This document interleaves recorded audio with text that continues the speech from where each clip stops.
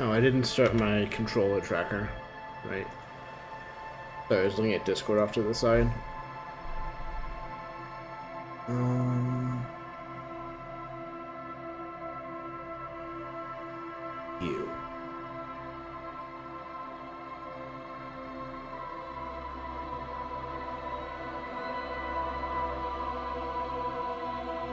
Good evening.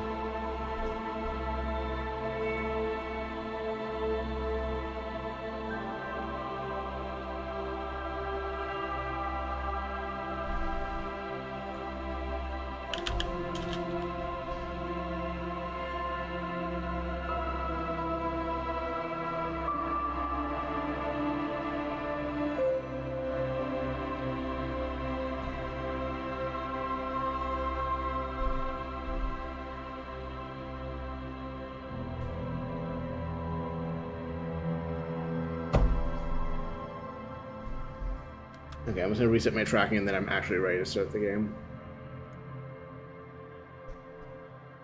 Apparently a new version of VNN is available. I will not be dealing with that right now, but I do need to grab that at some point.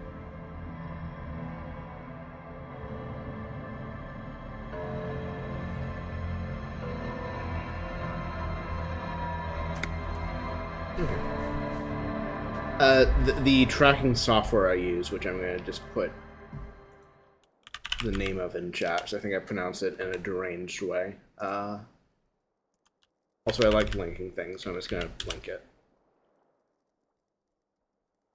The current VTubing software I used to use VC Face and then swapped to it because I was having issues with it, and I was kind of curious with some of the advanced stuff that this software can do. None of which I'm using, but which I could, in theory, use. A new day in Revachol.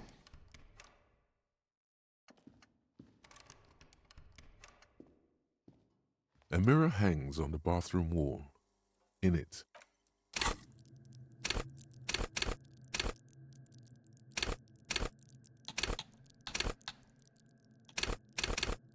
So hold that level up for later. I know the things I have to do today include going across the water lock, which is like a half dozen different things that I can do over there. And something I've been really curious about is, well, I guess two things. I'm curious about the dice. I think talking to the dice maker was fun, and I'm curious to see what the dice I got from her look like. I'm gonna view this. I'll do this eventually. I think I've been saving the roll on it in the hopes I can get like more information somewhere because there's a difficult roll for like discovering more on the body. I'm suspicious that they're well. I'm sure they've written something for that choice if I succeed, and I want to see what it is. Let me save that. Need to look into that eventually. What else? Oh, yeah, this one. This one is the one I'm intensely curious about. Which I thought I could do yesterday. It turns out I could. Well, last session I played yesterday in the game, but apparently I couldn't do that until today, and I'm very, very curious to do that today.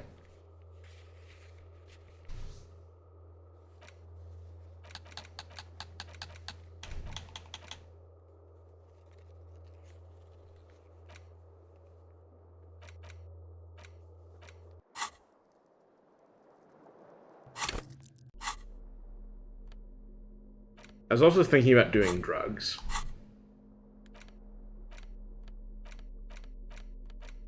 I'm trying to remember how this menu works.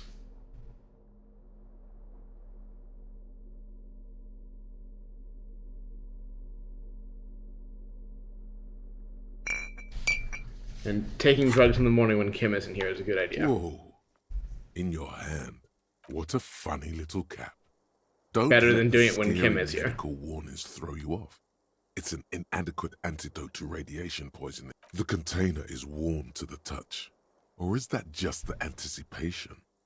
You screw the lid open and look. Aggressively. You suck a manly dose of the extremely chemical-smelling liquid into your mouth. There, it seeps into your tongue. When you swallow, it's already almost all gone.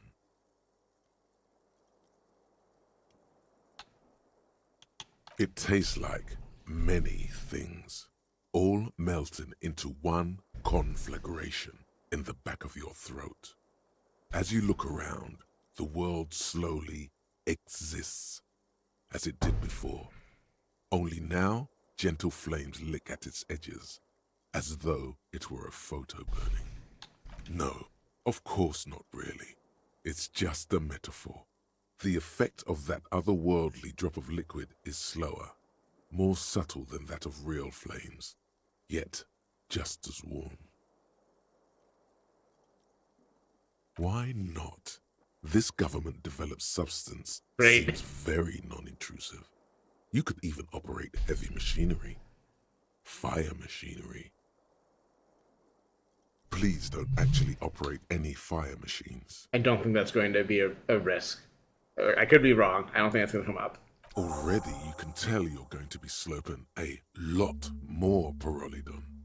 This stuff is going to give you insight into that little... We'll worry about more of it. Well, I guess I have more human beings in this sample of it, but eventually I presumably will need to go find more. Which sounds like a problem for future me. If you can keep the vomit in, because it sort of also makes you want to throw up.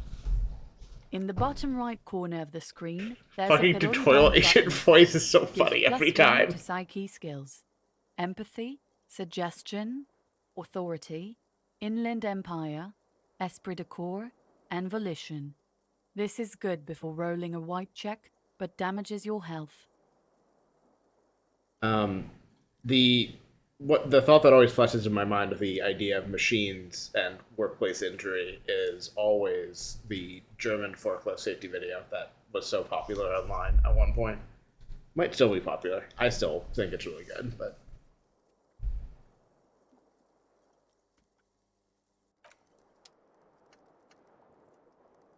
I want to link it, but it's very gory, like in a kind of cartoony way, but like only a little bit that. It correctly advises things that would, gruesomely maim people if you did them, and in that sense tells you not to do them, to be careful, but it's a lot. Content warning needed is a good way to describe it.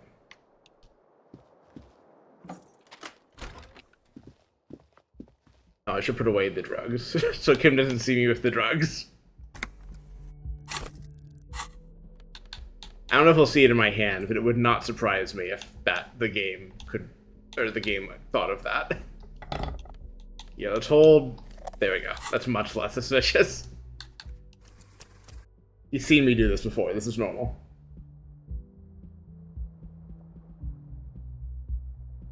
Oh, jeez.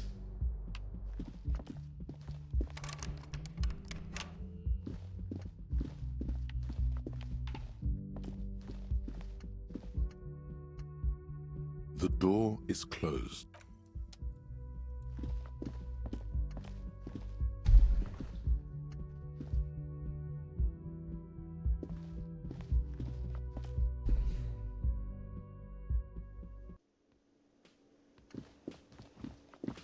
Good morning, Kim. Oh, hello, dear. There you are again.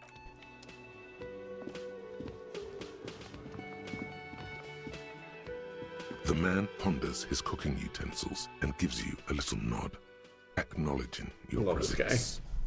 He looks up at you, then looks away quickly, shrugging and muttering something to himself. Shrugging is an international sign for, no, I don't know what's behind that door. You see, you immediately feel... One day we'll discover the secret of the door, but not today.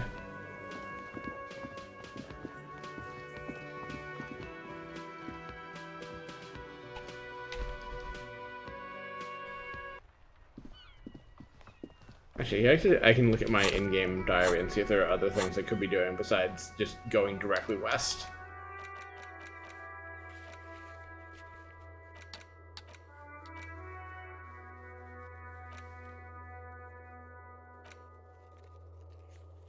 Oh, I should be able to do this first, actually.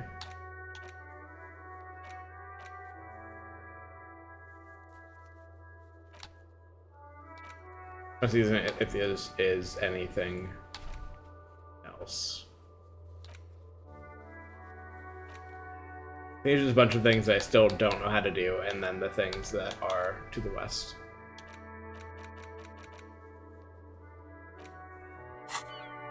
What's the fastest? Oh wait, this is the fastest way down to Dice Woman, I think.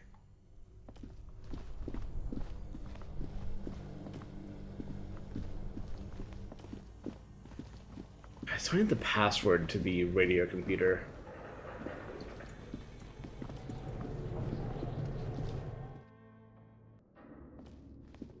One day.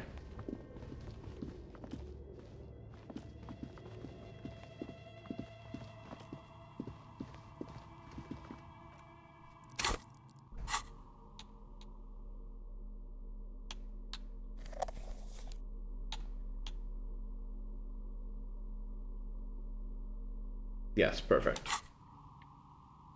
You know, I'm gonna take the jacket back off. I think Harry looks better without a jacket when he's wearing this shirt. Like, I think this is just a straight up improvement over having the jacket on. Oh, did you just find it? Good.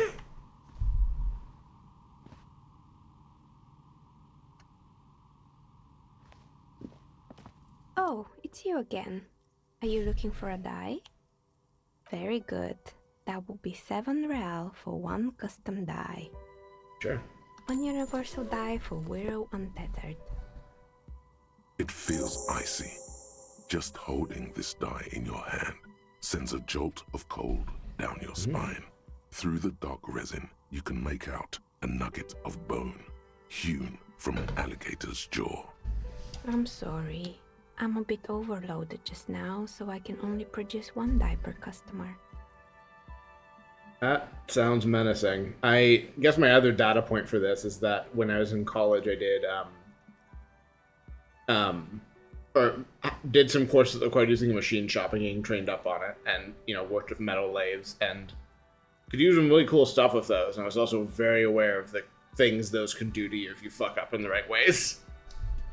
Things I do not like to think about, even writing a lot of like synth gore from time to time. I'm listening. I'm pretty sure it still doesn't work, but sure. What do you want? Sure, I'm listening. Good. I hope it clarifies. I wish nothing but good for the dice maker. We also had a couple of CNC machines, but the course I was on like specifically wanted to be trained in like manual machining first to give you the right tools to work with the CNC stuff like sensibly. Yeah. Mostly I'm satisfied to watch other people use lathes and go, yes, this is cool as hell, and I don't have to be near the machine. What can kill you?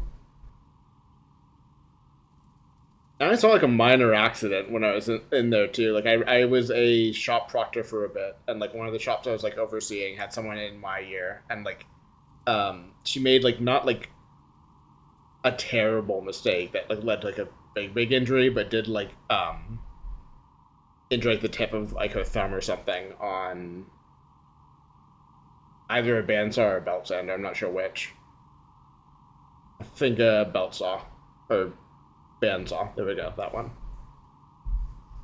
And, like it was fine. Like got treatment and everything, and like that was the time I had to like actually step up and be like, oh yes, I am in charge of like making sure you get to medical care, and that no one in the shops does anything while I'm making sure that happens. The lick of responsibility. Could do without it.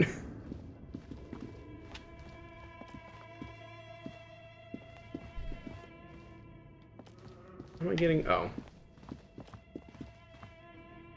Oh, do you... Huh. I had never gone back here without...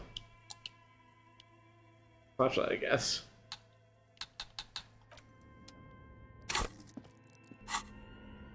I guess I had it out last time. I forgot that it's just dark back here otherwise.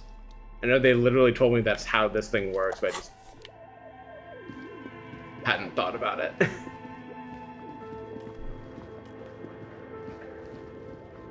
Like when I had it on going into here, I was just like, oh, I should have this because it's funny. I was not actually doing it for the intended purpose of lighting up dark areas.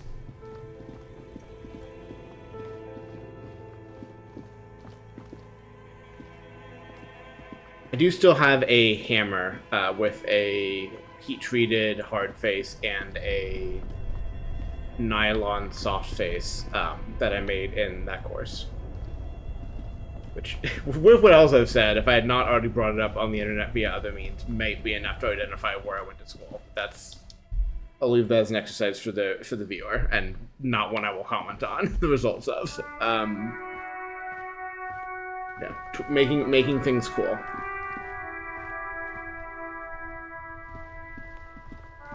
That seems like a sensible thing to do, generally.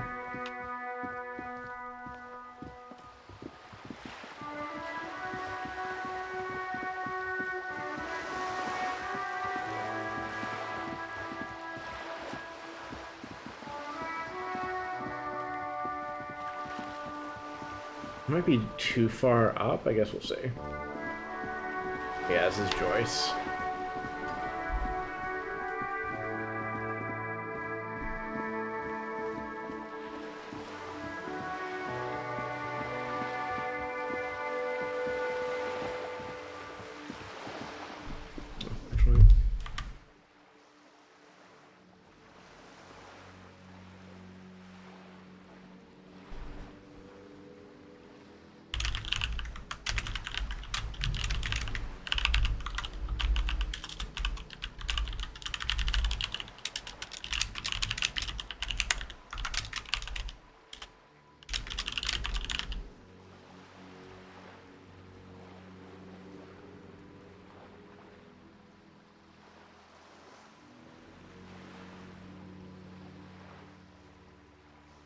Belatedly doing a social media post.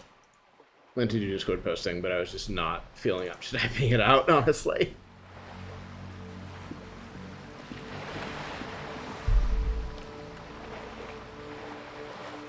I'm gonna double check that real. I can do.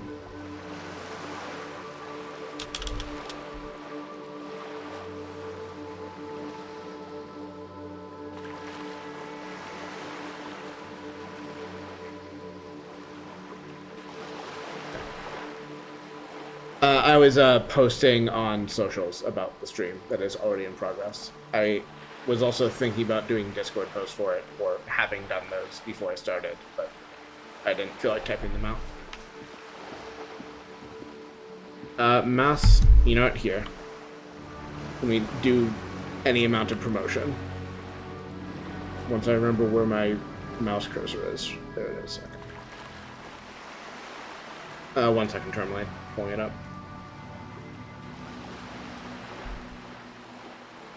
Once I remember how to do this.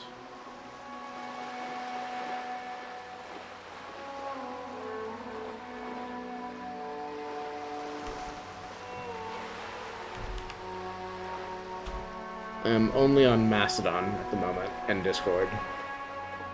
Contemplated making a Blue Sky just to share stuff like this, but I don't think that site's good for me, and I don't want the temptation any more than I've already had it. So I will try to remember to be more aggressive about using my Mastodon and sharing it in places.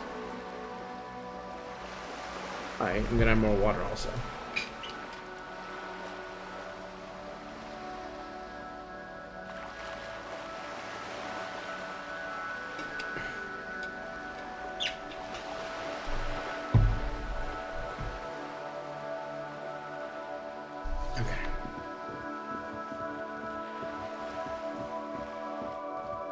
Nope. I already tried that direction. The direction was already wrong.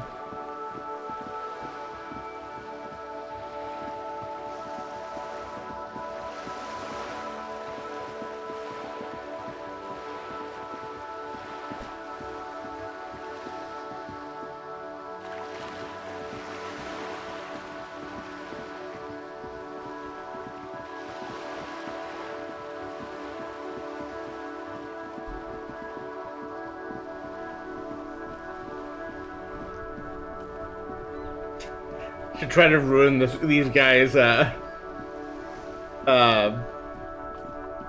game like a second time by accident. I can't believe Harry just fucking shot puts that if you try to play the game. And that's a success roll. This game might be really good. Despite my frequent kind of like personality and playstyle mismatches with it.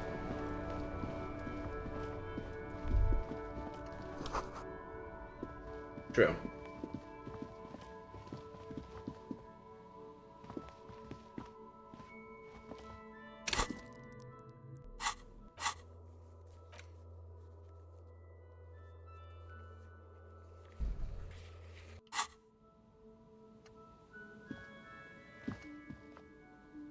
Oh, they just will not talk to me. I see.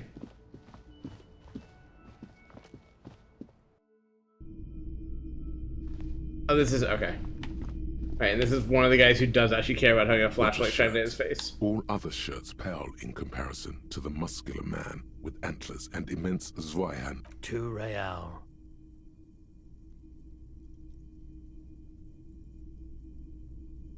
That's dirt cheap. You should. Smells like worn cotton and a little old sweat there. Worn cotton with a side of flea market or trash bin. Sniffing is okay. But please don't try anything on. Can't have you leaving your photon emissions in the fabric of things you're not going to buy. You're not imagining it. Photon emissions? What is he talking about?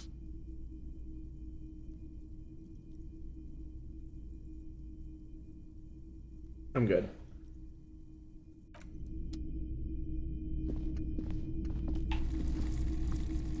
You see rows of toys. Try to find something pretty and cool here.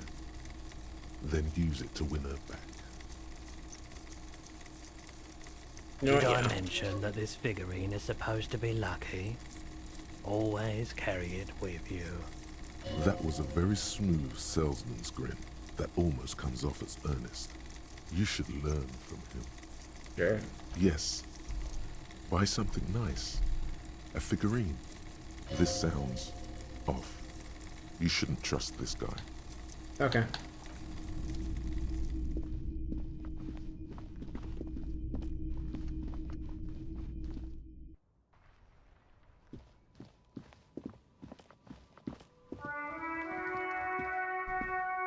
A rusting control panel with loose wires. You grab the handle and pull the lever up. As soon as the metal connects against the contact pins, you hear a loud clunk. Then, the water lock starts moving.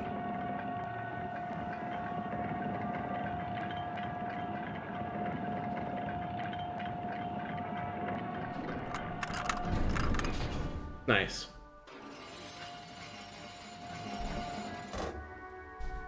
Okay, if we ever need to get to the coast, then this is the way.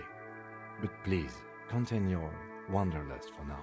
I don't want us to get sidetracked. I'm with getting main tracked, Kim. Like, this is where, like, all the stuff I need to do is for quests. Focus on one thing. Achieve it, then the next, he thinks. That's the task chain.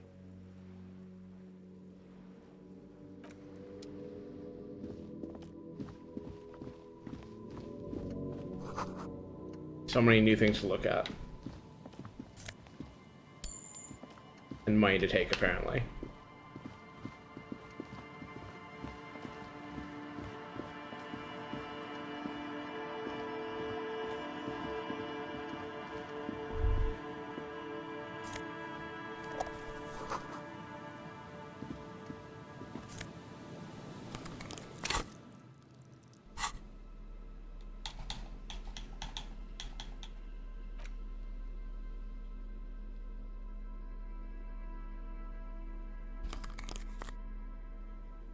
Yes.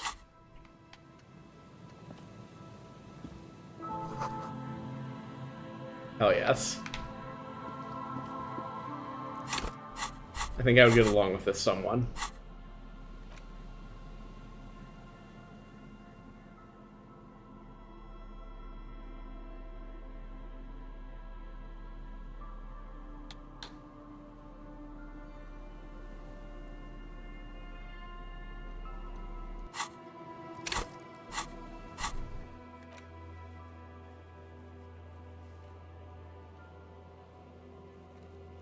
Does it die do something for me, or...? I was perfectly content with the dye just being like a cosmetic item that you just bought because it was, or I guess flavor item, but it sounds like it actually is useful for something. Which I guess is not that surprising that it's useful for, whoops, for something in the game, but I'm not really. Oh, I suppose I'll worry about what it's useful for when that comes up, and until then I can just sit in my inventory.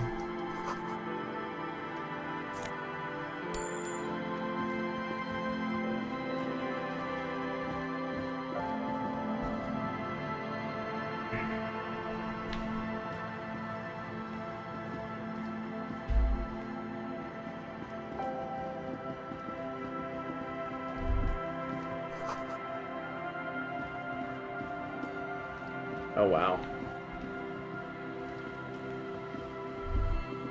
It must be cold and lonely down there, in the icy water. The seawater has already started to corrode the metalworks. My guess is it started its journey from the plaza, where it backed through the fence. I agree. We should definitely investigate. Hell yes, Kev! You get a sudden, sinking feeling. Stomach acid comes up as you look at the motor carriage in the deep, dark, cold water. Why the doom and gloom? It's just a sunken motor carriage. Some motor carriages are bound to end up in the sea. The logo is too deep in the murky water. You can't make it out, but you do see a monkfish float by. The motor carriage is properly stuck in the ice. Getting it out would require a team of specialists. A single day in the salty seawater would ruin most vehicles, but this one looks worn even in places the saltwater hasn't touched it. Rust, moss, and sea life have already claimed it for themselves and initiated a slow decomposition process.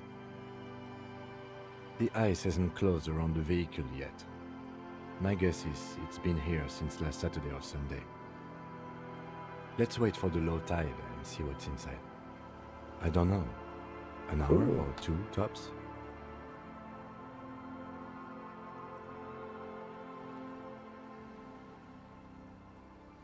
Fuck it, sure. As you sit down in the old, rusty playground, the world around you becomes very silent. This is really good. The hinges creak under your weight, dangerously so. Nothing but the sound of seagulls high above in the sky, echoing like distant laughter. Ice cracks around the blue motor carriage in the sea.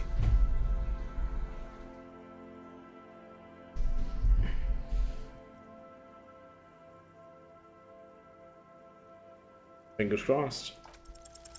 Spit Damn. flies from your mouth to your moustache, your chest, the ground before you. No sound though. Oh, Harry. The lieutenant must think it's rather funny. He smiles and quickly turns away.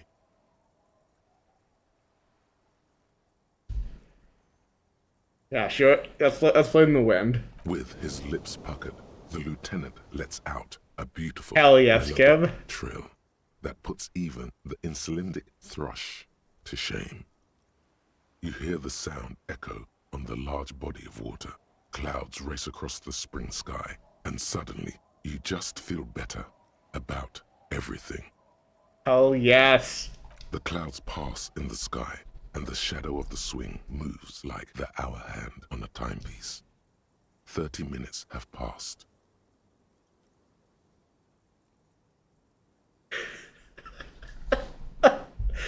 A bunch of these are really. Oh, two of these are tempting. I'm not sure where the first one's going, but.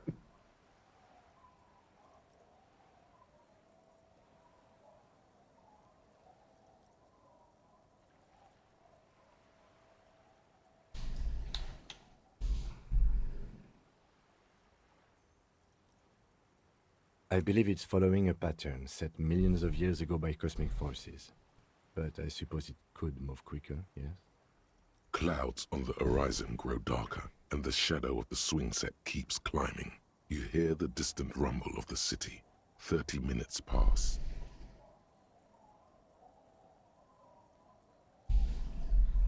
Luckily, I am already a member of an independent organization, and therefore do not have to choose between a rock and a hard place.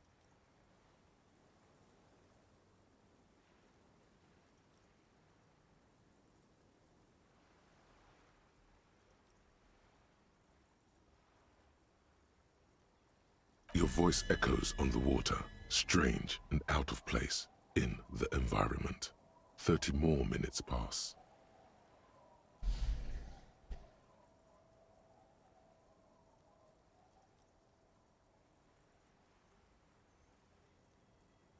Yes, 41.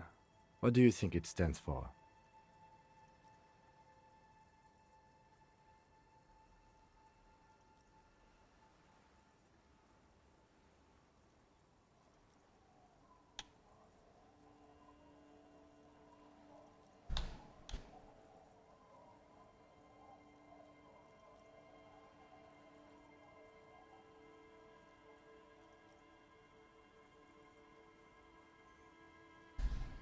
But it could also be the number of a police precinct. Precinct 41. Your precinct. I like my answer better. A massive pit opens up in your stomach, and the most terrible feeling comes over you. You feel like you're about to faint.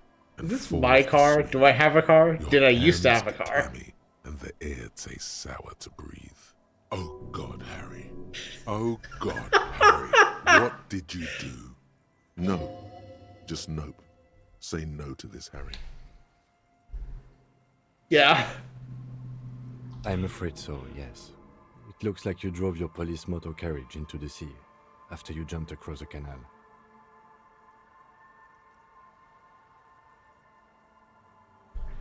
Of whom? I don't think so. If anything, you were probably drunk. God. Probably. Try definitely. That is very unlikely. All the electrics are toast. That goes for the electromagnetic steering and brake systems as well. You'd be lucky to find one undamaged component in there. In a few months, there will be nothing but rust left of this vehicle. It'll be cheaper to buy a new one. Well, not cheaper. This motor carriage costs 40,000 real. But in the long run, it still makes more sense to buy a new machine than try to refurbish this. Let's face it, this is a substantial loss to your district's budget. I mean, my station only has 4 other vehicles in addition to my kinema. I want to see his thought on this, or his response to this. People are more valuable than machines. Training a police Aww. officer is even more costly.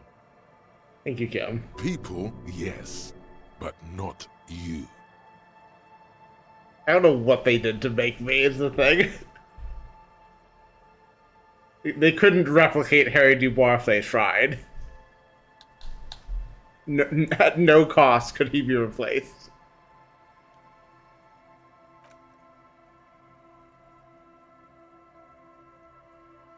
Yes, let's go take a look.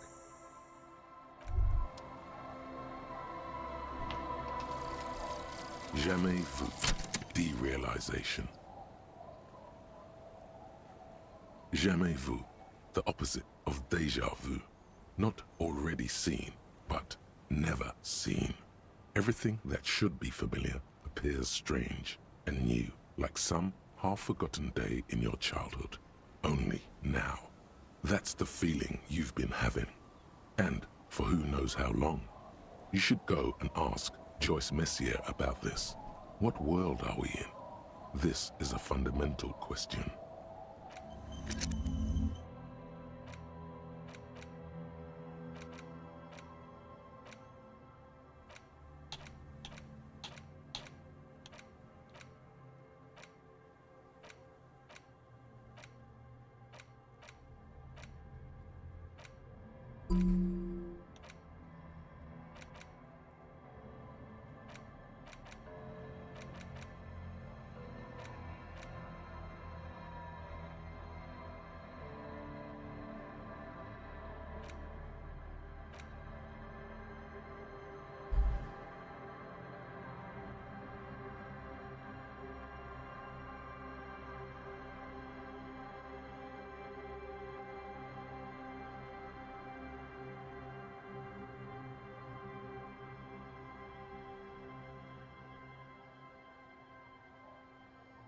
I would take this one if it didn't have all red checks fail, because I love pulling the roulette wheel on those and seeing what happens. And if I just knew for 4 hours, which is a meaningful amount of the day, that I was going to fail all those, I would be bummed out, even if it gives me something worthwhile at the end.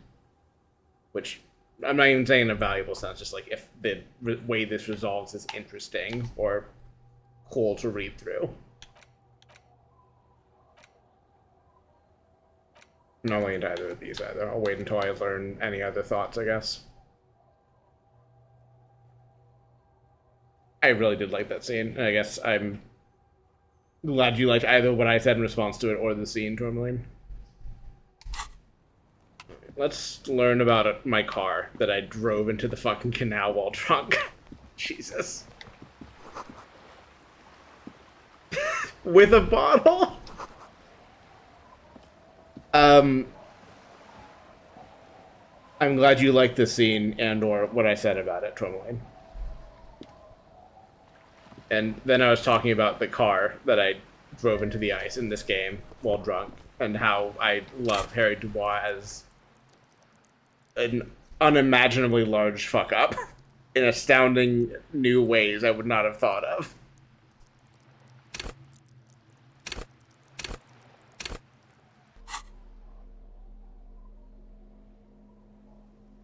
Okay.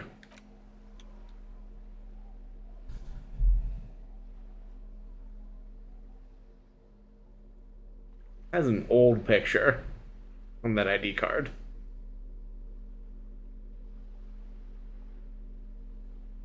A police badge on which you see the photo of a man. You. Some seaweed is stuck to the back. At least something good came out of all this. Damn, I should have stuck to my guns and not called in about the badge. All of my shithead coworkers wouldn't have gotten an excuse to laugh at me if I hadn't done that, which is about what I expected would happen if I did. Like that, the answers, the things that seemed like they would happen if I called in to report my badge missing were Harry gets in trouble or Harry gets like yelled at / made fun of. Possibly both. Encased between two durable plastic sheets is a bluish card with lines of information and a watermark in the shape of the street grid of Revachol West. You see a photo, a name, a rank, a document number, the date of issue, and, in the lower right corner, your precinct. The man keeps winking at you with his green-grey eyes. The photo is old, no doubt about that. Good choice. A newer photo would look different. Yeah, that's about the right word choice, I think. 8, maybe 10 years. The guy in the picture is rather good looking. He's got a nice haircut and is distinctly lacking in massive sideburns. What do you think? His face is already contorted by the expression, although it looks less grotesque on him than it does on you now. Did the opposite of growing into it, I guess. It looks better on him because he isn't in as much pain while producing it as you are now. Although there's already a hint of that pain, certainly. The badge in your hand shines as you... Harrier, that's long for Harry. So you are Harry. Evrard was half right. Probably not a lot of people know your full name. Whoever told him you're Harry Dubois didn't. Not strange at all. Your name is Harrier Dubois, like it says on your police badge. It's a wartime name, revolutionary. The kind mothers give their sons during troubled times, like Undying or Boxer or Ironhide. It's meant to keep you safe. From bullets, hunger, shrapnel, kidnappings, and worse. I guess it did that. Pleased to make your acquaintance, Harrier Dubois. The badge in your hands. Lieutenant W. Freighter. The lieutenant is a rank above sergeant and below captain. It's the highest rank in the RCM that still does field work. I am a lieutenant. The title of Freighter is added to your rank when you decline a promotion to a higher rank. In your case, captain. You have declined twice, thus you're W. Freighter. Interesting. There are many reasons one would do this. The rank above you in your precinct's décomptage might be taken, or sometimes promoted officers do not want to replace their superiors out of respect. And sometimes they just prefer the type of police work available to their current rank, in your case, lieutenant. Yes, apparently you've had a rather successful career in the past, and this leads me to believe maybe your current situation is only temporary. You want to talk about felt lines. I don't want to get better, I want to get worse. Sent. I don't really know how to respond to that, Lieutenant W. Freighter. Décomptage is the hierarchical system employed by the Revachol Citizens Militia. It means counting down to twos. The lowest rank is junior officer, usually teenagers. Huh. Then there are the patrol officers, then sergeants, Pardon? lieutenants, then a captain. That's basically it, except for a few kings. Kings like satellite officers and the additionally a freighter rank I already explained.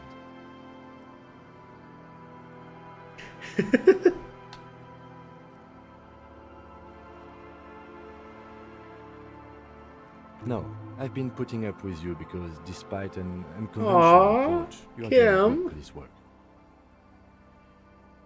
Nice to me. It matters more than driving your motor carriage into the sea. And now we've even found your badge. He trusts you, for now. Try not to spoil it. Doing my best. Such a small yet precious thing.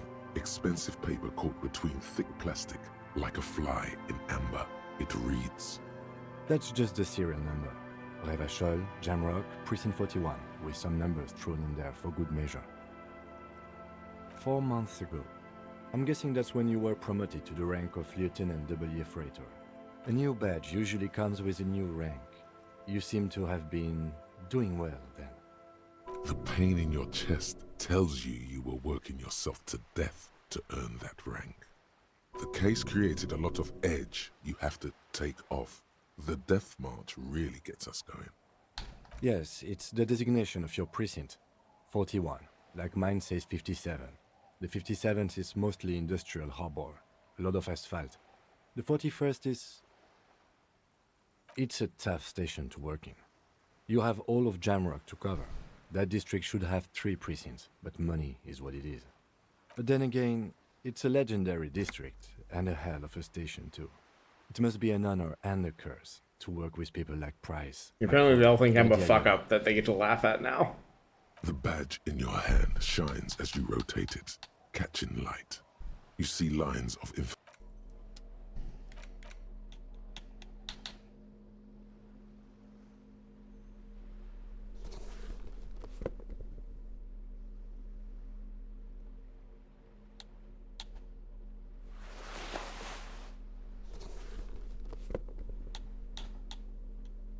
Something I probably should wear a jacket for stat reasons, but I feel like I need to let this mesh tank top shine the way it is.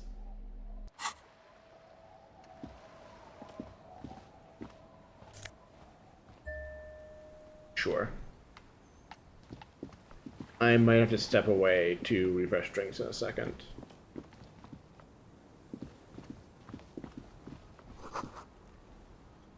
Ooh, that's promising. Yeah, I wonder if I've lost my gun after... Oh, I guess we know someone has my gun.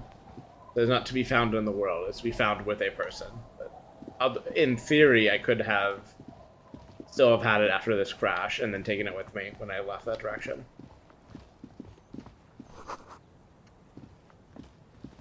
I'm gonna step away for a second. Be right back.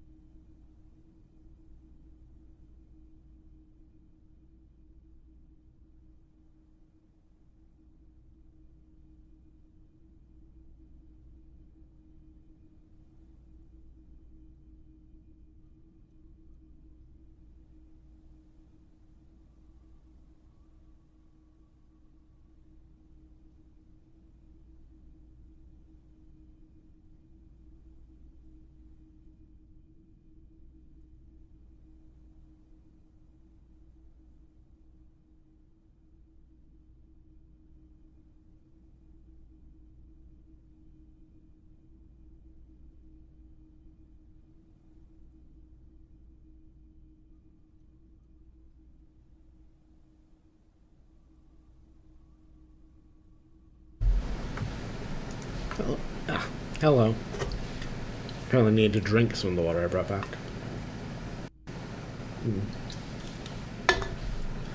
Also, my sparkling water is empty. I'm gonna need another one of those eventually. Chair.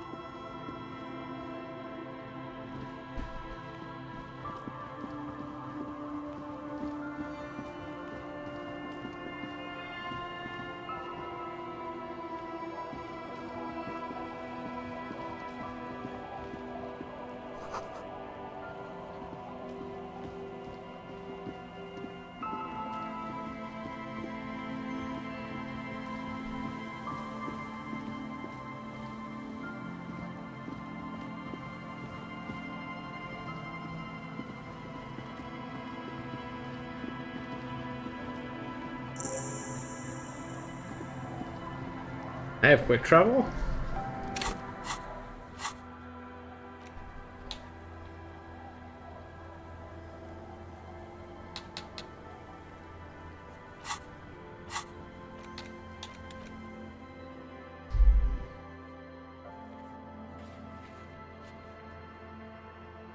How do I quick travel?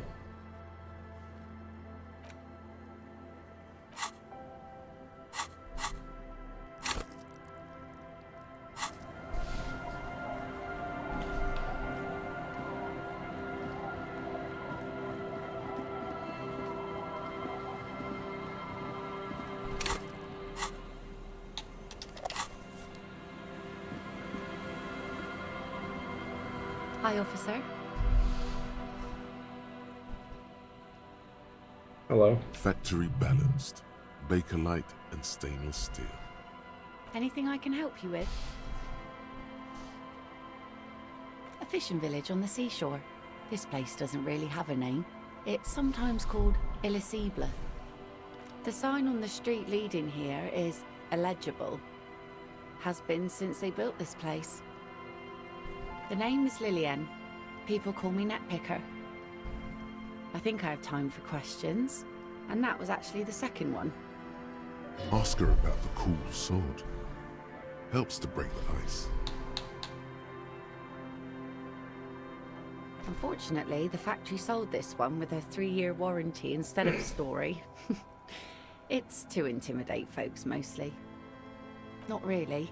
I know some basic moves, and I know it sure as hell beats a knife when you're in a tough spot. But not when you're in a tight spot. It's a regular mass-produced sword, like a shovel or an axe. Nothing fancy, just for intimidation. From time to time, people need a lesson in respect. That's just the way it is. Back in the day, I caught the eyes of many men. And believe me, men need a lesson in manners from time to time. What makes you think we haven't? The truth is that almost everyone in this life is scared and tired and stupid and too dull for that. That goes for men too. But they put on an act for us. Pretend like everything's good and living in shit doesn't bother them. Like anyone falls for that. That does not go for real men. It does not go for you. Show her. Show her the wonder. I'm not going to do that. No one wants to talk about how frightened they are. But only frightened people are really dangerous. And plenty of them are dangerous. She's not afraid, however. Does that make her not dangerous? Some went to patch their wounds, their lesson learned. Others were more thick-headed. And one of them, I ended up marrying. Guess I enjoyed the way he bled. Good for her. If it is, then why the melancholy? Gone.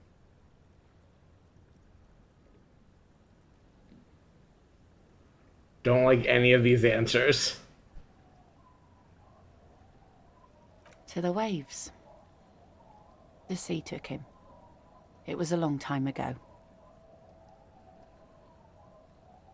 He didn't respect the sea. Went out there, drunk like a skunk, and sure enough, one day the boat was found floating empty. The bloated corpse turned up 2 weeks later. Now, before you tell me how sorry you are for my loss, know that it was 4 years ago, and I've moved on.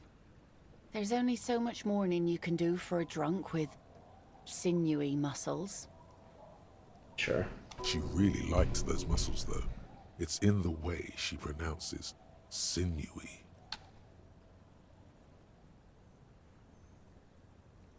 Us working folk don't have the luxury to be bedsick with melancholy. I buried him, mourned for an appropriate amount of time, and went on. Life didn't really change that much for me and the kids. This is neither a touchy nor a very interesting topic for her. She looks like she's ready to go on a date with another, better, drunk. Ask her. Both of you could need some action. Were you? This says by signing, I agree to living with construction noise. What exactly is the union building? What a nice idea. Wouldn't have thought that Everard and the union have nice plans for anything. I thought they only cared about themselves. Well, I guess union members have children too. He has a pen and everything. Here you go. I shouldn't have. Probably, but it is a youth centre and I have children. Got to give them something else to do. They're cute and small now, but they're growing up fast. I had my first drink when I was 11 because I was so bored. Anyhow, you also need Isabel's signature. If it's a bad idea, she won't sign. You'll find she's a tougher nut to crack than me. Let's see. Who are you looking for? I don't think I know what these are. Care to elaborate? Aha! Like snowmen. Two odd guys have been wandering around here, nose in sand, talking nonsense about snowmen and the like. I don't really know. Further down the peninsula, I guess. I mean, that's where they were heading. Who else are you looking for besides snowmen? Well, how can I assist you then, officer? Like I said, fish mostly. Sail the waves, take care of the kids, pick nets. Right now I'm tarring a little skiff. Sometimes I also walk to the beach to see what the sea has given up. The sea is full of surprises. This is what is called a conversation. You don't have to be dumb. God, I need that reminder from time to time. Wood, pieces of glass. Every once in a while we see dead bodies. Human, animal, fish, other odd sea creatures. A mine washed ashore once. Exciting. Bottles, drugs also. Lost cargo in general. Most of the time it's just wood and glass. Mines. Mines. You need mines.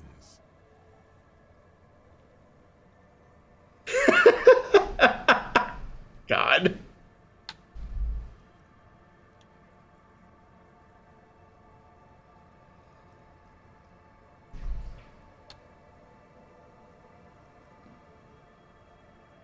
Don't have any. Those get cleaned out so fast even the local bums can only stand by and watch with watery mouths. Always by strangers too.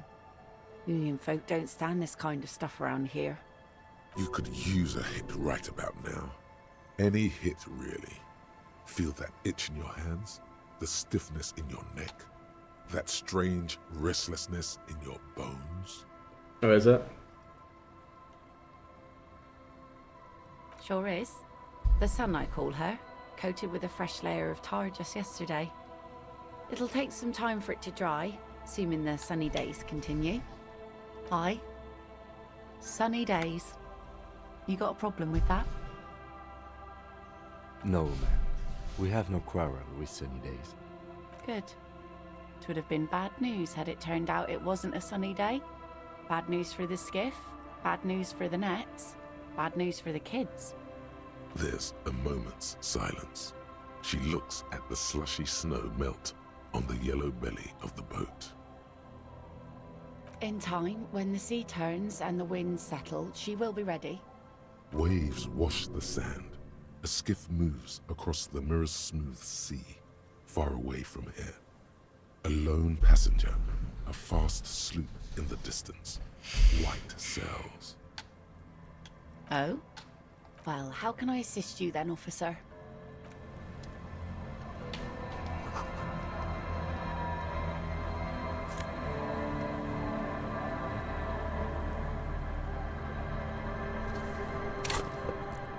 Have to know about the boots.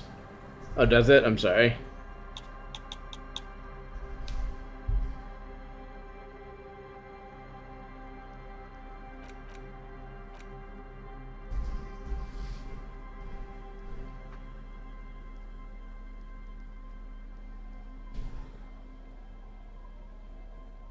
I'm mostly letting the game play, so I suppose you're not losing anything that much by just watching as you were able to, or if necessary, watching the recording at some point.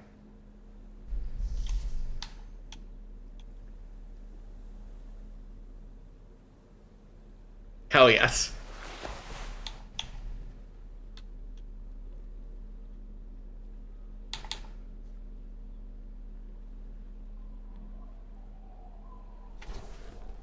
Hell yes. Now we look good.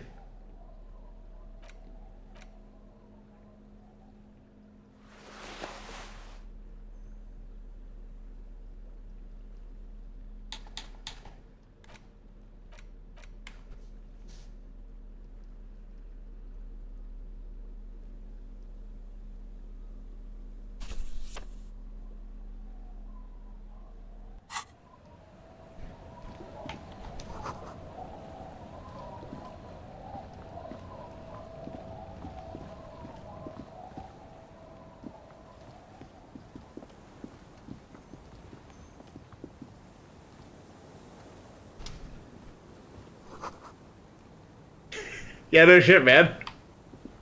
I guess I don't know what I expected, trying to look at that window from this angle. It's like, yeah, I really can't see into the house from that angle.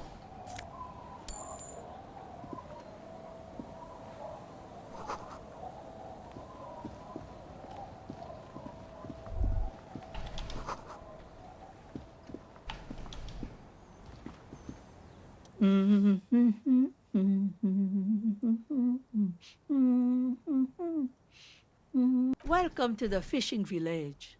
Please lean in closer. I have cataracts. Oh, welcome, police officer. We don't cause any trouble around here. And we don't want any trouble either. We are not here to cause any trouble, madame. Oh, of course. Last time we saw you around here was 12 years ago. You also came to take care of Trouble then. Wish you did. But still, in Martinez, you're considered an ill omen. Oh, the usual. Dark tidings. Black Hound. No, not you personally. I meant the RCM. Some of the men got into a fight. One of them killed another. Locked himself in that woodshed over there. He was brooding, needed some help opening the door. You got it open for him and took him to think about what he'd done in a more secluded place. Somewhere more quiet. You're not. No one around here considers us an ill omen.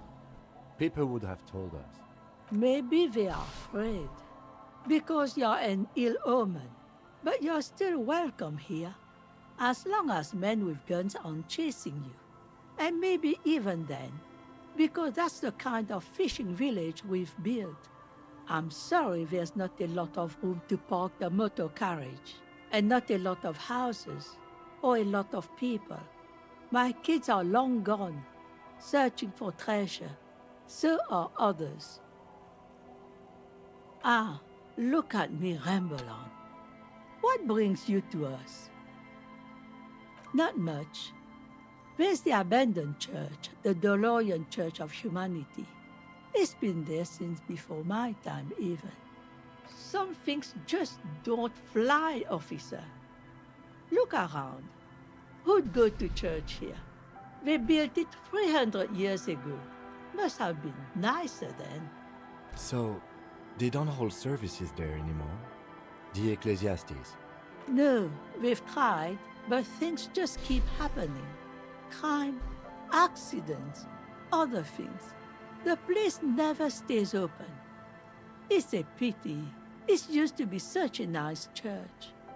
Before you get to the church, there's some ruins, an apartment complex, or some kind of electrical plant. Nice. Run-down bunch of houses, empty.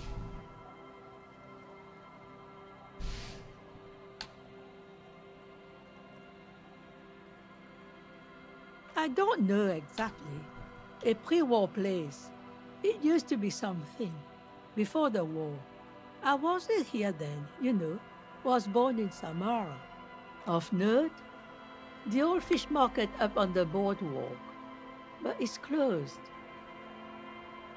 No one. That's why it's closed. It was once a bustling place, back when I was young, and so was everyone else.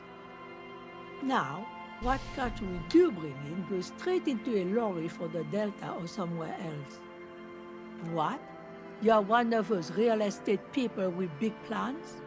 If you want a development opportunity, you can check out the abandoned building over at Land's End. Used to be a supply depot, we think, sending goods and ammo across the bay. It's jammed shut though. We tried to get in, see if there was anything to sell or scavenge, but it's impossible. And now you know everything there is to know about this coast. Me? No one. Just an old washerwoman. Mother called me Isabel, if that's what you're asking. And my married name is Sadie. Now it's your turn, Mr. Quite a handle you got there. So many titles.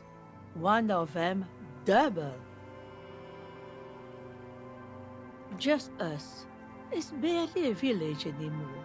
We almost don't exist. This is pretty much a non-place. A gap. A blank spot on the map.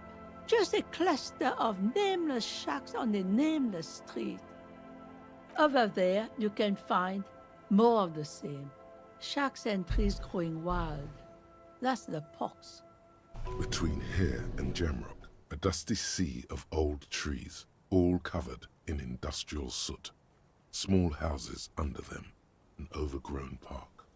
An old military hospital and its surroundings. Or it used to be, during the time of the suzerain. After the war, It was turned into a goodwill hospital for shell-shock veterans and folks looking for some quiet in the old sanatorium gardens. Now the area is crisscrossed with nameless streets and makeshift cinder block houses, shacks as far as the eye can see. The goodwill ran out. The staff left and the place was shut down. It's long gone by now. Well, there's Lillian and her kids. If you knew folks live in the house to the east, but they are away right now. And then there's the drunks. Not a pretty sight, but there's little we can do about it.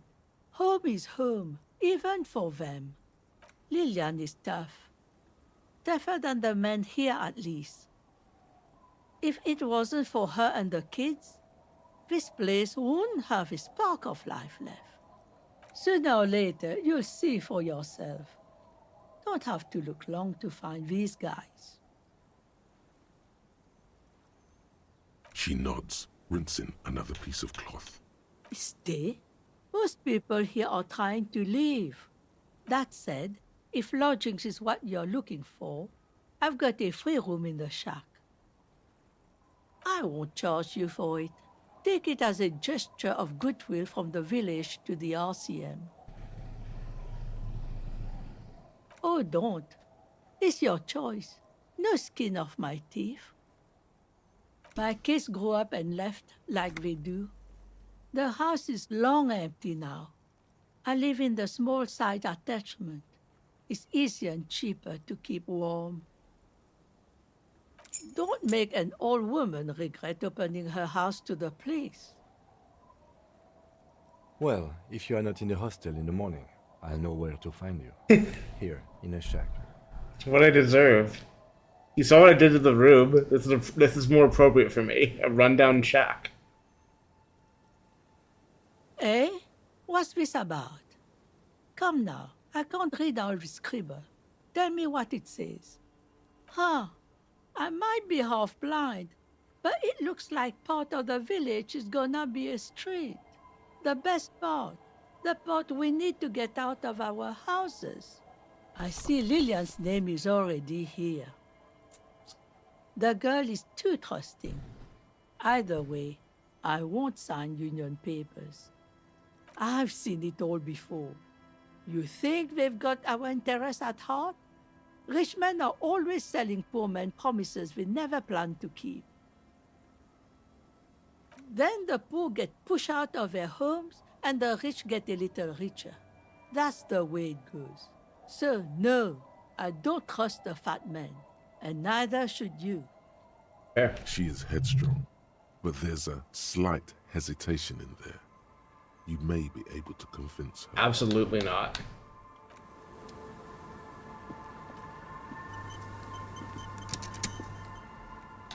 I will not talk that old lady into signing this dumb fucking shit that I got from Everett.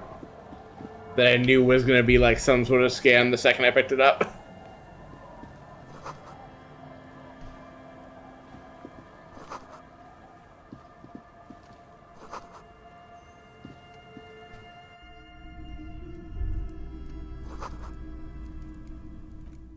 I'm gonna grab a water real quick. I'll be back and in a faster amount of time than the last time I stepped away.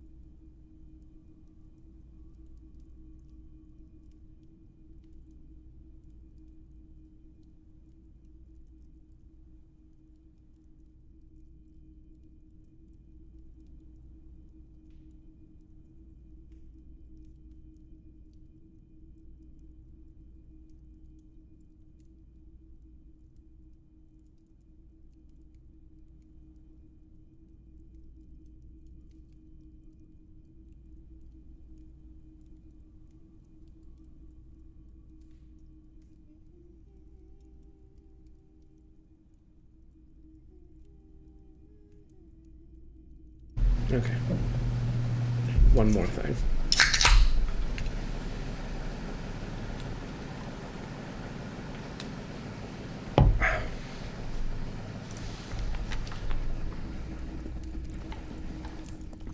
Okay.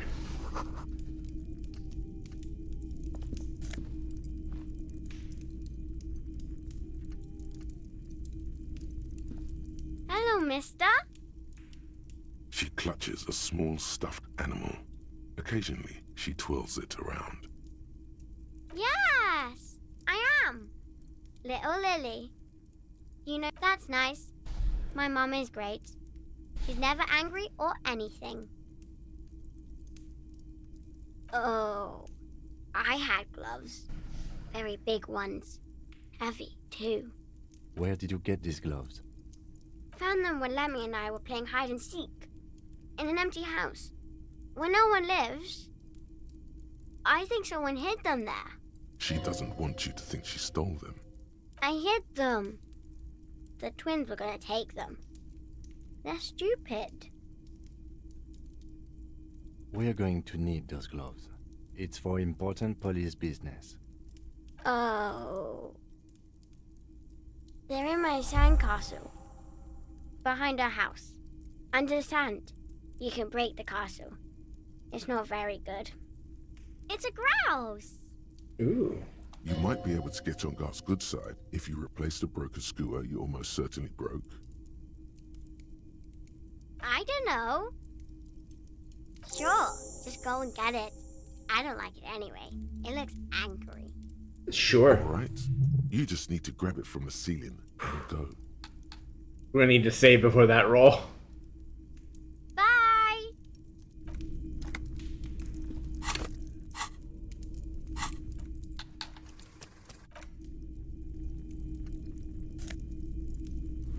Or you just take it. Okay, never mind.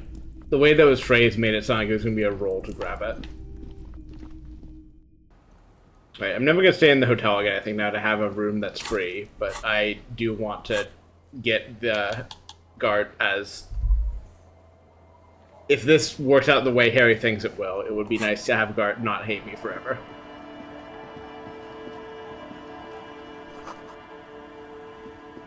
Plenty more to do in the village, but we'll be back in a second.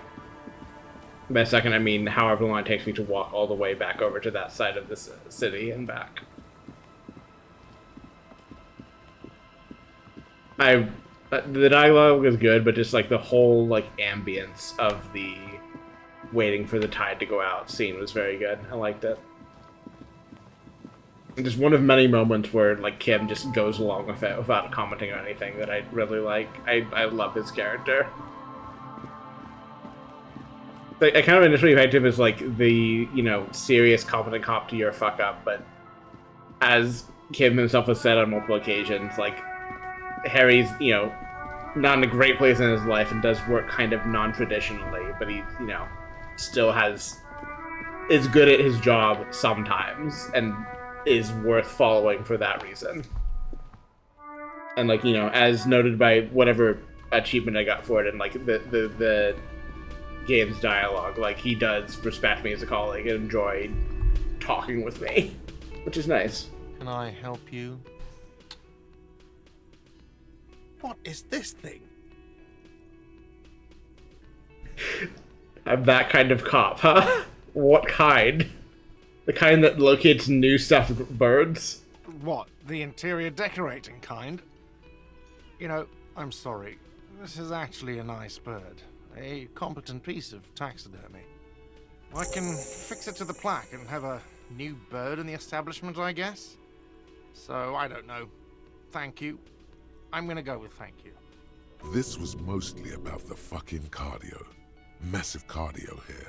You'll live till 90, or you get a heart attack from running. I feel good about our work here today. It's all about the little things, like bringing people random stuffed animals. Got the 20 real? Nope. Then why are you wasting...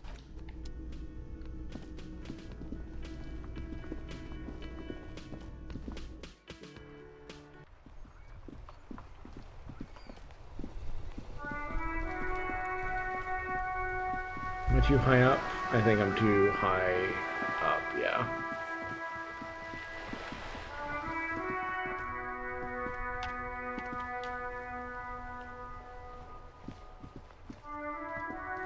The dented yellow mailbox greets you with its graffito, bullet holes, and an RCMs, but the documents inside the envelopes. It's not going to be that easy.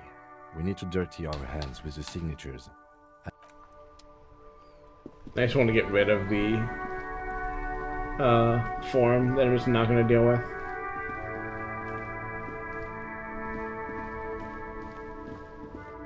It might be another but thou must scenario where I eventually like really do need to get the signatures forever, but until the game makes it clear that's what is happening, I'm going to instead not bother.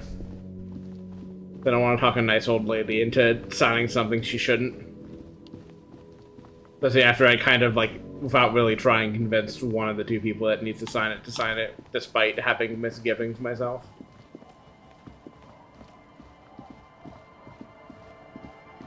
I can't believe Harry drove his car into the canal while drunk. I mean, it makes sense, but I'm also never gonna stop laughing about it. Oh, our boy is so troubled.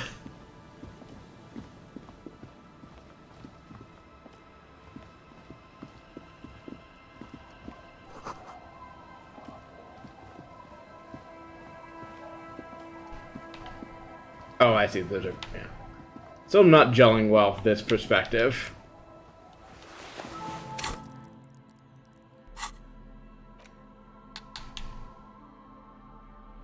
Ew. Disgusting.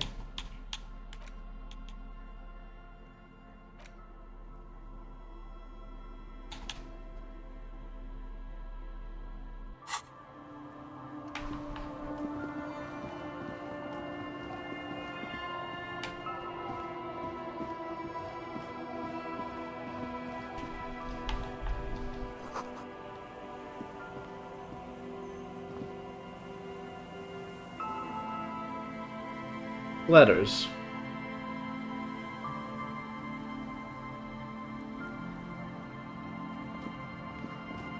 I don't know what it says, though. The door has seen better days. The layer of paint. I'll wait outside to give you some time and privacy to check out your new living arrangement. But just so you know, after we are done with the day, I'll still be staying in the whirling in rags for the night. We'll meet in front of the shack in the morning. The key turns with a satisfying click. You can enter the shack now.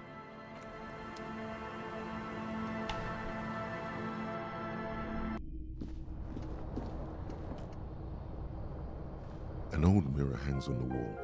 You see Good. the reflection of your face in it, adorned with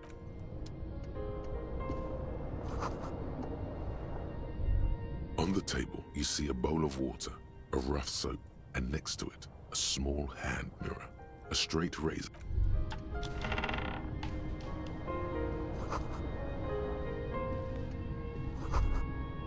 A brisk coastal wind still howls against the window of the shack. Occasionally, the waves crawl in under the foundation, producing a low hum. The room feels muffled, like you pulled your hat over your ears. Outside, it is cold and windy, but you're inside, and it feels safe and warm. What is this place to you?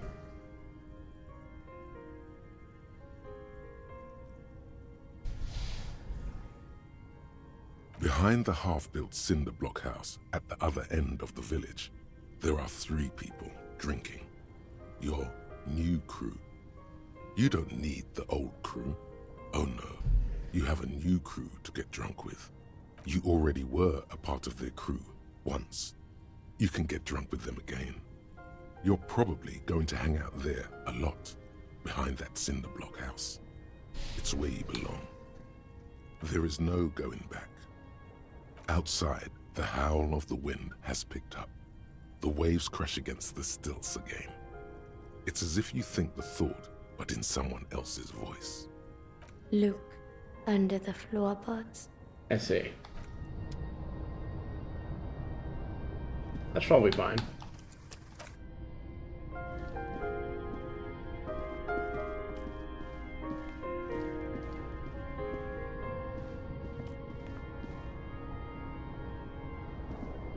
bed is comforting.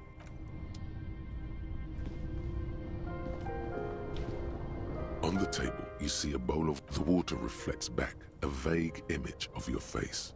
Nose bulbous and red, hair unkempt, wrinkles lining the eyes and forehead.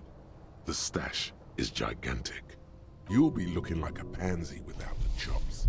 A fucking pansy. A fresh start looms ahead. Clean yourself up and be born anew. I'm trying to picture what he looks like without the mutton chops.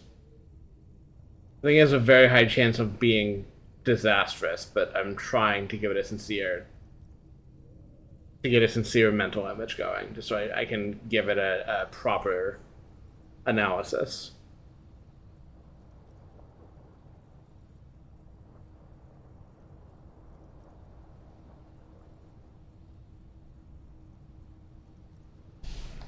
I'm gonna say it one more time and then I'm gonna do it. I need to see it. I'm not even sure I'm gonna revert back if I don't like it, but I want to at least have the a rough soap and next backup plan if it's hand mirror, a straight razor. If it's too terrifying. The wash basin. God, it's also what the fact that you could lose this chakra into straight razor makes you think there just is some route where you just accidentally cut your own throat with a straight razor. Like an artist with a brush or a master swordsman, you use the small mirror and the straight razor with some soap to remove And the mustache too, I see. From below. That's worse. I was kind of imagining at first, despite that not being what the text said, that it would be mustache, but no sides. But it sounds like it is all of it, which I think is a worse look than just the mustache would have been. But let's see what it's got for me. The sharp blade chafes against your skin. Oh, that's terrifying. Scratching sound. The surface underneath the beard feels tender. The air brushing against it, chilly. They feel so smooth, surprisingly so. A feeling of freshness overcomes you, as if you just came from a cold bath. The water reflects back a vague image of your clean-shaven face. Despite the bulbous nose, unkempt hair, and persistent swelling, you look a little younger, maybe. The beardless nature of your cheeks makes the expression seem even more like a terrifying grimace.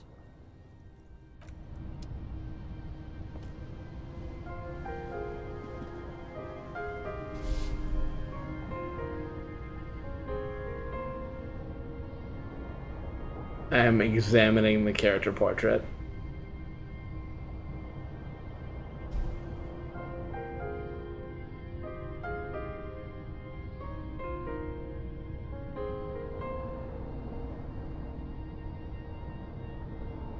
I can't do it. If there were an option to keep the mustache, I think that would be the right play, but not like this.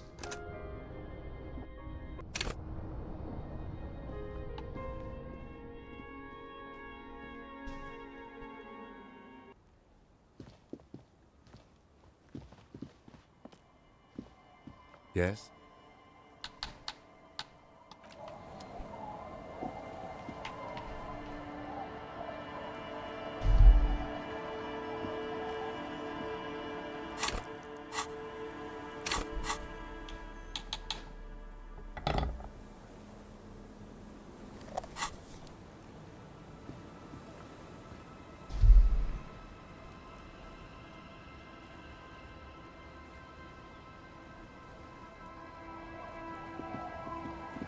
How would I look under the floorboards? Can I actually do this thing?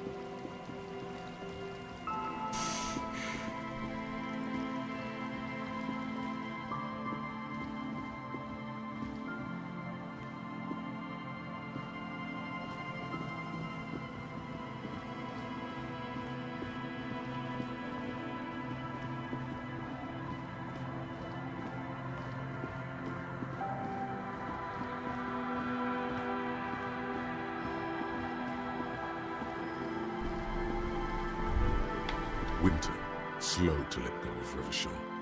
Flecks some more wet snow from above. The snow falls lazily, making the beach sand paler still, mixing with the rust-colored sewage runoff. And to think, it seemed as though it were already spring. The melting snow seeps through your thin clothes. Grandmothers don't let their grandchildren out dressed so lightly in this weather. I'm special. Around. The lieutenant looks at you, standing there shivering with some concern, but makes no comment. More winding coastlines lined with abandoned buildings, crumbling piers, salt water lapping at their dark piles, grey and red forgotten city blocks, what remains of the pre-revolutionary effort to gentrify the coast. The waters turn black, coal city in the shadow of San Martin, a boom town, back when coal extracted from countless shafts near the city was needed to power Revachol. No more. The coal was supplanted by petroleum from the ocean floor and hydropower from the Esperance. Everything crumbled. These days, only the weakest remain in Coal City. Their hopes of getting rich linger in the defunct shafts under their feet. Below the old mines, l'Océan Municipal, Revachol's underground cemetery.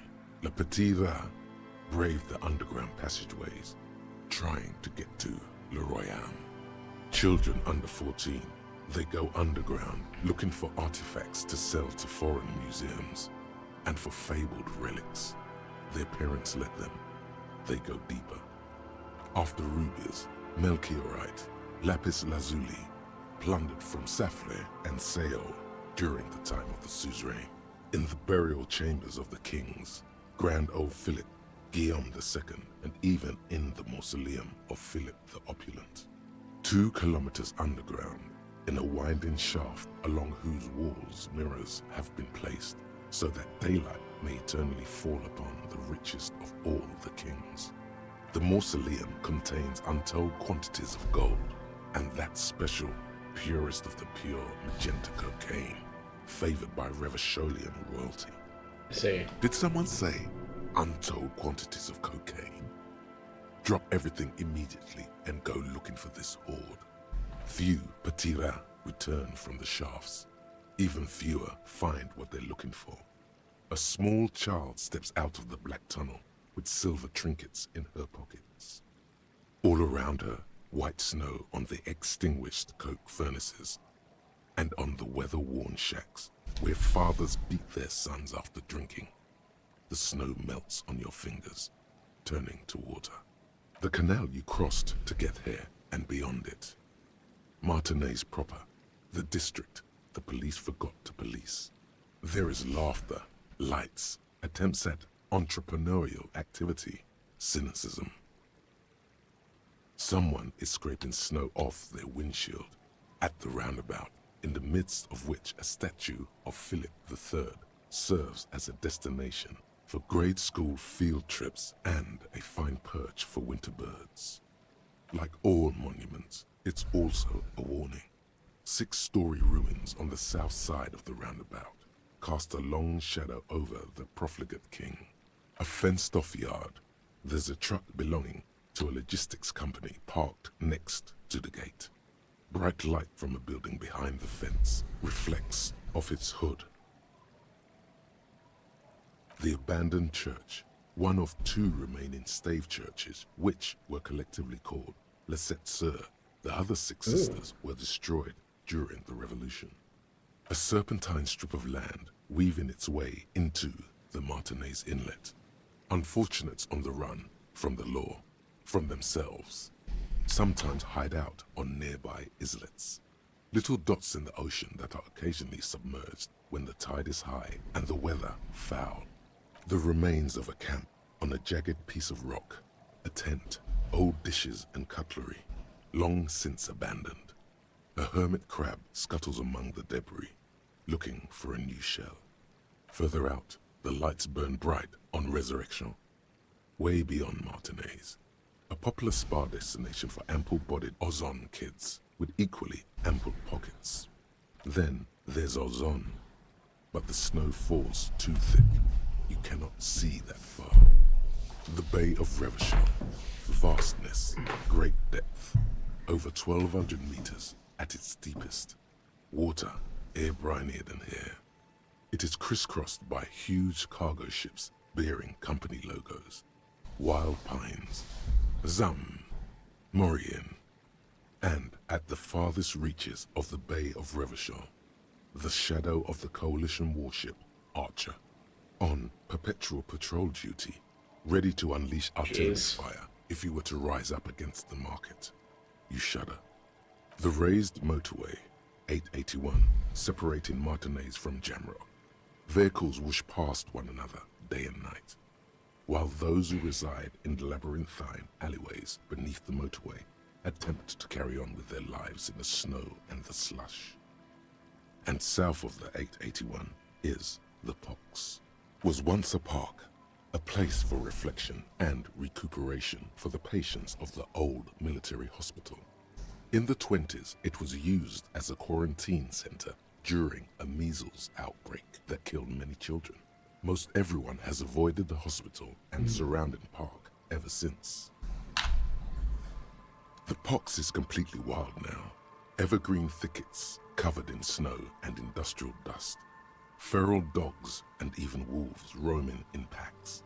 The police try to keep the deepest corners cordoned off. Heavy drug users do slip through and hole up in the old military hospital, hoping to find something to get high on among the hastily abandoned supplies, or just to overdose in peace. A line of motor garages with armored carapaces hunched in the cold. A mechanic is hard at work, patching up bullet holes in the side of a Capri 40. These are the garages of Precinct 41. Snow settles on the roof of the repurposed silk mill. It serves as your station. Shivering RCM personnel hurry in and out of the main entrance. Around you, the snow continues to fall. To the west, the ocean swells. The stairs descend to central Jamrock. A man named Cooklove has a snow-covered stall there, in the market across the bridge. He sells kebab infested with fly Jesus larvae Christ. to your colleagues who believe eating it will make them immune to food poisoning.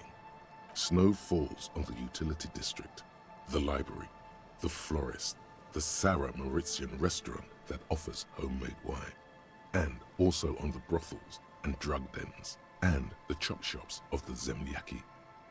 All of this built around a lake that formed in a meteorite strike. At the center of this lake, there is a little ship. There are lights at the bottom of its hull. They are lights directed toward the seafloor, looking for something, like whiskers. A chill comes over you, crawling down your back. The sand under your feet is wet. Somewhere in the south, tarpaulin flap in the wind. More Coalition aerostatics. Occasionally, lights flash as they maneuver through the falling snow. One large airship carries crates in its belly. Layer upon layer of sand, poisoned with industrial runoff. The storm drainage, hidden bunkers. Rats scuttle. Someone stuffed a big old polar anorak into a concrete pipe under the boardwalk. It would keep you warm. You will probably never happen across it, but who knows? Good to know. If I find it, I will wear it. We should keep moving. Who knows when the snow will let up.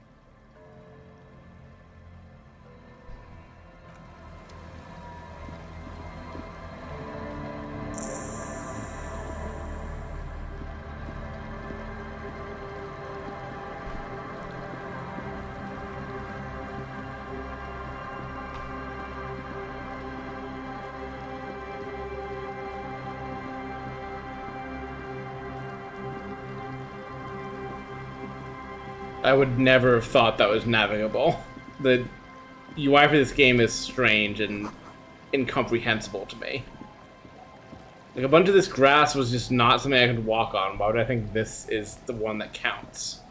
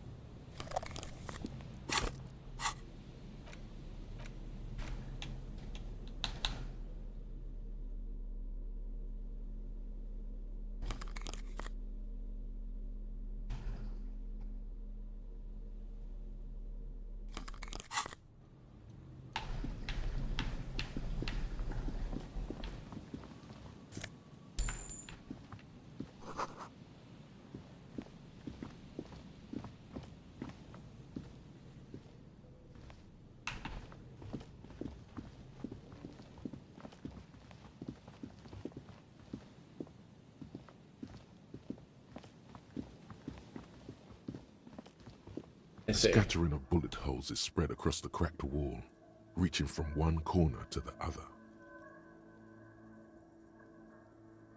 I can guess, but I need to hear what happens if I read this. Oh, how can I pump up my visual calculus? I don't know if there is anything, but perhaps.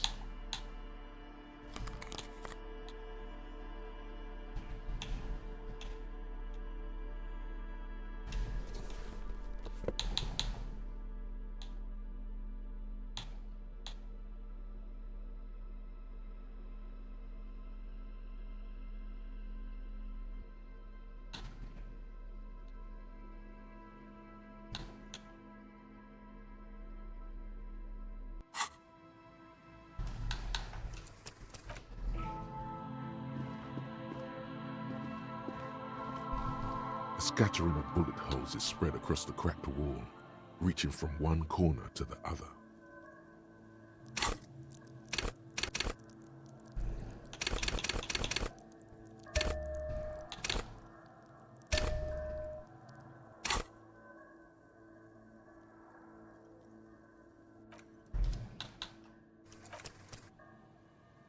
I might re-roll this one if I don't get it. A scattering of bullet holes is spread across the cracked wall, unable to piece together the big picture just now. The scattering of bullet holes looks like one giant smile.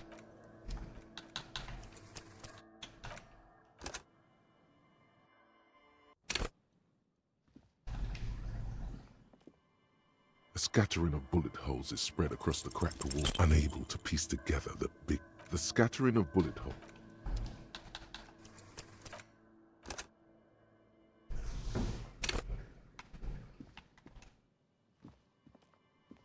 A scattering of bullet holes is spread across the crack, unable to piece the scattering of bullet holes.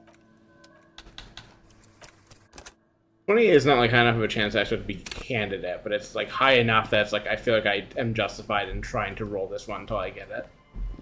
A scattering of bullet holes is spread across the crack. A row of ghostly shades stand facing the wall. There are many of them, a dozen at least, their heads lowered and eyes blindfolded. It's quiet. No sound. No movement. 10 meters away, other shades are lined up in an orderly manner. Automatic rifles primed. A gust of wind blows by. The coats of the firing squad flap slowly in the breeze. A single person stands on the side. Snowflakes fall on the wooden planks and the surrounding sand dunes, covering the land with the white of innocence. A long time has passed since the moment of this fusillading. Rain and brine have since washed all the blood away. Not a trace remains. The abundance of bullet holes leads to two options. Either an inordinate amount of executions were performed here, or they did not use a conscience round, where only one soldier has the loaded rifle. Looks like this was a mass execution with everyone fully armed. A host of men, probably in everyday clothes, ragged from the conflict and covered in dust. They were not sitting, a common practice for executions in some nations, as demonstrated by the height level of the bullet holes. They stand, facing the wall. It's impossible to discern any details about their personality or background. Ordinary people, familiar, each and every one of them. Comrades, the forsaken, the wretched, who tried to rise against the horrors of the world. 7 men in combat uniforms and dark coats, holding automatic rifles aimed at the people. Soldiers from some side, but from which one?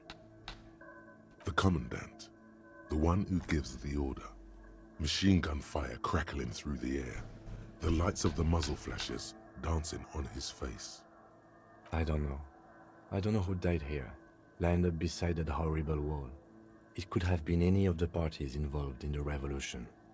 Perhaps the ones executed here were the loyalist conservatives, killed by the communists at the start of the Civil War. Or it could have been the communists, put to death during the last stretch of the conflict by the coalition forces.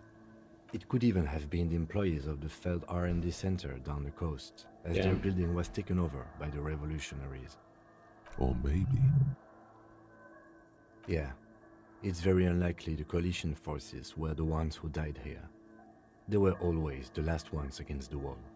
To be honest, if a coalition member was anyone in this situation, it was a commandant, the superior giving the orders. a cold sea wind blows away the figures.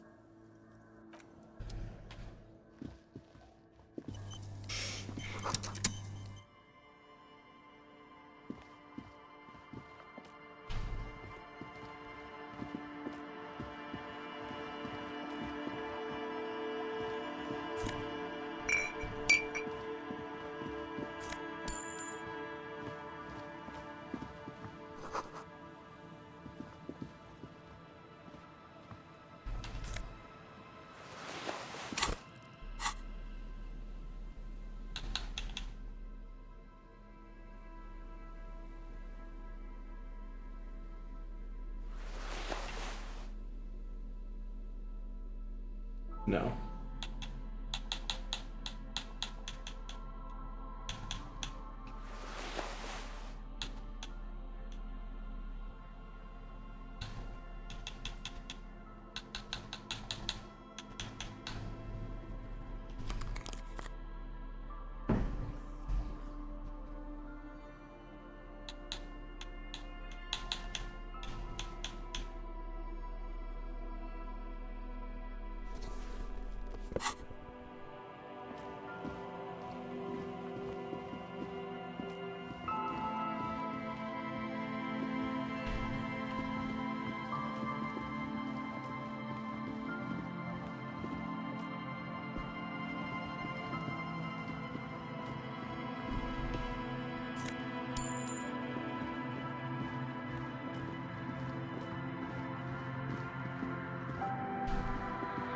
It's wild that you can't walk across there, but you can walk across here.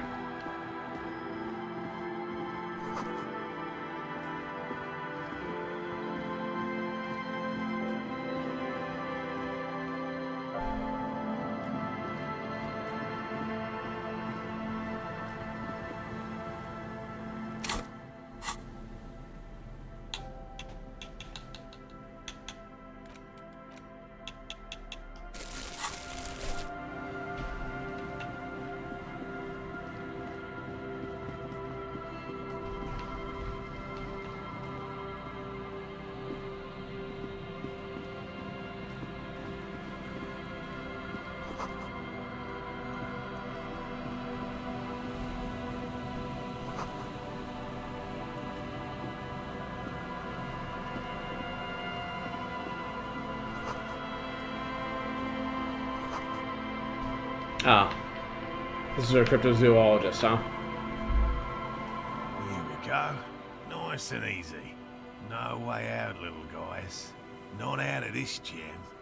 There's a cylinder on the ground in which the man is arranging some netting. It looks like some kind of trap. He notices you. Who's there? Oh, the police. Hello, officers. His self-conscious enthusiasm renders his movements ungainly. He looks like your understanding of a scientist. Is that the police? Why are the police here? Gary the crypto-fascist, huh? I see. In the progression that brought you racist lorry driver and measurehead, we now have Gary the crypto-fascist. Great. Don't worry, Gary. I'll handle it. To what do I owe the pleasure? Of course. Thank you for passing along the message. That damn we can't go all the way around the 881.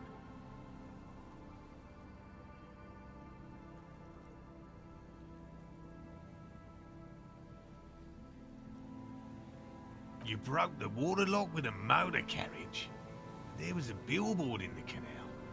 Not a vehicle. It said Samaran Butter. Did he say we can go back now? Yes, Gary. We can go soon. If you see Lena, tell her I won't be long. Sir, your wife is waiting for you. I just have to do one more round. See if the phasmid has taken the bait. Then we go in. And I'm eager to return to her, I assure you. But I can't leave before we finish with these traps. My wife understands that just as well as anyone. Come on, Morel. We've been soaking out here for days.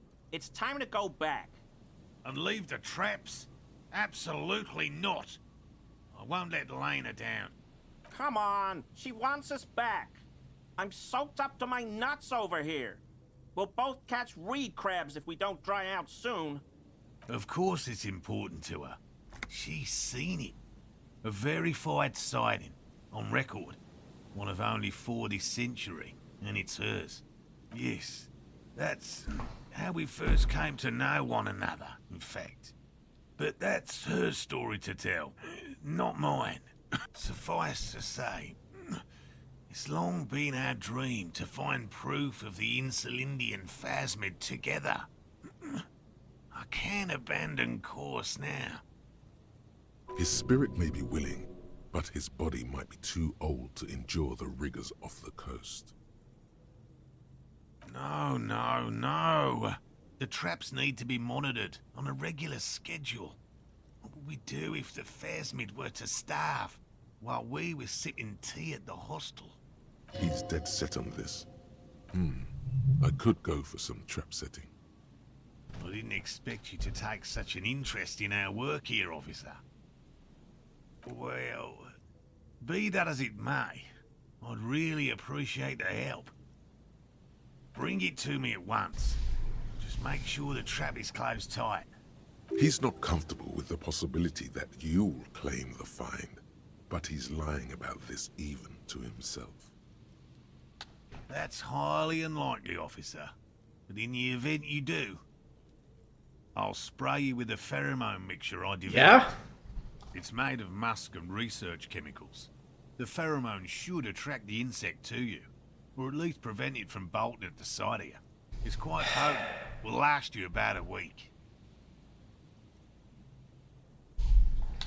Your choice. As I said, I'm not a stink pervert the personally. chances of you encountering I know many who are, are and next to zero. I love that for them, but that's not me. I can't live that lifestyle. Don't mess around. Take the pheromone. It'll make you sexier. There are 4 in total. One is to the south, on this little peninsula, by the boathouses there. It's very near. Another we set in Land's End, to the northeast. It's behind a small sand dune there, on your way to the old radio tower, after the church. The third is set near the canal, where you crossed, by a concrete slab. A big thicket of reeds going up the slope, and among them, you should check at least one of those before returning to this one, since I just said it. This one's more of a technicality, but still, better safe and stupid than sorry. I'm definitely safe and stupid. That seems like a lot. Do we really have time for this extracurricular venture? Is it? Right. Which means you two can pack up and go back to the whirling. Finally, someone's talking sense. Thank you for your help. Gary and I will start breaking down camp. If I see these, I'll check them, but I'm not going to try that hard to do Now's it. the time to ask. We'll be gone once you get to it. That's one with this old man to fucking freeze to death on the coast, looking for invisible bugs or whatever the fuck. If he gets mad at me because I didn't check the traps properly later, then I can deal with that then.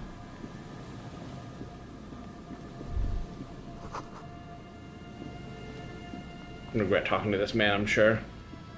Hello, I'm Gary. Very generous of you to help us out, officer. Yellow man. I mean, officer. I knew I was going to regret this. The lieutenant raises his eyebrows slightly and takes out his notebook. Yellow man. That sounds awfully familiar. Something to keep think I in need to mind. get that in I'm mind. just waiting for my friend Morel to finish up with his insect traps so we can return to civilization.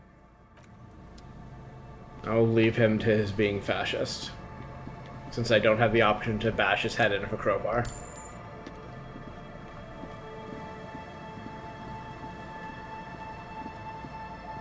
Yes?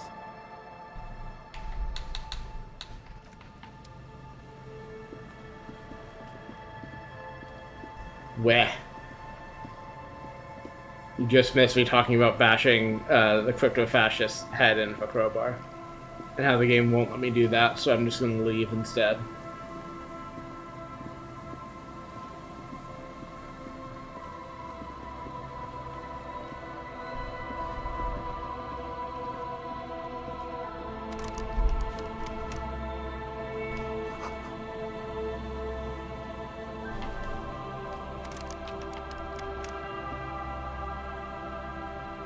Is both locked? Yes, okay.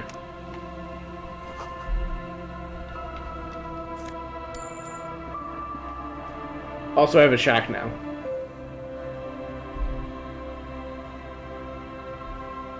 The Wompty Dompty Dom Center? Excuse me? Oh, this? Or what? I'll let you catch up. And Mikhail noticed the windows, especially with how there are no windows on the south side. This was to deal with. You officers, come to investigate the historic subtext of West Martinez? I'm Tran Heilostam. You must be Kim Kituragi, right? I was just telling my son about this building. Not a lot of people realize the historic significance here. Very rich in hypertext. Nice to meet you. Yes, hypertext. Young Carp and the collection of cultural hyperlinks. He's just making up fancy words. This doesn't mean anything. Oh yes, so Mikhail. They had to deal with monitor glare, especially in the summer. They still had vector monitors back then. That was 49 years ago. So they didn't have windows on the south wall. No, I can't say that we've met before, but I've heard of Kim, of course. Mikhail, say hi to the officers. Worm-themed coloring book. Mikhail's a little tired today. We spent all night trying to run Orbis on his radio computer. Have you heard of it? It's a programming language used in Grad. I have not heard of but it. He wanted to play this Grad-made adventure program. We've been getting really into Worms lately. Worms. The man speaks in the artificial cadence of a professor, or someone who's been on too many radio shows. But I assume you're not here for giant worms when there are so many real things to see. Just as I was telling Mikhail before, this is where the Coalition landed in '08. We could be standing on what is the most interesting landmark in Revachol West. Aha! But it's not just any empty old building. What not a lot of people know is, this used to be the R&D department of Felt Electrical. And Felt, which now sells ink cartridges mostly, was once a top dog in the turn-of-the-century cybernetics boom. Hold on. What's R&D? It looks old and weathered, with seagulls picking apart its stone and metal carcass. Bushy undergrowth has taken hold of the collapsed rooftop. Some kind of bird has set up a nest on a broken windowsill. Apologies, it's an acronym for research and development. They don't use it anymore. You're probably more familiar with RTD. Oh, Research yes, of and course. Technological Development. Mea culpa. You are not familiar with that one either. This man is a bookhead. I think I'm a bookhead, or at least I have a bookhead in my head. That's not surprising. Only a vestigial ink cartridge and ferrotape manufacturer I remain. talked to Liliana about the youth club, and then the old washerwoman. And the old washerwoman correctly did not want to sign, so I am ignoring that side quest for the moment. They started out as a midway electronics outfit in Königstein 2 centuries ago. After an aggressive move to Revachol, Feld became a global player in the emerging personal electronics market of the pre-revolutionary era. Still, Tricentennial was beating them in business machines. But Feld had an ace up their sleeve, or should I say they were developing an ace up their sleeve? I'm mixing my metaphors here. It was here in Martinez, possibly in this very building, that they developed prototypes for a tape computer. Ooh. An elegant folding mechanism of rollers and ferrotape ribbons, portable enough to be a take-it-home solution. Revolutionizing business machines, possibly even bring them to the average consumer, which is a feat of engineering even today's giants, Rehm, ICN and ZAM, haven't achieved yet. He assumes something like a combat stance, facing the wind. Indeed. What? The revolution! Unfortunately, their moonshot project never made it to the market. Feld's move to Revachol backfired. The revolutionary government liquefied their assets and expropriated those very advanced prototypes. Possibly from this very building. Or one of the... All of this was built by Didn't Feld, skip that. even the boardwalk. Wild Pines built Martinez proper as a resort for their middle management. Feld built this side of town for R&D. Yes, they even built a pleasure wheel, but that got destroyed and... Pleasure wheel? Excuse me? A pleasure wheel? Yes, to lure in their star engineers. This part of Martinez was nothing but reeds before Feld arrived. They had to make the prospect of living here attractive. It was supposed to become a global center for innovation in cybernetics. But history had other plans. Oh, I'm afraid it didn't end well for the boys. But this story is a bit too dark for little Mikhail here. Now, if you were to ask about tape computers, actually no one knows. No one even knows what a computer made entirely of tape would look like. But word has it, they were very elegant, exquisite, alien-looking turn-of-the-century hardware. 10 years ago, I did a little freelancing, I guess you could say. I was a special consultant for an exhibition at the Wompty Dumpty Dum Center in Vredefort, Oranje. It raised the same questions, and we had lengthy... That's what you were discussions talking with about, Paul, okay. who was head curator at the time. This was before the twins Keith and Guy Juice joined the team, trying to... I had not gotten to this yet, so I had no idea what you were talking about. Wait, did he just say Wumpty Dumpty Dum Center? He did it. He said Wumpty Dumpty Dum Center. Like it's Wumpty the Dumpty most Dum natural Center. thing in the world. What the hell is a Wumpty Dumpty Dum Center? And who the hell are Keith and Guy Juiced? The Wumpty Dumpty Dum Center for Contemporary Art. The exhibition itself drew on Lagerman's notion of memory, and so there were some parallels. That's why the head curator, Paul Ockerman, chose I to... too love to think about it, now that I know about it. Well, I don't really, actually. In fact, I'm not. The Wumpty Dumpty Dum Center is a place you can visit if you're ever in Vredefort and are ever in the market for an exhibition space / contemporary art research center. I might be in the market for that, metaphorically. But perhaps I should return to the tape computers. As I was saying, the device itself was very elegant, fragile even. One could write directly on the tape using a special chemical solution. The machine would then analyze the handwriting, perform operations, and project output onto a white screen. It was a beautiful, delicate thing. Very, very cool. Though I understand the socio-economic causes of the revolution, it pains me to imagine the revolutionaries setting fire to this precious device. But so they did. The Feld playback experiment vanished into the fires of '07. Who knows? Maybe it was an accident, or maybe they didn't want the technology to end up in the wrong hands. Either way, they're all gone now. All 3 versions of the prototype. Nothing but debris and ashes remain inside that building. They used them for military communications, but also to write and send out press releases. The most notorious example being Le Décret de Mars. What's the Mars Decree? I mean the radio transmission sent out to news agencies and world governments by the newly created commune of Revachol on the 7th of March in the year '02. It's a beautiful piece of text, actually. A singer-songwriter I know, Charette, called it a love poem to Revachol on her political concept album, Bombessier dans ce Lind. You should read it. Every local library in Revachol stocks a copy of the decree. I tried to get Mikhail to memorize it. Tried to. Someone was much too interested in worms to be paying any attention. The kid takes a peek at the green and silver worm on the cover of the book, already forgetting about this part of the I would love to discussion. read that if I can find it. But of course. What else? Sure. What's on your mind? But of I'm course. not gonna ask him for money. What? No, thanks to you for having me and little Mikhail here to pick your brain. A very interesting conversation indeed. That was fun. Oh, right, I want to see if I can internalize that thought. I think I have the space. Well, I know I have the space for it. I think I also have the currency for it.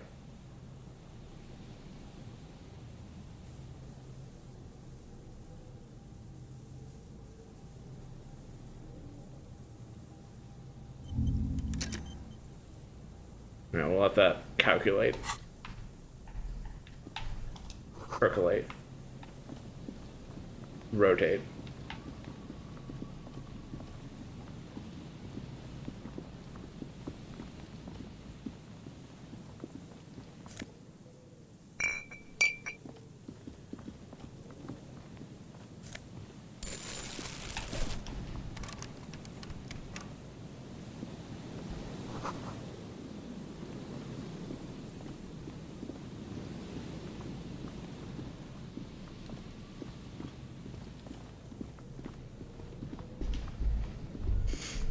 The smell. It's awful and familiar. Don't be naive. Don't you recognize it? That hideous pungency, that faintly cloying sweetness. Only death smells like that. Something cold wakes in the pit of your stomach. Fear. The lieutenant has already brought a handkerchief to his nose.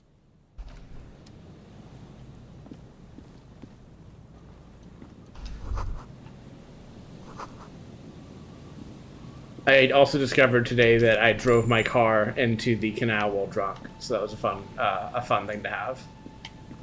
The little like scene with Kim while you're waiting for the tide to go out, and the dialogue in it is definitely among my favorite in the game so far.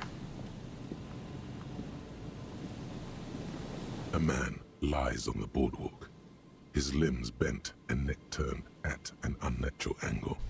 Right next to him is an empty bottle of spirits. In his cramped hand, a chewing gum wrapper. I fucked up whistling, which bummed me out for a second, but then I said I would like to see you do it, Kim, and Kim whistled so good that my morale increased by 1, which was fucking great. Kim whistled so well that my life improved meaningfully from the experience. This game might be really good.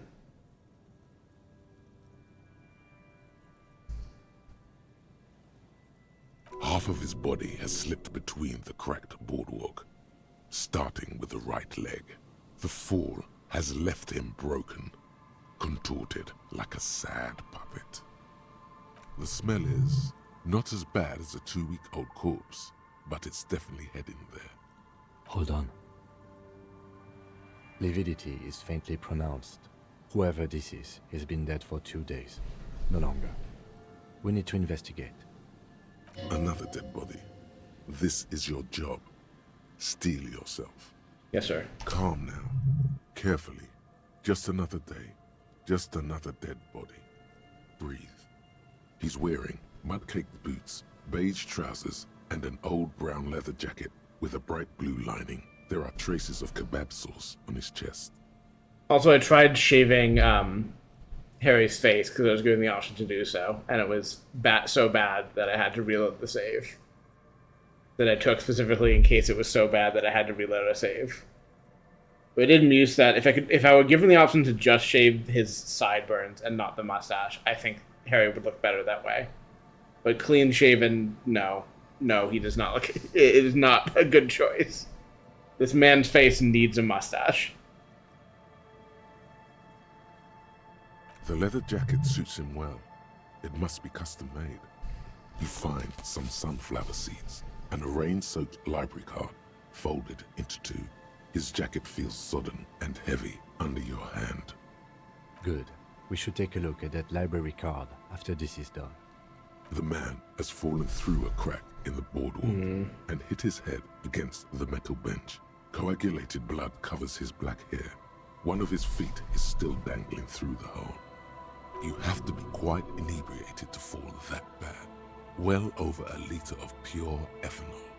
3 bottles of wine, or 1.5 of spirits. When damp, these boards are really slippery. Even a sober man could lose their balance here. I bet. His expression is dull, like the sea behind him. Drops of water shining on his mustache. His eyes, empty and wide, look frightening in their frozen gaze.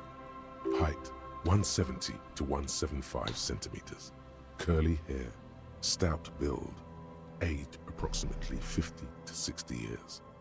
There's some dried blood on the metal bench, right where the corpse's head rests. The floor, be very, very careful where you step here.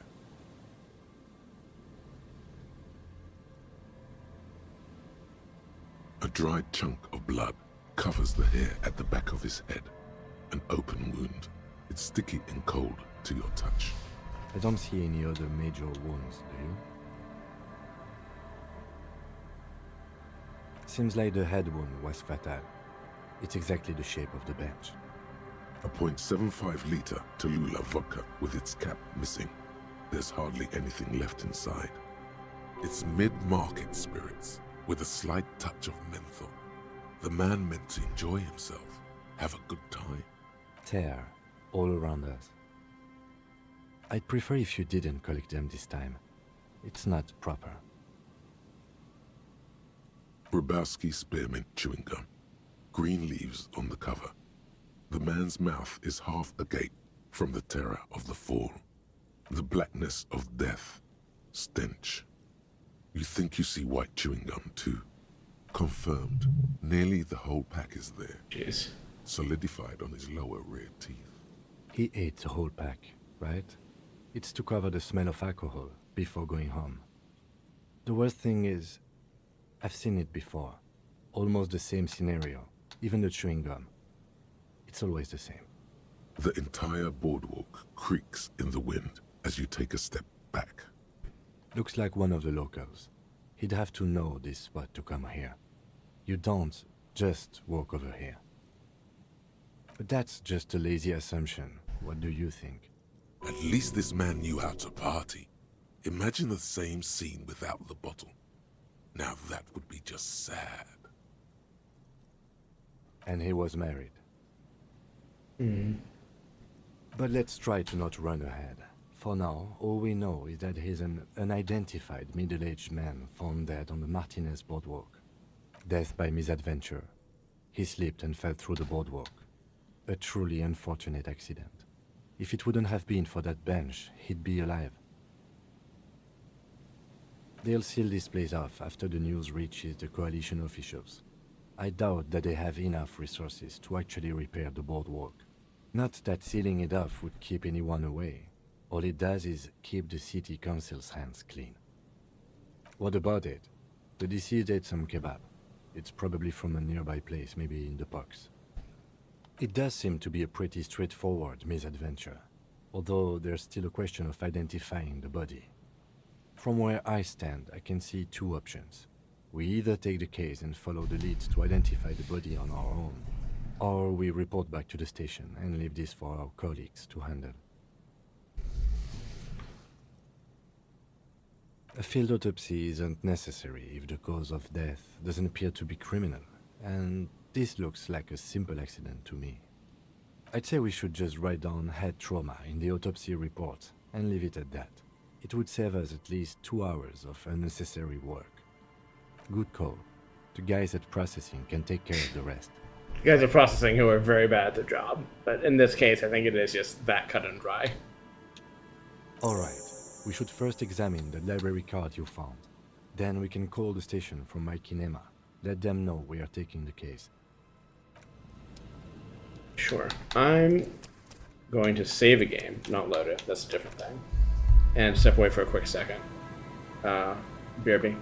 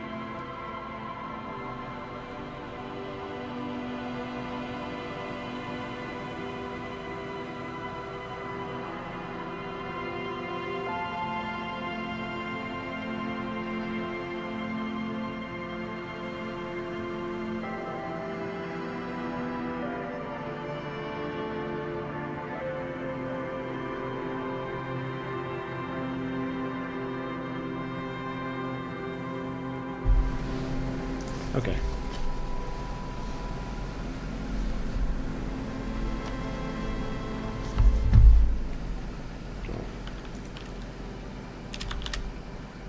Okay, now I'm zeroed in a good position with the webcam, or the tracking device, which is not a webcam, but I'm trying to be coy about not calling it a phone either, and I keep forgetting other words that I could use.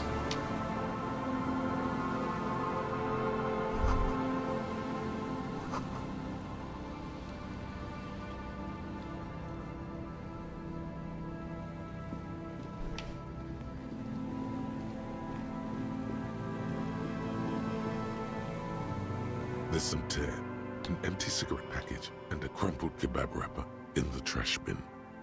You see traces of mayonnaise and ketchup on it, as well as a tomato wedge.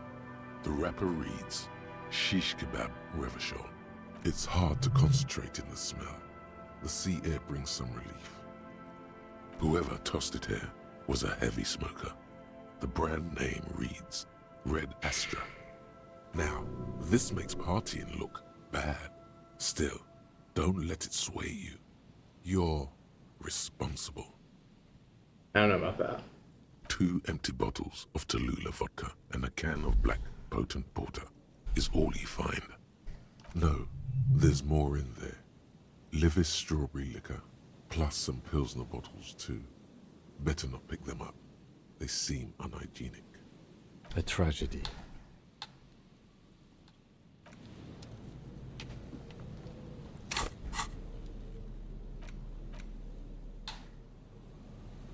The library card is folded into 2 and still slightly wet to the touch. The front side reads, Central Jamrock Public Library Card, issued to Billy Mejean, expires July 53. Okay. Got a name. Lost, please return the card to the library. Dial 005 02 55211 or visit us at Moreau Street, 78, Jamrock. Business hours, 900 to 1800. Good. We should give them a call from my kinema. See if we can learn anything about Billy Mejean. Sounds good to me. Whoever owns this card is an avid reader. You find a list of books written in blue pencil. Radio thriller. Stand a little less between me and the sun. The last one in the list is The Glinton Curve by M. Theobald. A library stamp indicates that the book has been returned. Most of these titles seem to be in the sci-fi genre. Some thrillers too.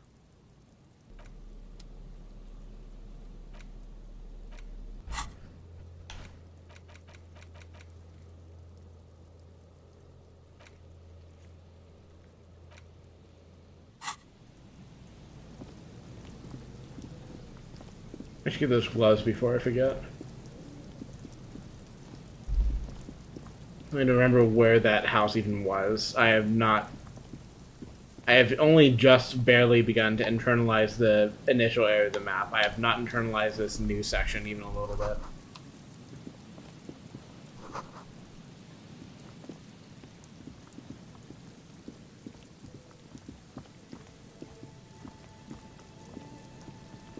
Someone has left an unidentifiable article of clothing on this railing. It smells really bad. It's streaked with dried seagull shit and tangled with pieces of seaweed. A dangling arm suggests that there might be a jacket beneath the crust of filth. Please tell me you're not taking that with you. A clue? You think our suspect is a seagull who's been defecating on unsuspecting jackets?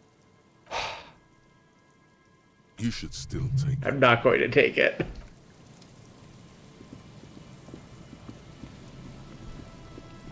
It could have been multiple seagulls. It could have been. We don't know. We haven't investigated sufficiently. Gotta leave that one for the boys in processing. A metal payphone under a yellow plastic dome. You could use it to call someone, unless you're out of change. I am not out of change. This one doesn't work though, right? You hear the tone. The machine yes it is. is inoperable. Fuck it, sure. Calling. Still calling. End of tone. Someone picks up. Pierre? Is that you, Pierre? Do you have any news about Pierre? He's my sister's grandson. He used to visit me as a lad. Fine young man. But who are you, then? A salesman of some sort? Modern goods are rubbish, and I can't afford them anyhow. It's a shame what you did to our country. This is because we are bred to be leaders. I can hear the common or mixed background from your voice. I just so wanted it to be Pierre. Have a pleasant evening, prankster. Go fuck yourself. Disconnect tone.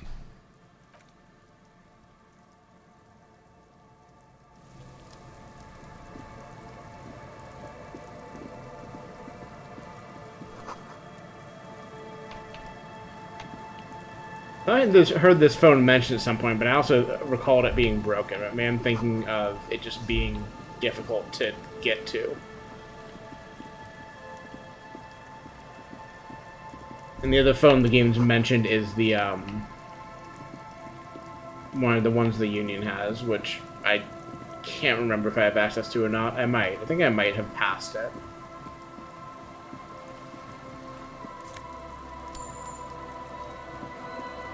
This is all new area, or new to me. I should go back and get those gloves.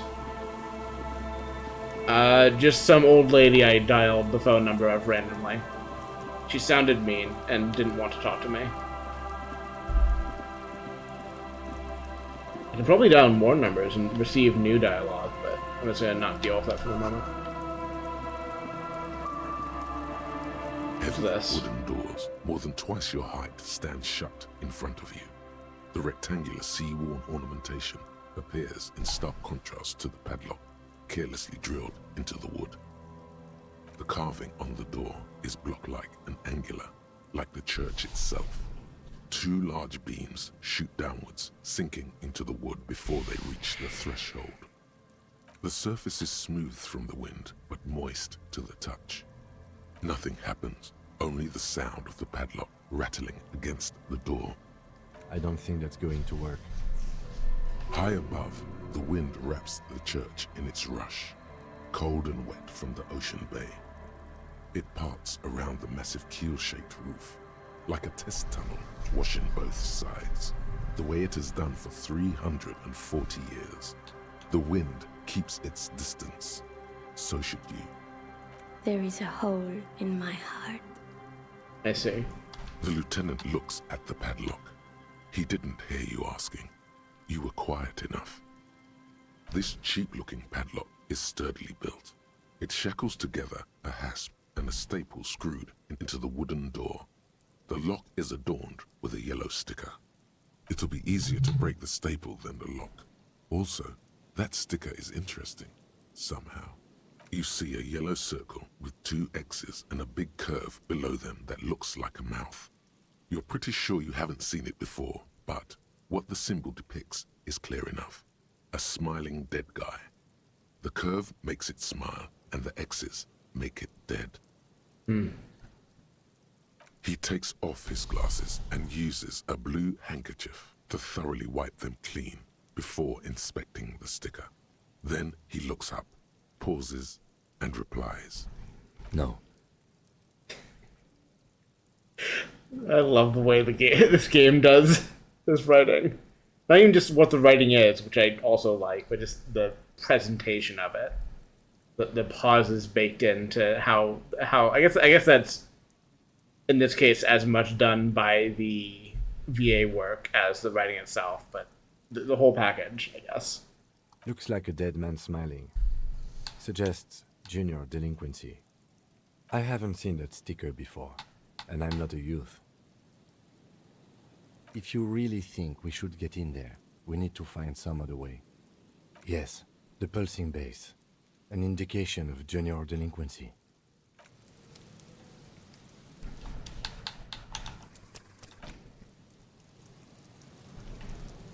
What was that check again? I may be able to raise Heavy my stats wooden for like doors, more than twice your height, interfacing. stand shut in front of you. The rectangular sea-worn ornamentation I think you should be able to appears in hit stark the contrast to the padlock. inventory to change your equipment before the check's like already in the chat. Like I think it is intentional that they don't let you do that. So if you get surprised by a check, then you know have to just roll with it. But also, if I have all these closed, that give me good number. I want to have them available for number. I've already forgotten what the check was.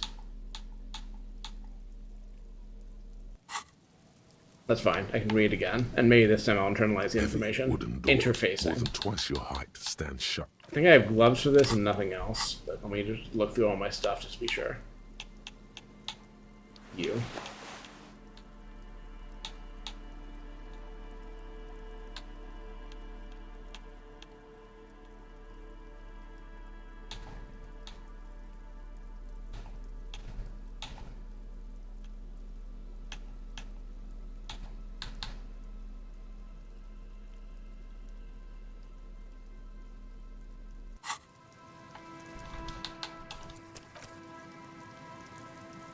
Heavy wooden doors, more than the padlock passes through a staple that's been hastily attached to the wood.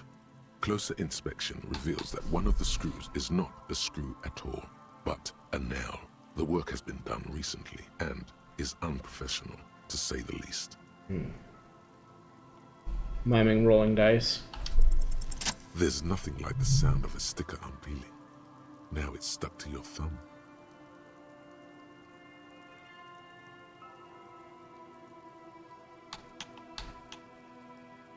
Looks like today was a gold star day. Yes.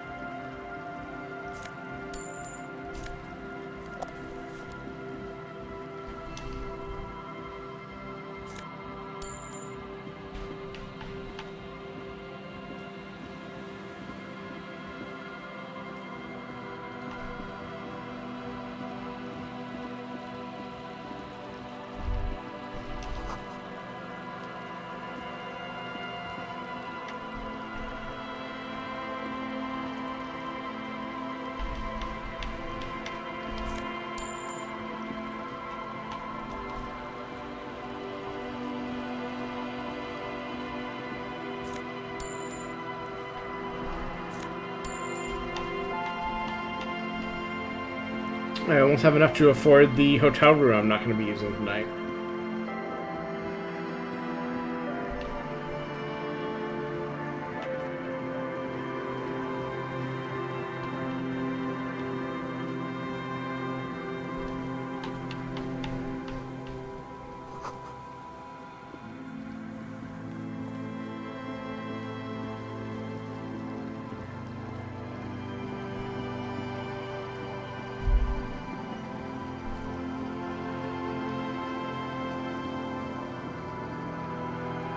Weather has not been kind to Lily's little sandcastle.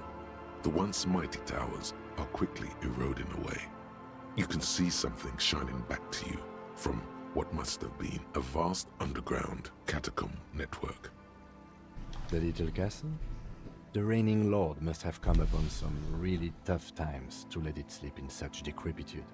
The walls and floors give way to the giant's greed, collapse and present you with a pair of ceramic gauntlets. Congratulations. That's the gauntlets down then. We're doing good on the armor collection front. I mean, I got it, right?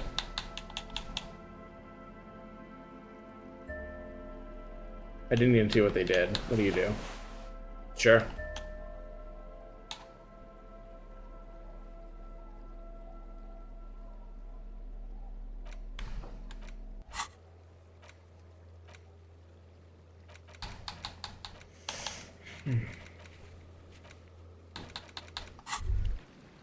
As you fold your fingers into a fist, you realize you could knock anyone out with one punch. Really? The white ceramic gloves wrap around your digits comfortably. Your movements cause tiny little clicks, like dice rolling somewhere far away, as the plates reorient to your motions. The hardened vitreous enamel, at once sleek and voluptuous, adds a glow to your cheeks and a spring to your step. Just imagine what a full suit of this stuff could do for you. You really do feel more confident. Invulnerability does that. Even partial invulnerability. 2. Are you sure you're correct there? There was a helmet too. 3 pieces more like. You were ambitious. Anything but the boots. The boots are not for me. Why? Wumpty Dumpty Dum Center. Sweet. You're at home, stupid cop. Not with the art crowd. You hate them. Everyone hates them. Even they hate themselves. It's nauseating. An industry built on sprezzatura and sparkling wine. And, let's be honest, tax evasion schemes. The Wumpty Dumpty Dum Center is the heart of this unholy symbiosis of aesthetics and tax optimization. And now that you've internalized it, you can have a piece too. Sweet.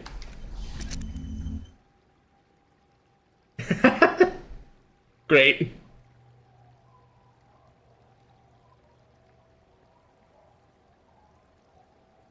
Pretentious wanker. Perfect.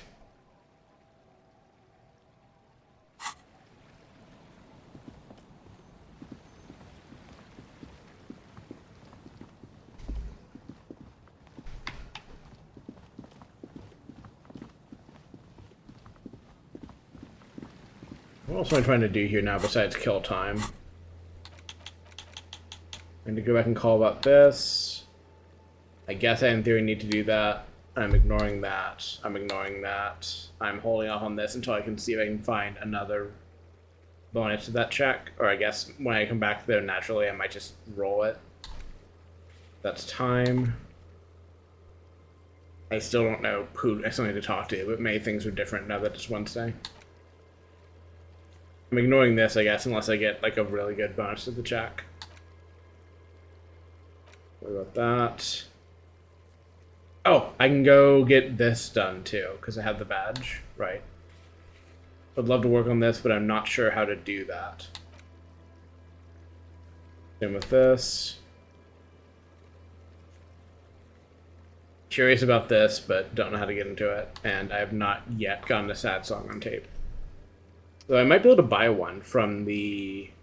I should go look at the pawn shop. I think there was a tape machine being sold somewhere that I could probably afford, and I bet it has a tape in it.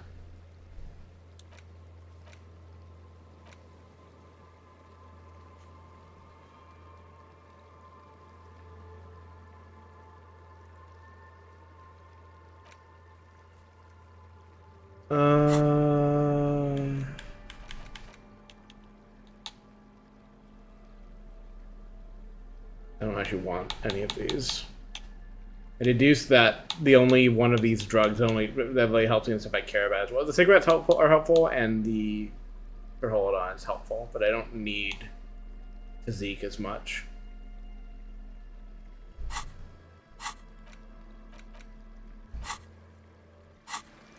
There's still some more wandering I can do in this area.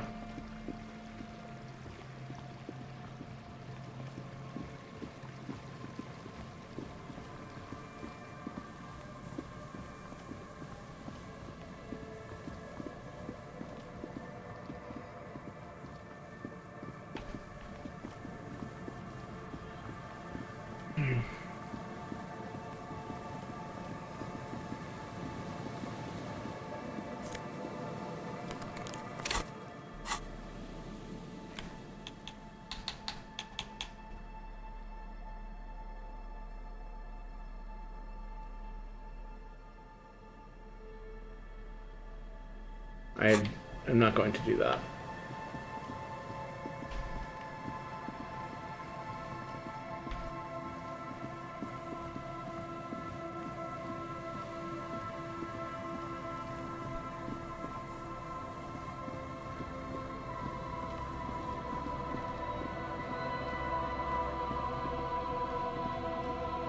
Right, already been down here. I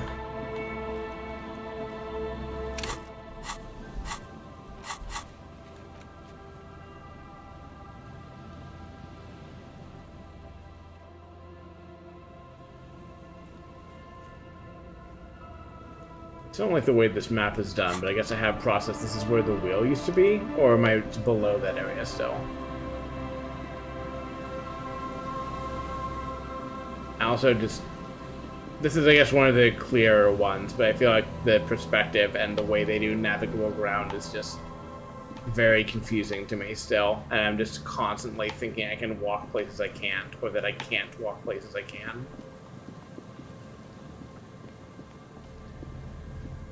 Playing consistently mouse and keyboard would probably help, but I don't want to control the game that way. Been using the mouse just for when I want to be sure I'm not missing prompts, or when I can't get the controller to select them.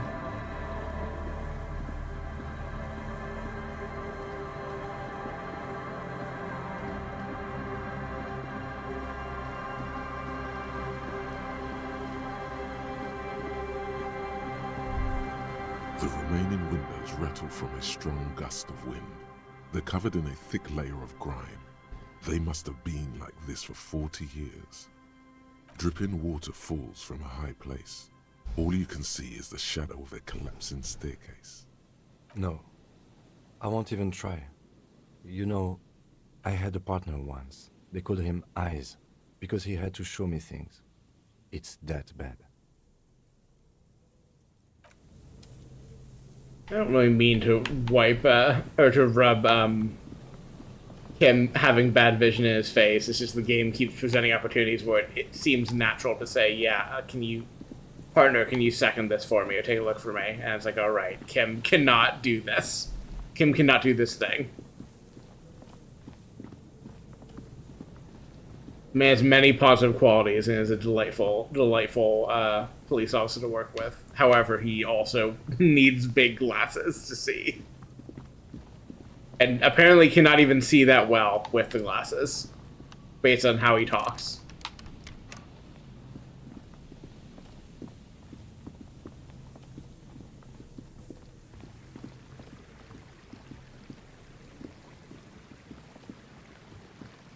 I think I might have seen most of what I can over here, unless I'm just missing a section of ground. I'm almost certainly missing some of the,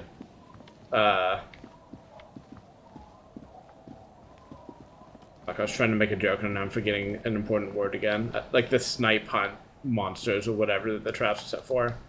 I'm not particularly concerned about finding them, but if I do see them, I will check them.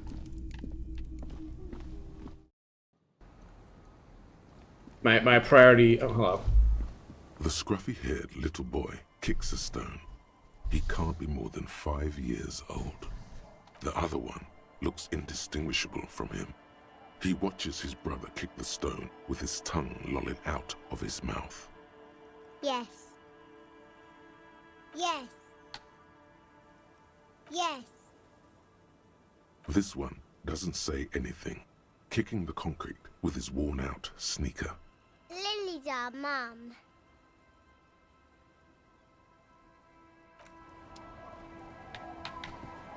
Okay. Oh, I have missed some stuff.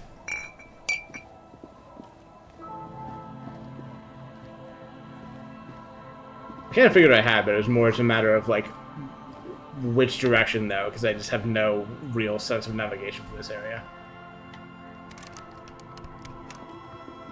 There's also someone down to the southwest of here.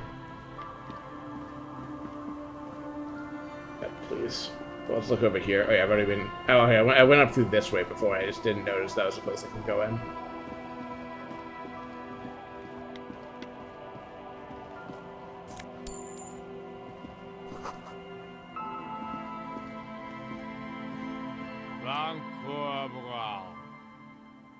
Noted. The noxious odor emanating from the drunken man is strong and familiar. Don't you call her? Yeah! Don't call Abigail! Uh-huh. Abigail. Don't you fucking call Abigail. Never thought you'd see such a thing in your life. But this guy's a little too drunk. Don't you fucking call her! Hear me? Abigail? Don't call Abigail! The man hiccups, then mumbles something unintelligible. He snorts and beckons you to lean in closer. Don't call Abigail. Don't call Abigail. I see. Don't call Abigail.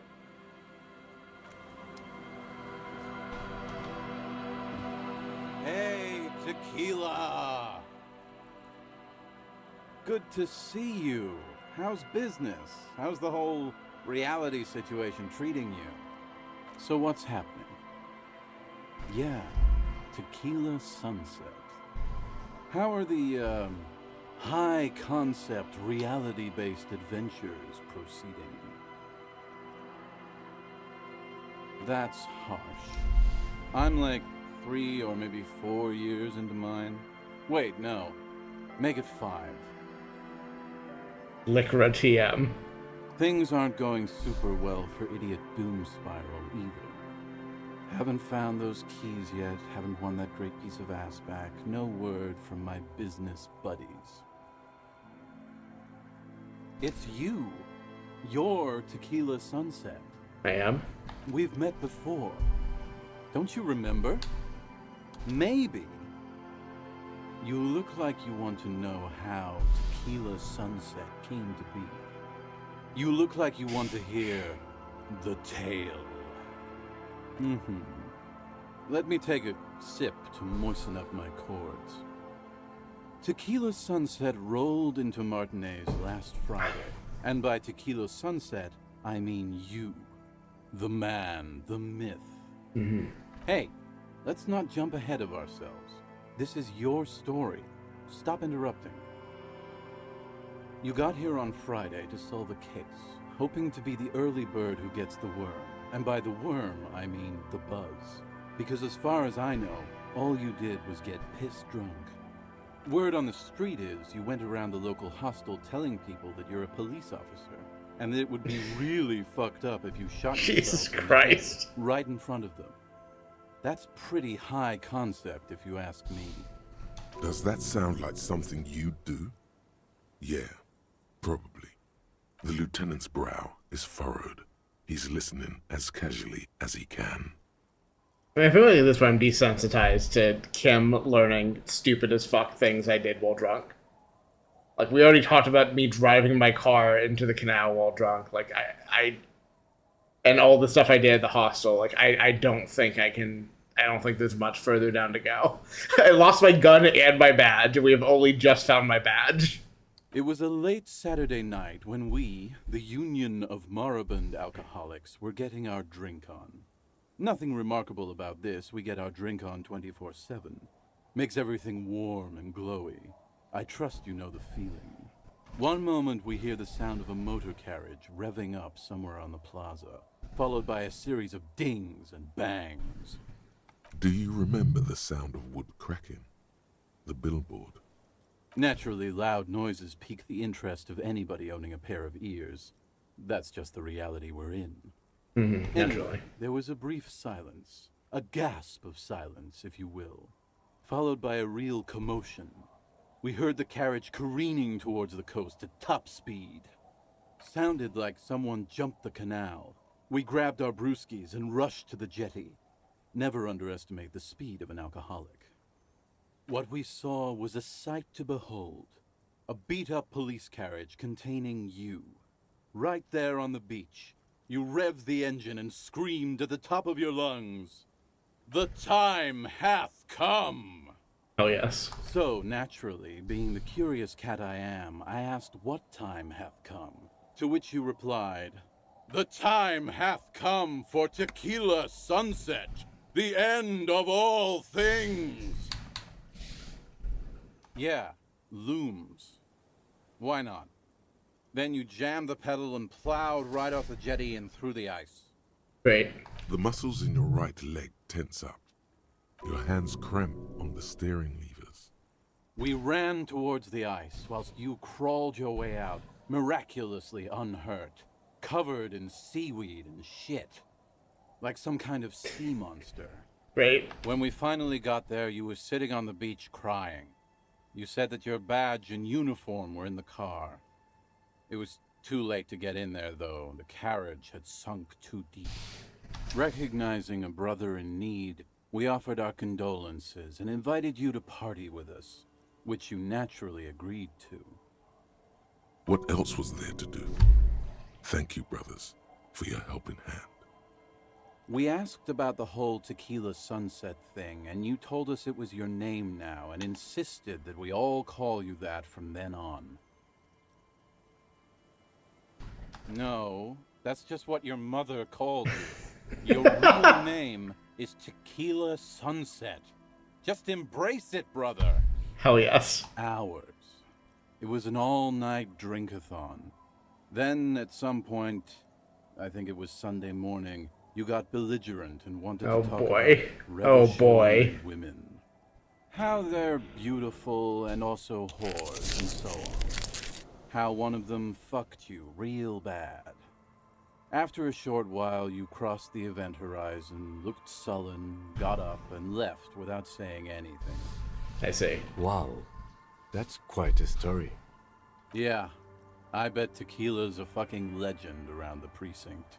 You must be proud to work I think with Kim would enjoy working with me more than any of my actual coworkers, based on what they've said.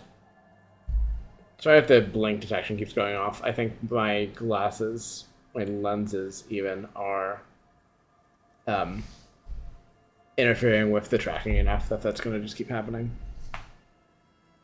That, and I am occasionally actually blinking. If you only knew. You were pretty vague about it, but you kept saying you got fucked real hard. And that Yeah, man. we've all been fucked. Hell yeah, dude.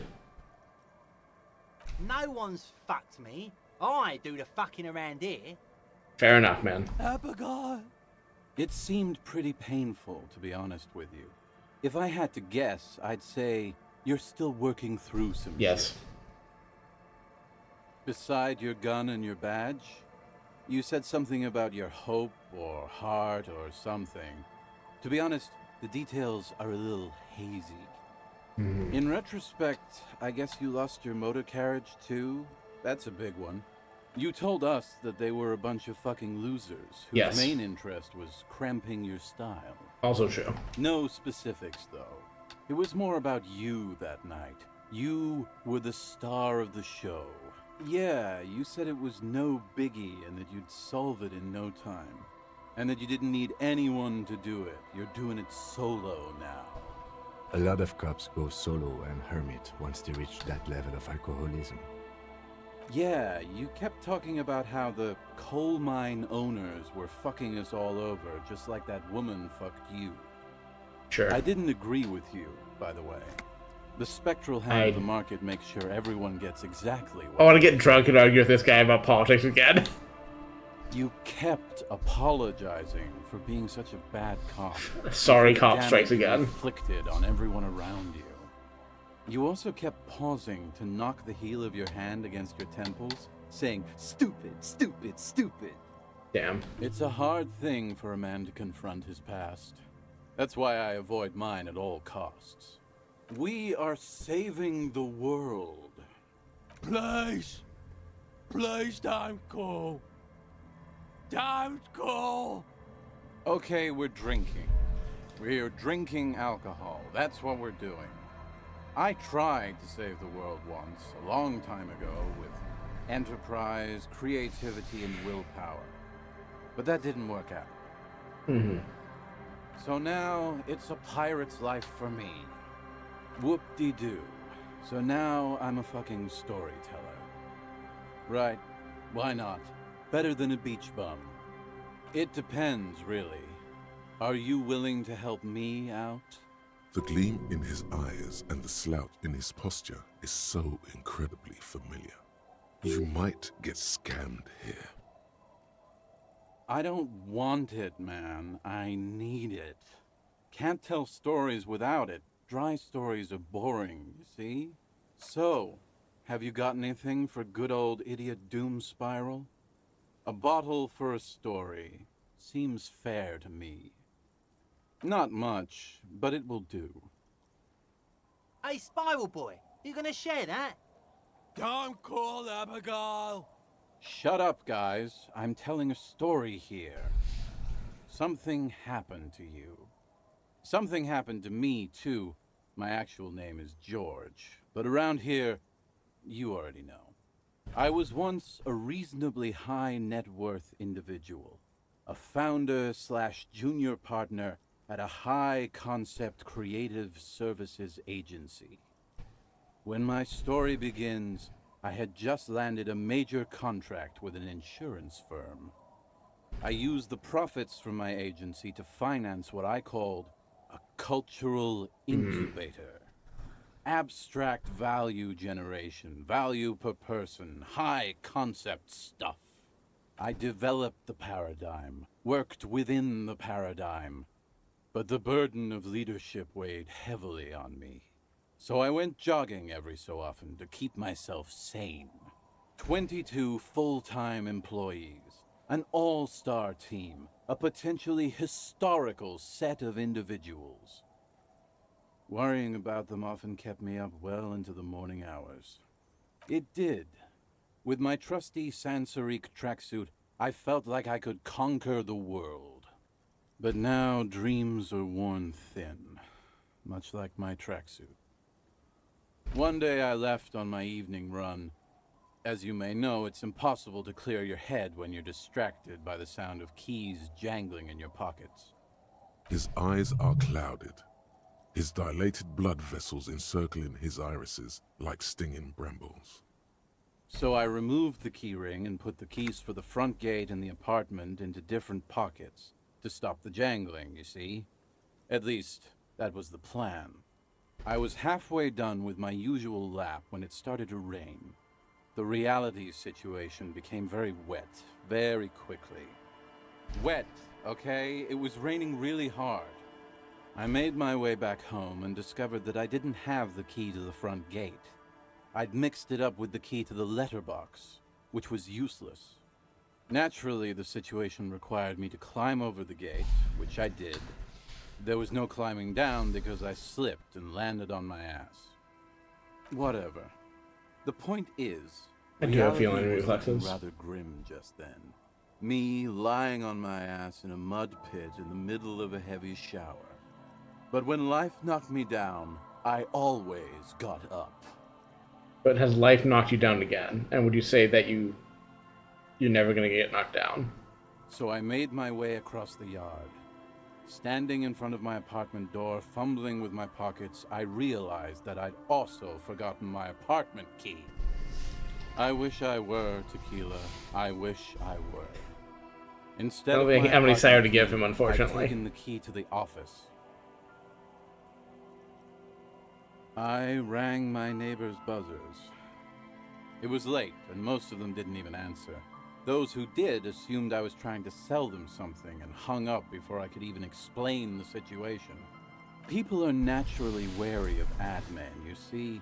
One moment someone chats you up, 5 minutes Could later do, you've yeah. bought a box of edible lingerie and a strap-on. Yeah. I don't begrudge Hold it, on. Can you go back to especially that since I sentence, was known to please? be one of the I could best. use a box of edible lingerie and a strap-on, personally. I could put these to use. Just then, I experienced a moment of clarity. I still had the key to my office. I could wait out the storm there. You also still have the key to the post box. You could wait out the storm at the post box as well. But when I reached my office, I remembered that I'd asked one of my producers to change the locks that day. And since I hired only the best, he'd already done it, and I couldn't get in. Anyway, long story short, life spiraled out of control. I haven't gotten into my apartment for years, and my girlfriend left me because she didn't want to date a homeless man. The company, well, you see where I'm going with this. So, now you've heard my tragic tale. What do you think? Like nothing you've ever heard, huh? Tequila, I've thought about this series of events for a long time. If there was anything else to it, I would have thought of it by now.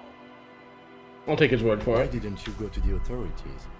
Well, at one point they came to me, but, you know, I didn't have any ID on me. So they tossed me in jail for 2 days. That sounds about right. And about the way care for the homeless works. Just, you know, fuck you for existing. Try to not exist where people can see it. I can't say it increased my faith in the RCM. No offense, gentlemen. Yeah. I'm not going to tell him it's I've its fault. exaggerated certain parts over the years. When you tell a story too often, it begins to take on a life of its own. But what matters is that it's true to my subjective experience. Anyway, that was all the story one bottle gets you. Almost empty, this one. You too, Tequila Sunset. What's your story, man? Good to see you, friend. Do I have deals set up for you, buddy boy? So what do you want? I got smokes. They're cheap. Very cheap. I got Pilsner. Great deal. You won't get a better deal on that piss. Spirits I can let go for 300 real. I also have speed. And by speed, I mean amphetamine. See, friend, it's real valuable. Worth every real, if you catch my drift. Got it from a bit of a business venture. You know, it's funny, actually. He's finding it difficult to focus his watery gaze. What? This guy. Oh, this is medicinal spirits. The good stuff. Got it from the doctor's office. I got one of those scientific ampoules a few months ago. Torpedo, they call it. It's supposed to keep a man from taking a drink. Didn't stop me for shit, that's for sure. 5 lemons with half a pack of butter and you're good to go. It really isn't. In a week, the goddamn kidneys started giving me all kinds of hell. Finally, the missus took me to a private doctor's office. Not a charity, the real thing. Those arseholes charged me 4 real to remove the damn thing. But I came out on top after all. But the idiots left me alone in there. Now, I used to teach high school biology. I know what doctors use to preserve dead fingers. It's like 3 cans of this blue medicinal stuff from the back room. Threw the snakes out and voila. What's left is this... Alright, man's drinking formaldehyde, I see. 98.7% almost pure alcohol. 2 I already sold to these fine gentlemen here. But this last one is yours for 3 real, if you want it. I do not. Don't say it. So what do you want then? In the civilized world, it's a custom. I don't want anything he's offering. I was going to ask for another story and give away one of the other bottles I had, but I think I'll just hold off for now. A drop in temperature, an easy flow of air, an empty street. Before you, a thoroughfare unjammed with lorries. No more drivers smoking on hitch steps. Just chemically sweetened. Across the road, a forgotten bus stop. Corrosion has opened a hole in its roof. An elm tree watches over the building. Its branches are dripping with rain and snow. The road is smooth and motley. Craters filled with a black asphalt. The asphalt, first laid, is grey already. A row of tenements are under construction in the distance. A tub warm with water, white with soap. A man bathes while radio waves transmit the lottery numbers. 4, 18, 21, 4, 1. A modern washing machine rattles a drawer full of silverware. Number 312D. Young girls used to come here, huddled up, hoping for more warmth than their thin coats give them. The bus took them to school. It has not run for 8 years. there were not enough girls to sustain its cost. Craters pocked the surface. Children played in them until heavy trucks full of black pitch rolled in. The landowners have filled the craters with money. It is a vital artery of the flow of trade. There's one bump on the road. A dead dog lies flat about 200 paces away, right at the turn. Tragedy comes from the wheels of a fast RCM vehicle, hurrying to work. The cold washes over you. The sound of the sea has grown distant. The wind moves the aerosol. A detective stands behind the boom barrier. A breeze moves a curl of his hair.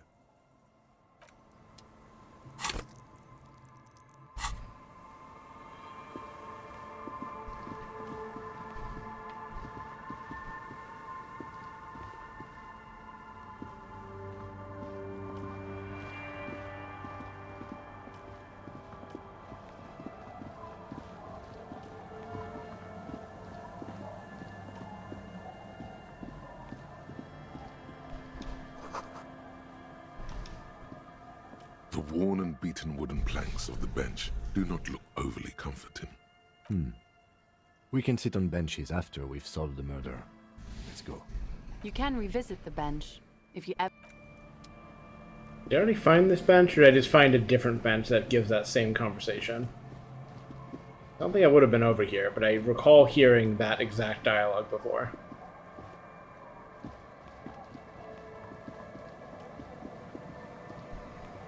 Hello.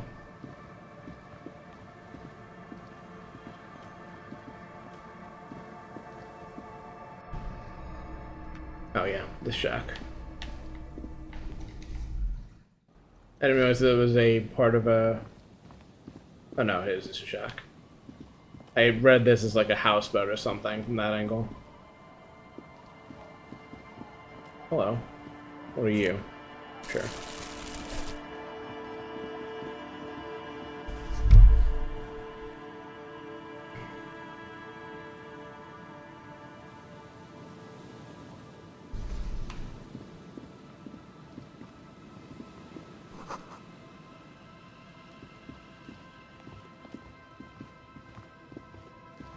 All the way around? Okay.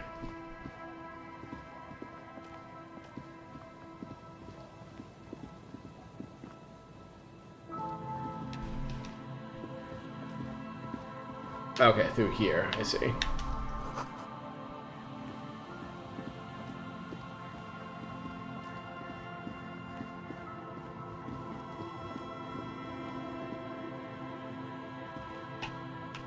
Please?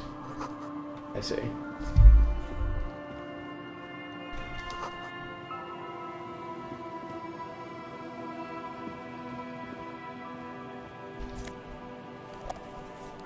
Ooh. I recognize that one. That might be the sound I'm looking for. Or at least one of interest once I have a player.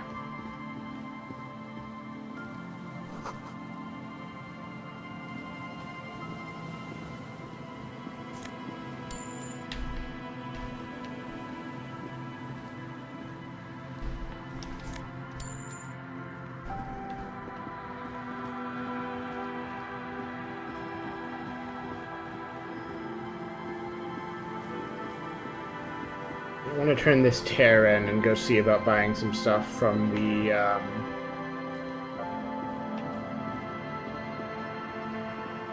pawn shop.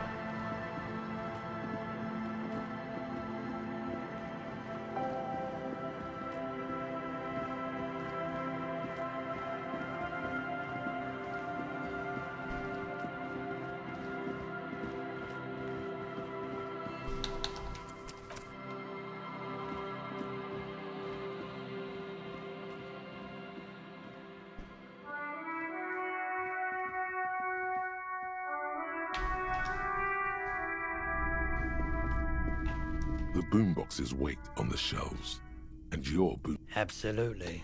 I've tested each one myself with recordings of and here you are. Quality sound reproduction on the go. It'll play anything, wherever. Turn any tape into a conversation of sounds and shapes. A typical Martinez streetlight sits among assorted floor and table lamps. The light pole has been carefully cut, and the wiring has been redone and attached to a standard indoor plug. The light buzzes faintly, but persistently. Yes, officer. As you see, it's in perfect working order. His manner is casual, but his speech is careful, measured. He wants you to know that he has nothing to hide. It was brought to me to be altered. We are not here to investigate the theft of city property. You have to admit it's rather clever what he's done with it. 700 real. A bargain, I dare I cannot say. afford that, but I respect that it was done and would buy it if I had that kind of money. A bargain? No, it's not. He's trying to sweet-talk you into buying trash. There's also the matter of rewiring, but the most important transformation is the light's placement among ordinary indoor fixtures, which has adjusted its morphological field. The light became suitable for use inside the home just a few days ago. Curious what happens if you can afford that, but not for me to know. What a shirt. All other shirts. I don't want the t-shirt. You see rows of toys. Not anything else fun in here, or is that about? Yes, okay.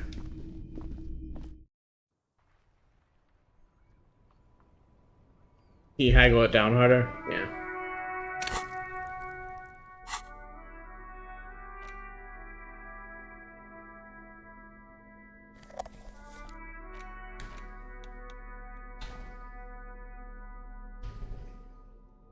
The porter reel is just what you needed.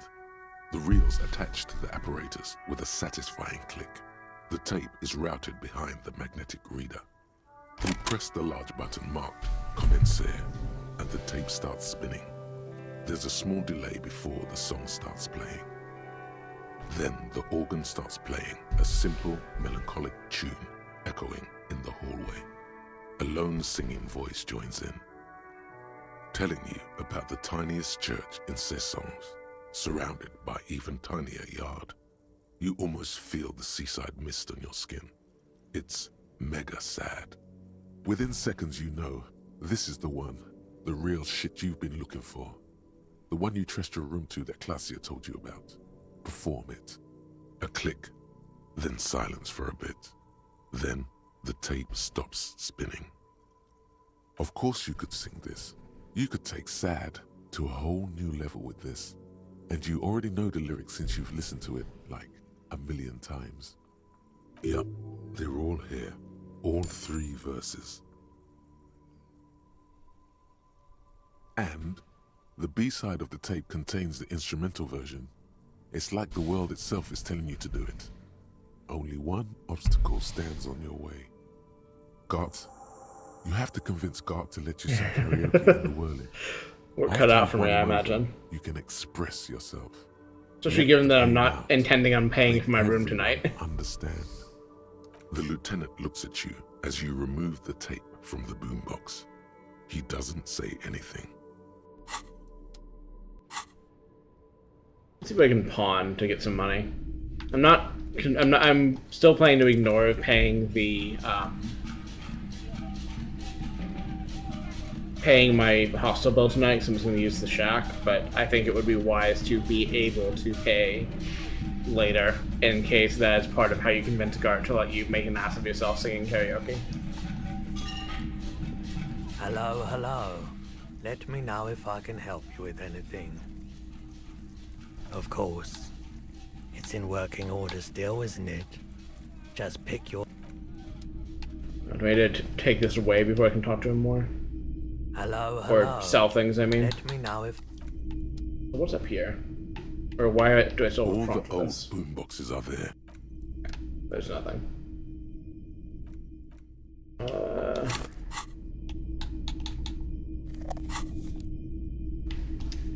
Hello, hello.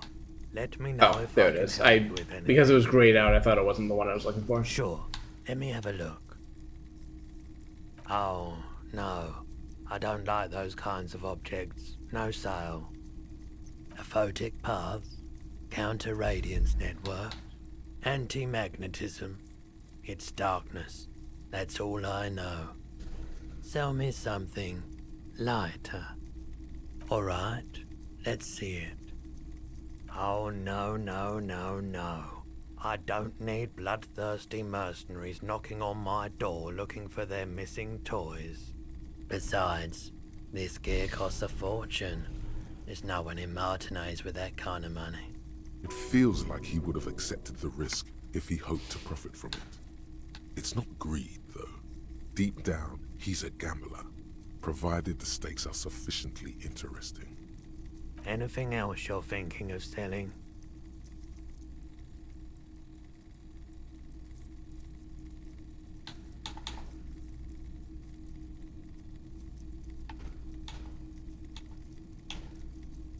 Yeah, sure.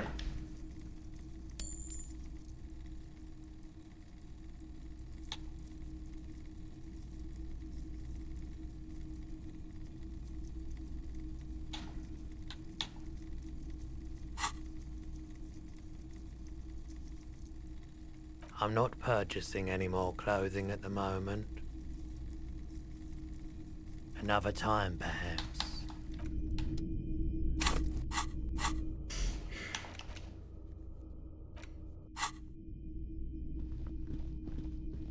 Talk to Joyce.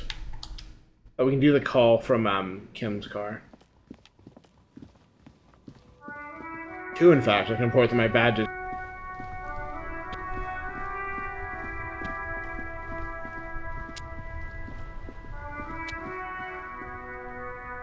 Inside, you see a set of steering levers, a radio microphone, a pull-out toolbox. This is Precinct 57. How may I assist you? One moment. Can you please describe the body? Age, sex, cause of death? We suspect he might have been inebriated when he fell. There were bottles all around him, and traces of vomit on his shirt. Any signs of violence? No field autopsy necessary.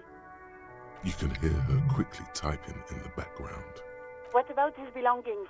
Did you examine his clothes? Any information on the library card? Good. You have a lead. Do you and Lieutenant Kitsuragi want to take the case, or should I assign it to someone else? I have assigned the case to Lieutenant Kim Kitsuragi. Please follow up on this library lead to identify the man. We'll send someone to take the body to the morgue. That's all for now. Thank you for reporting in. Is there anything else I can do for you? Just a moment, officer. 10-4, come in, officer. Over. 10-4, sir, glad to hear that. I'll write down that there is no need to issue a new one to you then. Over. Feels good to get that off your chest, right? Celebration with beer? Roger that, 10-10, over and out. This is Precinct 57. How may I assist you? Hold on, officer.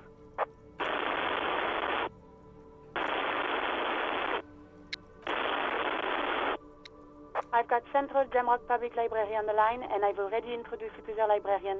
Connecting the call in 2, 1. Yes, this is Central Jamrock Public Library here. How can I help you, officer? Billy Majon, you said. Give me a moment, I'll have to check our database.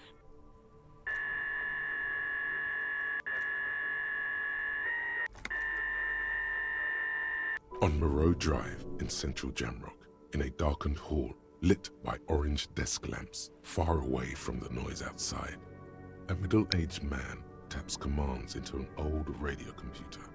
A printout falls on the desk. Behind him, a lonely reader scours some dusty bookshelves, looking for a paperback. Yes, hello, are you still there? I found Billy Majon's home address, is that alright? No phone number, unfortunately. Here we go, sir. Rue de Saint-Ghislain, 33B, apartment number 20. It's in Martinez, I believe. Cape Side Apartments, it says. That's all.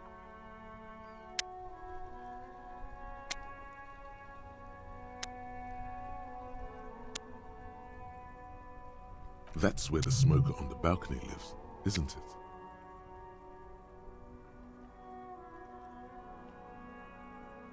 It says here that they returned their last book just a few days ago, but I wasn't at work that day. Marie? Marie? Do you remember a reader named Billy Majon? They returned a Tybalt book the other day. Yes, it was my colleague Marie. She said that it was Billy's husband who returned the book. He also asked for this new sci-fi release, Lowe's Radio City 87, but we don't have it yet. Marie? She said it was an older man, and that she's pretty sure he'd had a drink or two the last time she saw him. 1 second. Sorry, Marie wasn't really paying any attention to that? Sorry, no. Marie only knows him by sight. Happy we could help. Goodbye, officer. Anything else you need from me? 57, over and out. In the cabin, you see a set.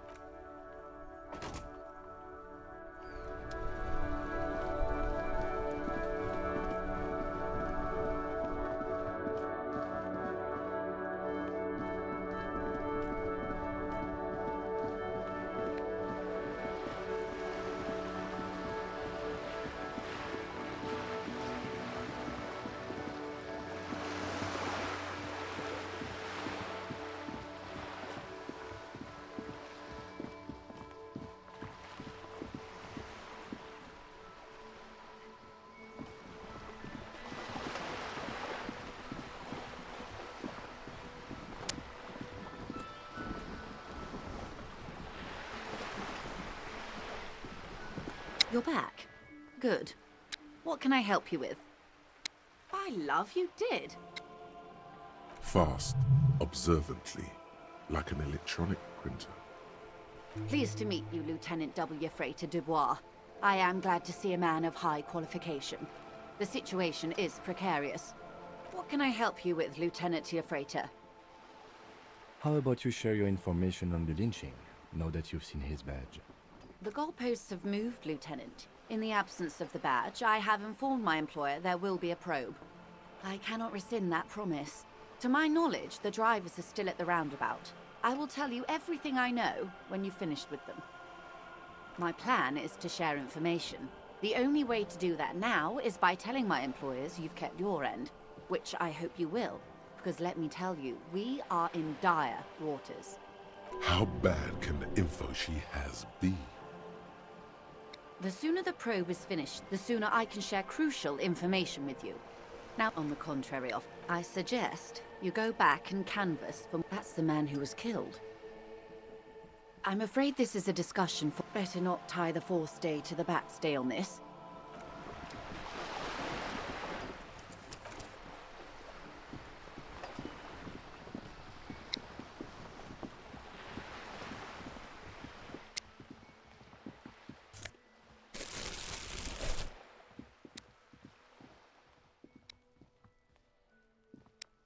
Just an ordinary war. No.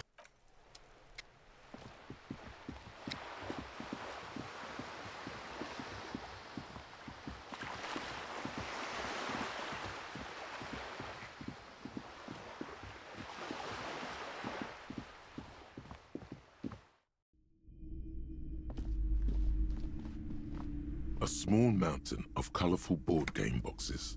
There are numerous types of games for all ages. A lot of shelf space seems to be taken up by Wirral-related merchandise.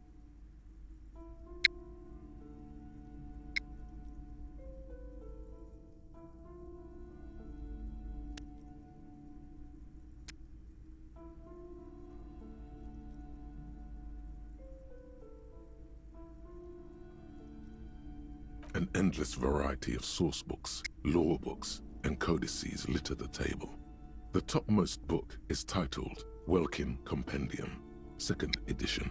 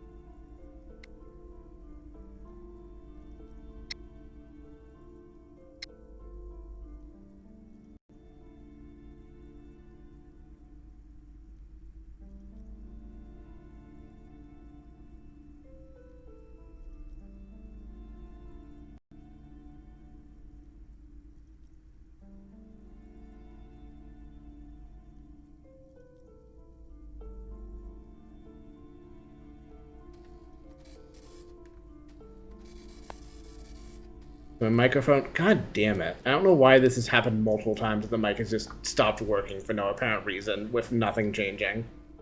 I love it when computers don't work. And I love it especially when they do it in a way that I can't tell anything's happened until I've been talking to no one for God knows how long.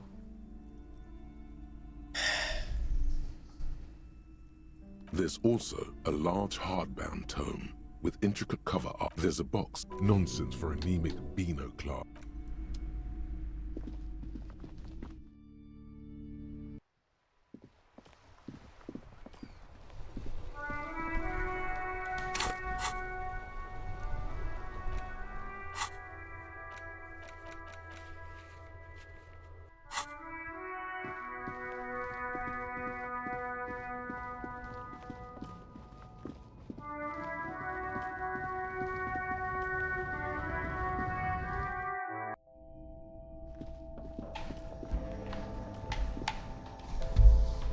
The tear machine stands in the corner. A sign says, 1 bottle equals 10 cents. Not what I meant to do. God, pick the menu option.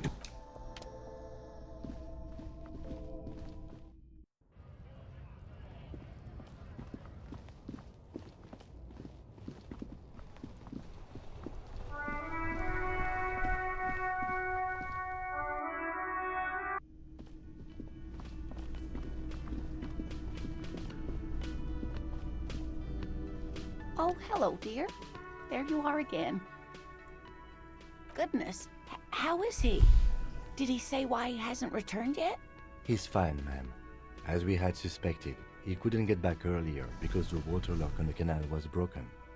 Now he's just finishing up somewhere. Oh, yes. That's my Morel. He's bound to catch a cold staying out there for so long. But I am so relieved to hear that he's okay. Thank you for putting an old woman's heart at ease, if even a little. You haven't, however. There are dangers out there. Our aging body's foul. Her heart won't rest until Morel is safely back with her.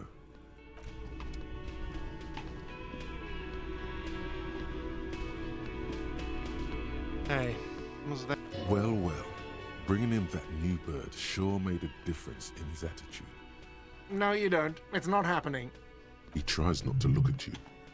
It's dangerous to acknowledge the karaoke man. By causing more trouble, I think we're good. The Whirling's not a charity or a musical therapy clinic. It's a commercial establishment. You're going to scare away the customers. It's for no one. It's a prop. I'm not letting anyone use it after the great karaoke catastrophe of '44. A lot of people got killed because some arsehole wanted to sing karaoke. Okay, yes, it's for some clients. Ha! Well, we don't have any tapes. They all got stolen. Got you, motherfucker. He's lying. But whatever, you don't really need his lame tracks. The man in the vest and the violet shirt stares at the tape you've just given him. He begins to frown. Hard. Fine, fine. Climb on that stage and do your thing. Just get out of my hair. I'll plug it in for you. Damn this karaoke machine. I'm having it uninstalled, he mumbles to himself.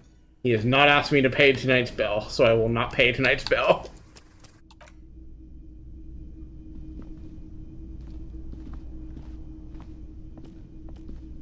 The stage is all set up for your performance. Feels. Well, I'm glad I fucking fixed my mic before this, even if I'm still gonna be bitter about that for the next hour.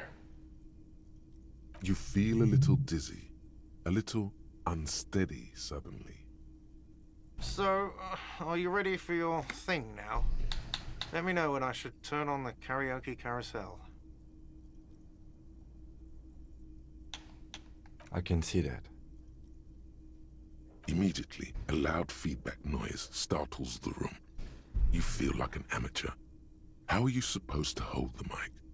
Should you just sing into it? Where should you stand? Hands. Where do you put your hands? This is a check that's made me more nervous, isn't it? Does someone feel like throwing up? I do. I figured.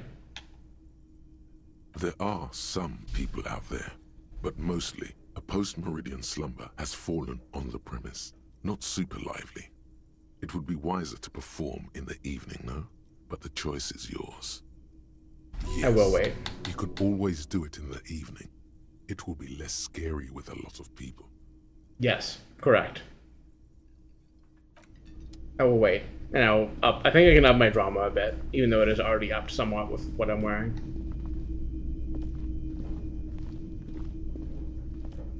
The woman in an RCM patrol officer's uniform winces as she notices you.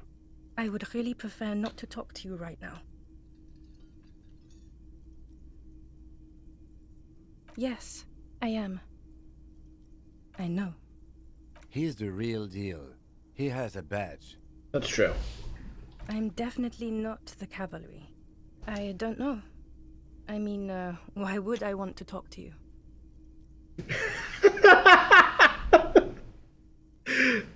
Do you now? Felt. Okay, fine. Let's talk. What did you want? What precinct? Fucking deranged lunatic. That's me, but could you give me any more information? I don't know what to say. Don't say anything, Judith. I'm just looking out for... No one. I'm just a man with sunglasses. And you are? Yes. A policewoman who just wants to do her job. That's all. Something about the man with sunglasses and you, the energy between you two, is making her uncomfortable. This is my ex-wife. That's my best guess at this moment. You look like shit. True. And I don't mean that as a metaphor. Like undercover? Well, as far as disguises go, this is one of the best I've seen. I mean, I could swear you're an actual bum. Oh, come on, Jean. It looks like it's been a rough week on him. It's not just this week. What do you want? Okay, so this guy is cool. He stands there like a statue, an angry statue, and he does not like you. Watch out for yourself, loser. That voice, so very familiar. Did you hear it when calling to your station and reporting your badge missing? Oh, really? I wonder where. That's the where you remember me from? Okay, then. It's probably... Alright, motherfucker, I'm gonna put all my cop shit on. I'm gonna identify you in a way that's definitely not embarrassing.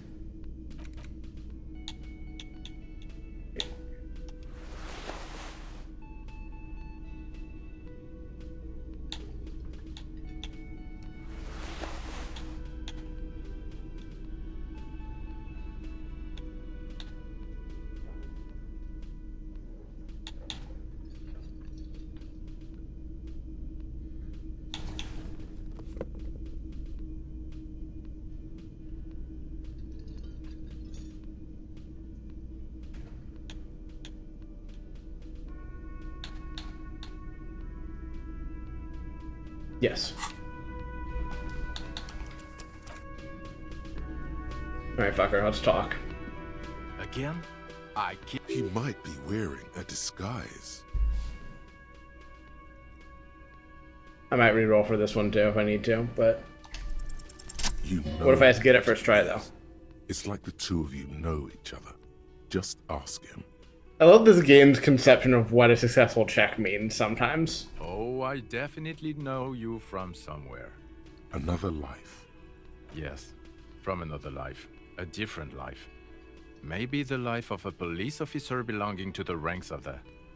To what station do you think you would belong in this alternate and totally fictional reality? Okay, that's plausible. That's entirely plausible. Now we're really getting somewhere. Somewhere good. Okay.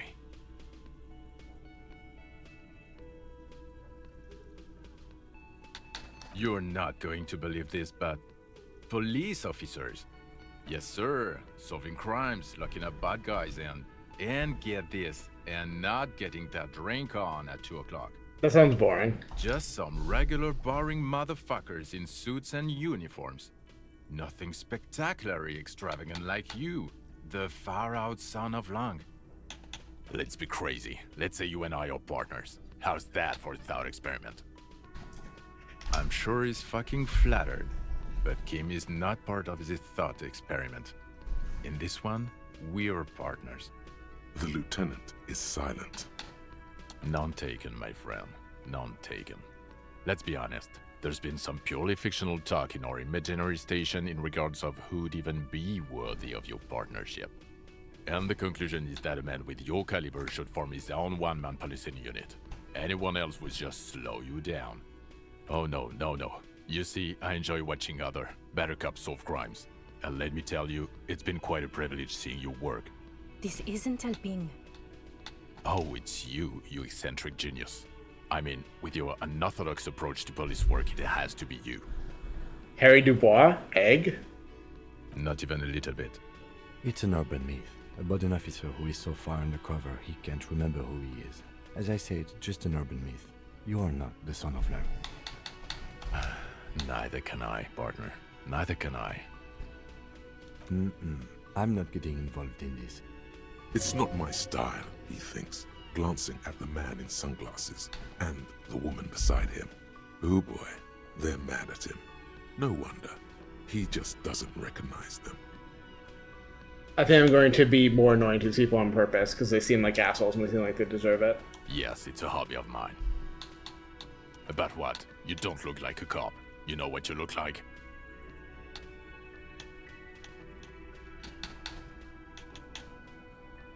No, not like a revolutionary.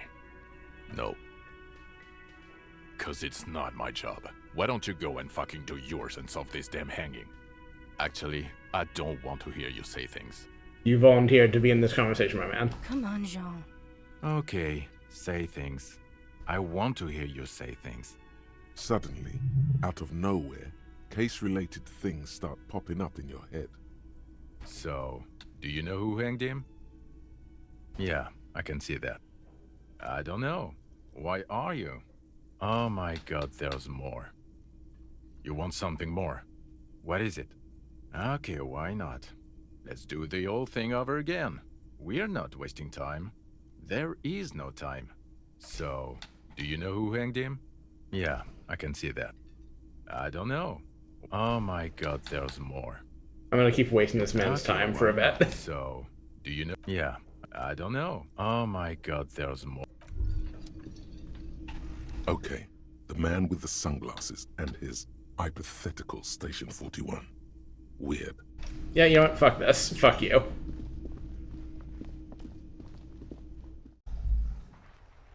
I don't need to dig into this thing where he hates me for whatever stupid reason, and she, possibly my ex-wife, also hates me for whatever reason. They can deal with that on their own.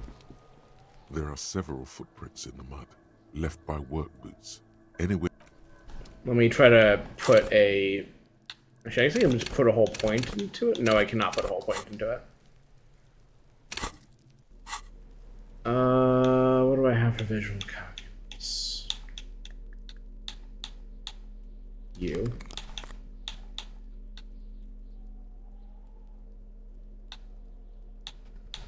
Possibly just that. Not that.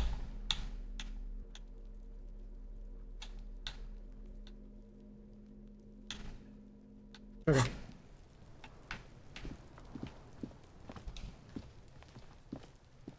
There are several footprints in the mud, left Fingers Anyway, crossed. Actually, you know what? Let's let this one's high enough that I will just, again, I'm trying to make more peas with just save scumming for these, because it's clearly what the game wants from me. There are several footprints in the mud.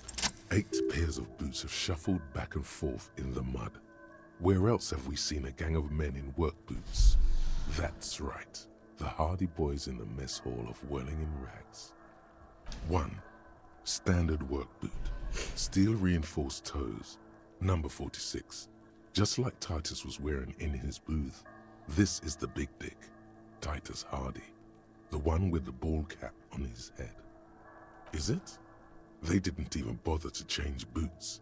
Putting them on the scene is easy. Maybe even too easy. Could be. 2. Standard work boot, steel reinforced toes, number 44. Either the blonde muscular guy, Glenn, or the young guy with a plectrum around his neck. 3. Hobnailed work boot, steel reinforced toes, number 43. The inked banger, perhaps. 4. Standard work boot, number 45 or 46. Theo, the old smoker. You think you even see a tiny fleck of cigarette ash inside the print. 5. Another standard work boot, reinforced toes, number 44. Same as before. Either the musician, Eugene, or the muscle-bound blonde, Glenn. 6. Light as air. Same make of boot, but number 41. Small like a rat, shanky. Better late than never, detective. The whole world is dark and the Thanks, tracks visual blurred in calculus. it with strange beauty. 7. The glowing outline of a standard work boot, number 46. The imprints are twice as deep as the others. The weight exceeds 200 kilograms. Fat Angus, carrying something? 8. Another standard work boot, number 44. There's an aberration in the pattern of the sole. The right sole is smoother, more worn. Curious. A missing 8th Hardy Boy. 7 sets of tracks, right? The Hardy Boys were here. That's all? Interesting. Then one of them seems to be missing. Anything else out of the ordinary? Interesting. Let's name it the Old Soul. I wouldn't be surprised if this was the missing Hardy Boy. Wonder who he is. Someone operating a workbench with a pedal? Like a joiner at the harbor? Or maybe a drummer? No, it's not. Forget I said it. We are do not looking possibly for know where a drummer is. Perhaps it could be a driver. A driver would wear out the right shoe before the left. The accelerator is on the right. We should keep our eyes open around the traffic jam. See whether anyone strikes out as a potential suspect. Seems prudent, no? I'm guessing that's the skinny Hardy Boy. The one with his front teeth missing. Yes, well, he did look a bit like a rat. You're right. Do you think those prints belong to him? I could still be wrong, but I'm probably not. 200. This could be the combined weight of 2 people, one carrying the other who's tied up. Let's say a heavily built worker carrying a similarly built armored man. Maybe it was a fat Hardy Boy, the one sitting in the middle. He might be right. 200 kilograms of living weight is unlikely. Possibly, yes. A week, maybe? 7 days would fit the time frame provided to us by the caller, who reported the hanging. It is not impossible. I pulled last week's forecast for coastal Revachol. 7 days below freezing. The day before, the day of his hanging, was the last warm day. Correct again. Sub-zero temperatures would preserve the tracks in a good state. The commotion here could have taken place a week ago. What do I think? A mob of people brought something heavy to the tree. One of them was carrying the victim. They shuffled around, especially under the tree. Then, after hoisting him up, they stood in a semicircle facing his direction. At first glance, this appears to be a lynching. Indeed. They all stood in a row here and looked at the tree. So far, so good. Only one thing missing. Of course, there were 8 tracks, but there are only 7 Hardy Boys. There's one pair missing from the Union box. The 8th pair. I'm going to say it was our Old Soul. Yes, I doubt the Hardys are going to tell us who this person is. For now, it's best if we just keep our eyes open. I'm sure Love to do our honest police work. will eventually lead us to the Old Soul. Being a cop thing, bad. The part where I get to be a detective, good, actually.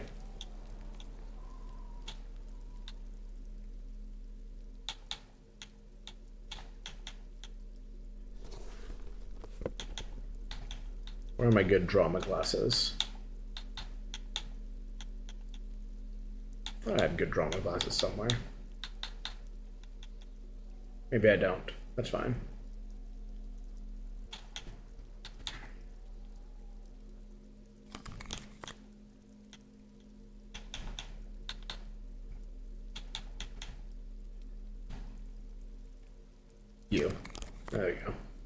Perfect.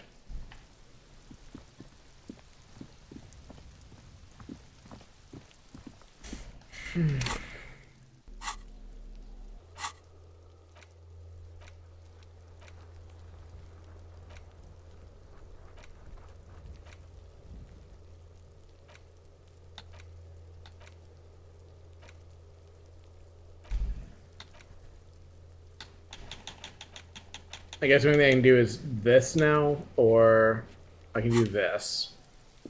And I guess I need to probably phone a friend to figure out who the fuck I'm supposed to talk to at the intersection, because I have had no idea how to progress on that for 3 days. But let's do the... What did I just say I was doing? Apartment number 20.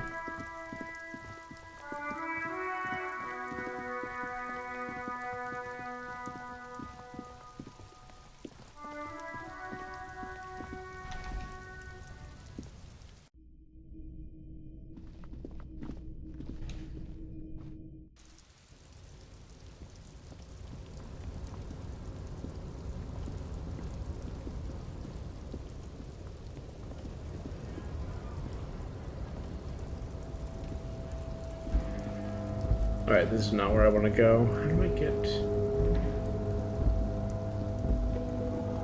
Oh no, there's a door to the left that I want to use.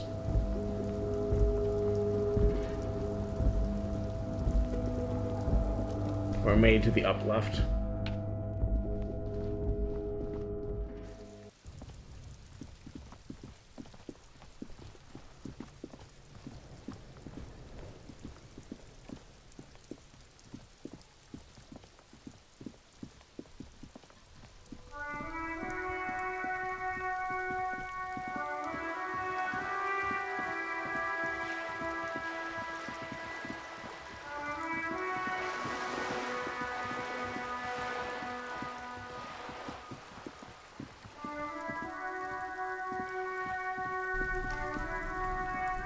Just an ordinary wall.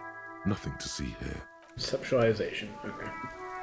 I'll try to remember that wall the next time I've activated every time I've had the chance, but I think I will need to wait until I have a reason to put points into conceptualization. I may even need to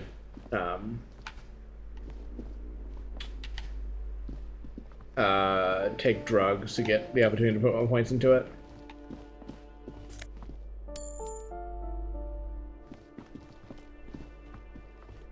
You hear someone walking around inside. Must be the old lady. Oh no, it's you.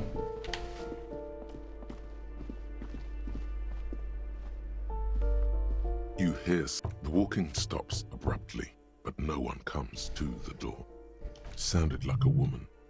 A woman's shoes. A poor communard from the looks of it. The room is barely bigger than a closet. That was not any of the text on the screen. Do I have to open the door? Do you have a warrant? I'm not obligated to open the door if you don't have a warrant. I do not have a warrant. Let's go. We don't have a reason to get inside that apartment. I'm going to talk to her if it would give me the opportunity, but I do not in fact have a warrant, and she is correct to say that she does not have to open the door if I don't have a warrant.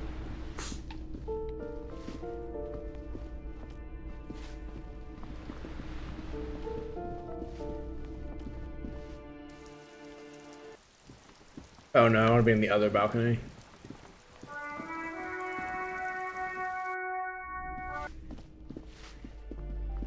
All the way over here.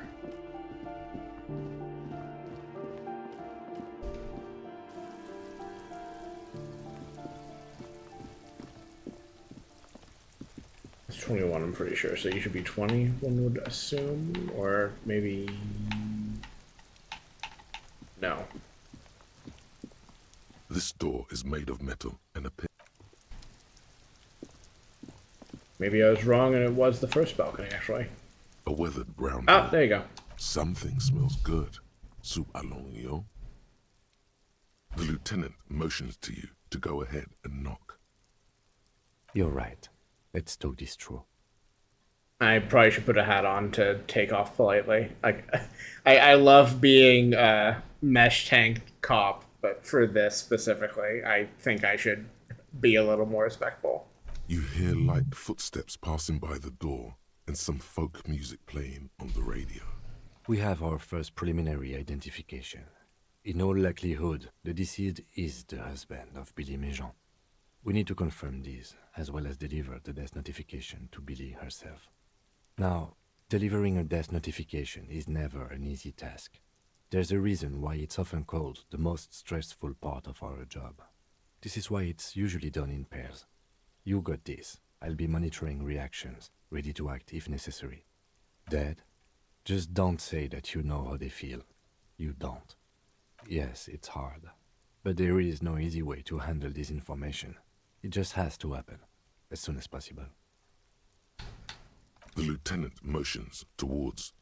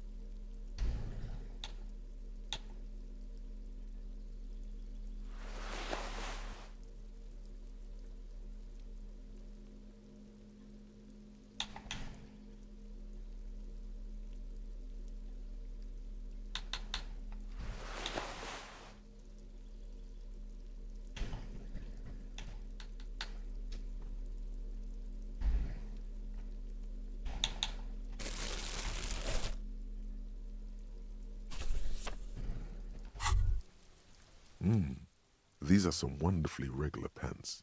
Not too tight, not too loose, moderate in every sense.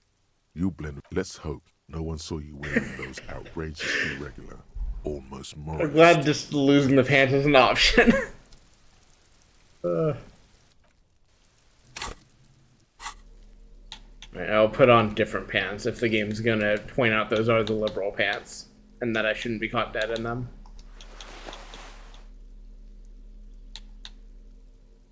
Sure. I still think it looks better with the jacket, but I'm not willing to let the game lead me down a garden path with those. Alright, let's get this over with. A weathered brown door. Some things. The lieutenant motions to. Hello? Who is it? And someone turns. I did just save, right? Oh, I already committed, so.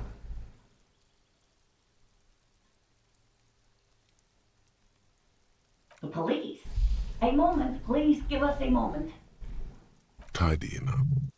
Nervously. Come in, the door is open.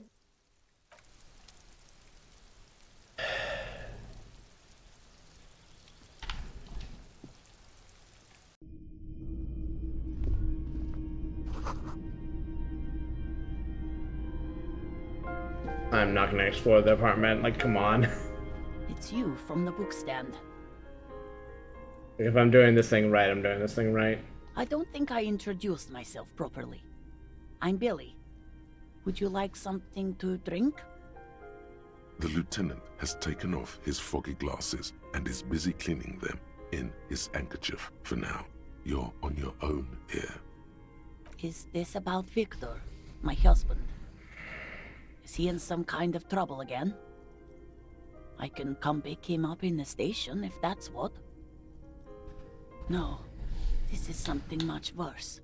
Is he in the hospital? How bad is it?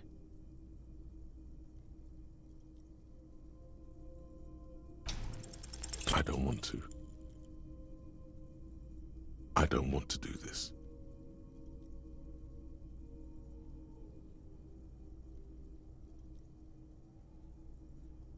Do what?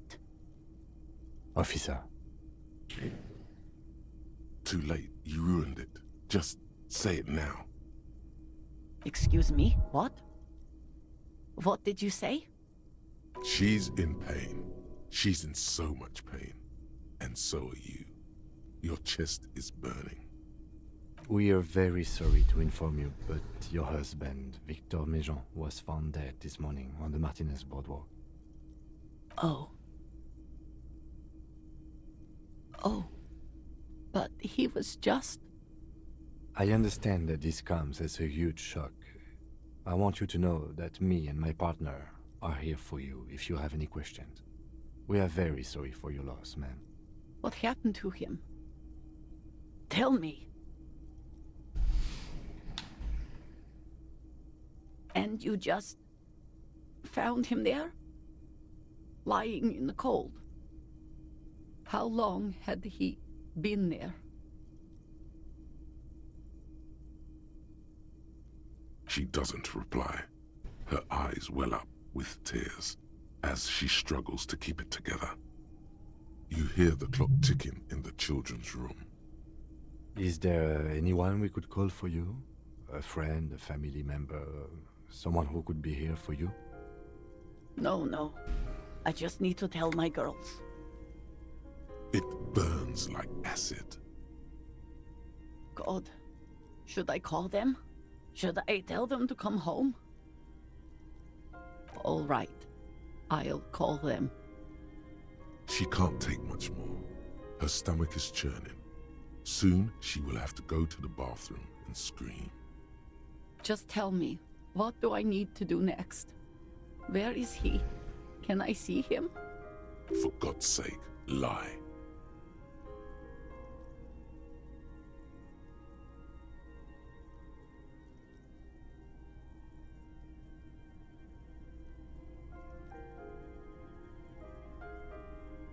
I'm trying to evaluate if lying and saying he's in the morgue is helpful here, because surely she'll still want to see him. And it reads like the angle is that it would be better for her to see him in the morgue and, you know, process somewhat than where he's dead on the boardwalk.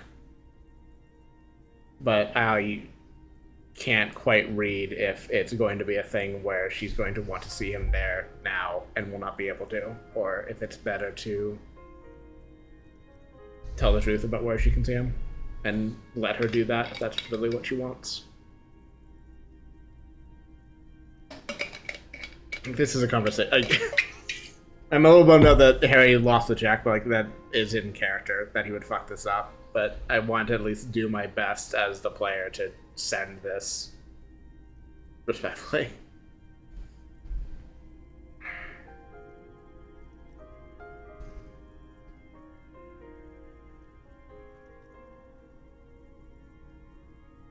I'm gonna take drama at face value and say he's in the morgue and see what happens. And who should I contact? He was taken to the city morgue. The Okay, local so that coroner was the will be right pick. contacting you shortly to arrange the Or funeral. one the game will roll off at Here's least. his number, in case you want to contact him earlier. Is there anything else that the RCM could do for you? No, I'll call you if something comes up. I'm still a bit... I would love to say nothing, but that is not the option I've been given. Again, if there's anything we could do for you, then don't hesitate to call the RCM, ma'am. She just nods, distant and inconsolable. The bed springs rattle beneath her as she begins to shake. These are her last reserves of strength. Her muscles will give in soon to a scream. I'll take it from here. Thank you. We should step outside and talk.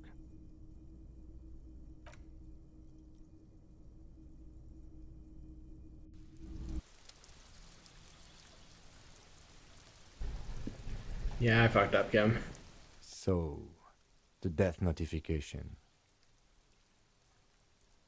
It's alright, don't worry about it. I'll call the station when we're finished with the day, and let them know the name of the deceased. There's not much we can do for them anymore, I'm afraid. They have to. It's not your place to live their lives.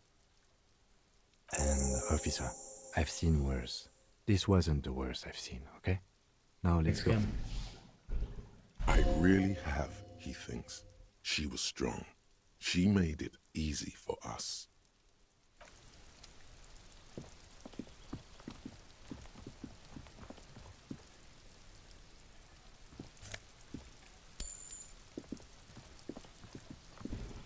Well, that's that. Now I find something else to do besides giving widows tragic news about how they are widows.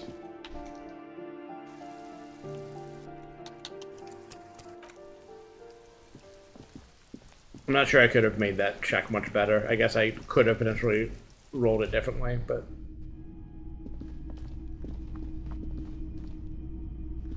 I don't need to examine the racist mugs anymore. What else do I have that I could be doing? Starting the traps. I guess I could look at this. Waiting.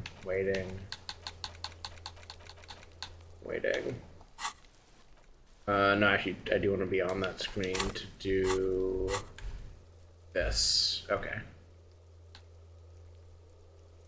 No.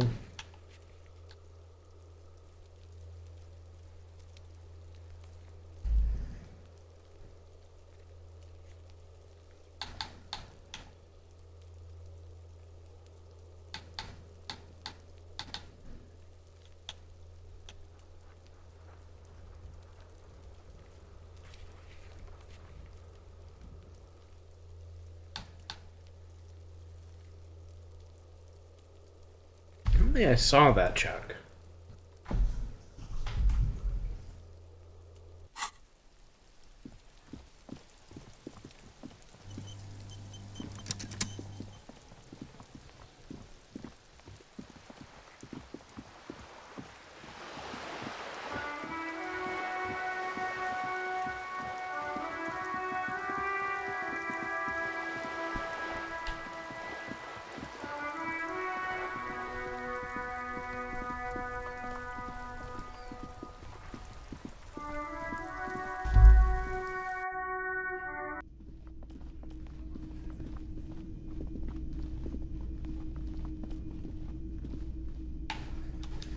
Nope, incorrect. Let's go... Oh no, that was correct, never mind. It didn't look like it was the prompt for the stairs. It looked like it was trying to direct me towards the stage.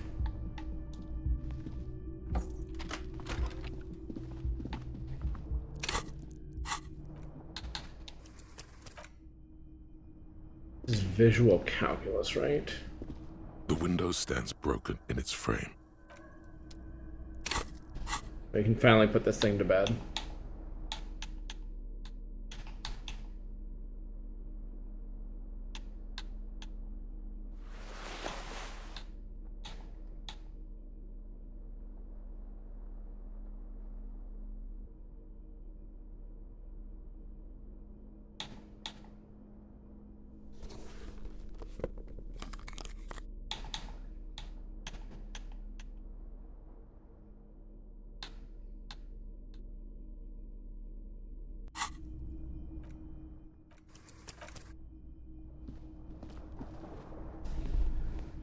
The window stands broken in its frame. Cold wind, the shards face outward. Whatever broke this window came from the inside. A fine web of scarring covers the back of your right hand, but none of it is recent. More likely a projectile than a held object. There are no fragments on the floor from pulling a tool back in after impact. It is too large for a bullet, yet too small for a piece of furniture. You're looking for something heavy and larger than your fist. The shoe you found on the balcony fits the hole almost as well as your foot. It would have also been heavy enough if thrown with force.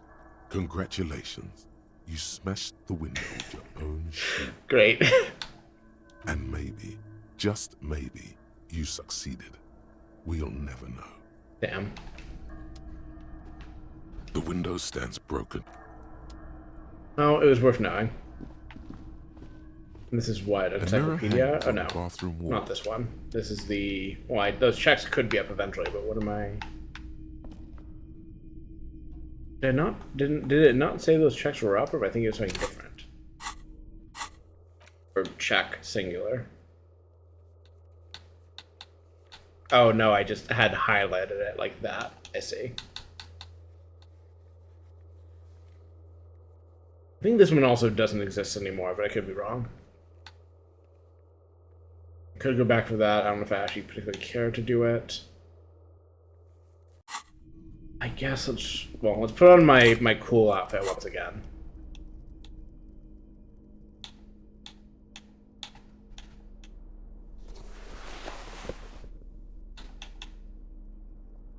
Not you.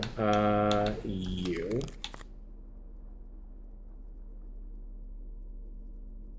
Yes.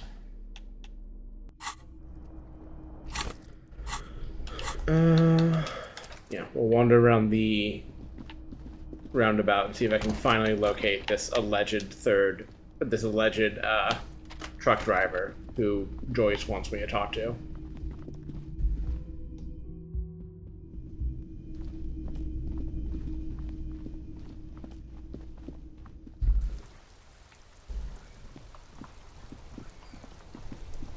The trucks don't appear to have moved, which would have been one way that maybe something would have changed here, but...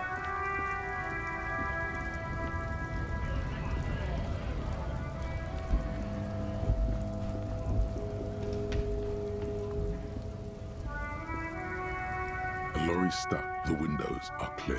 Fumes of heavy fuel oil waft. Likely, yes. He was acting tough before. So the only like drivers I've found are the poet guy who I've already talked to, the hail driver who I've already talked to, and the racist driver who I've already talked to. But apparently none of them are the one that Joyce wanted me to talk to. So I'm a little lost as to what I'm supposed to be doing here.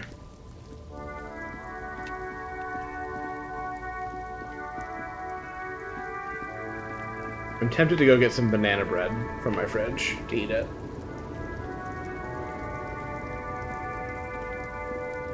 Lowman, you caught me at an opportune moment. This awful weather keeps me awake. You can entertain me with your questions. Of course not. To truly understand the Boyadero, you need to listen. You might have to point me at what cab you mean, because I've not seen any that seemed examinable. It's an old ballad about a young girl who falls in love with a daring Boyadero. He promises to marry her as soon as he returns from the Western Plain. Of course not. The Boyadero returns from the Western Plain a changed man. One night, as he and his beloved are out walking along the river Maigret, she pleads with him to give up his riding and settle down. In the background, you can hear the orchestra swell as the screen fills with the maiden's imploring eyes. So the Boyadero strangles his beloved and throws her. Not where I thought that was going, yeah. Then he rides off, because the Western Plain is calling to him. You have to understand, a true Boyadero needs a whole horizon to himself. He can't be tied down by man or woman. His beloved was selfish. She didn't know what it meant to love a Boyadero. She's just a distracted old woman. We should maybe let her get back to her things. You hear that, Lowman? I don't think your partner likes you spending too much time with me. A pale dream is what it is.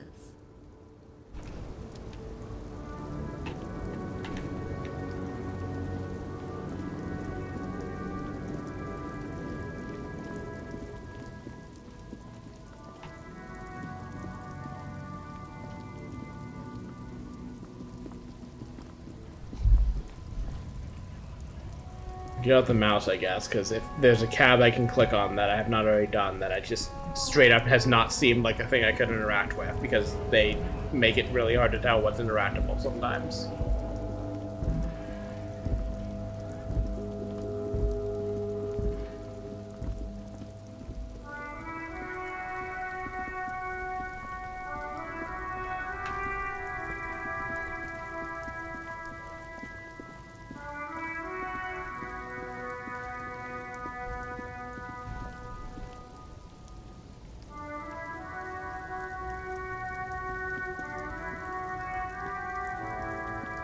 Or what's walkable, for that matter. I mean, not that I know of. There's also allegedly a fast travel feature, but I don't know how that works either.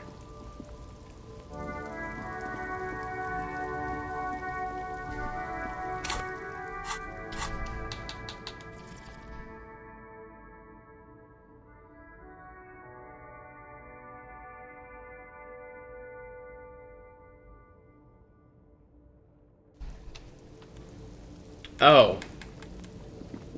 I guess there is one. Tutorial built into the game, and yet it doesn't show you anything actually important. I see. I'm being a little mean, but this game has consistently made me feel stupid, and I don't really appreciate that.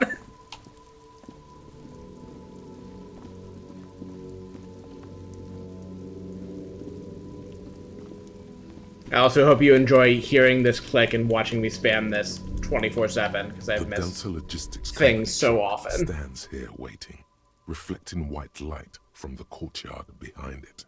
You knew it would be here, blocking the gate. Yes, people hard at work at their desks. They can barely tell if it's day or night anymore, because the lights in the building are so uniform and bright. Who knows when they'll come out? Good, that might just cramp my hand is the thing. Which is a problem I was already having during Celeste. Irony. They're yuppies masquerading as Mazovians. Or was it Mazovians masquerading as yuppies? Even they get confused sometimes, out here in poverty-stricken Martinez. Because this is a place of mystery. Whatever's going on there could hardly be of any consequence to our ongoing investigation. You can come back to it on your own when we are done with this case.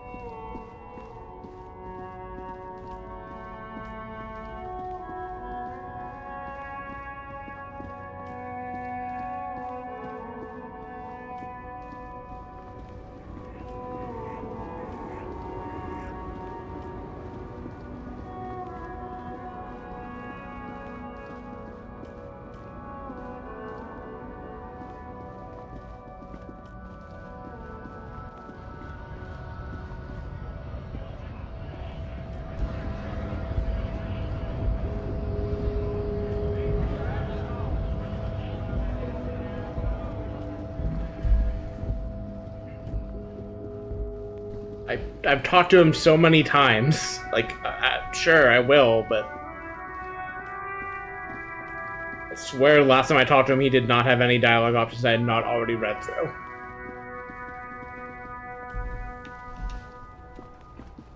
Still here. Stuck in this damn jam, my man. Nope. Don't smoke. Some of the other drivers do, though. There's still a few around, waiting for the jam to disperse. Or waiting for the sweet release of death. Hey, isn't he, like, smoking right now? The smell is in the air. Okay. But this is my last one. And it's a bad habit. You should quit before both of us have lung cancer. Are you sure you don't already have lung cancer? I got nothing.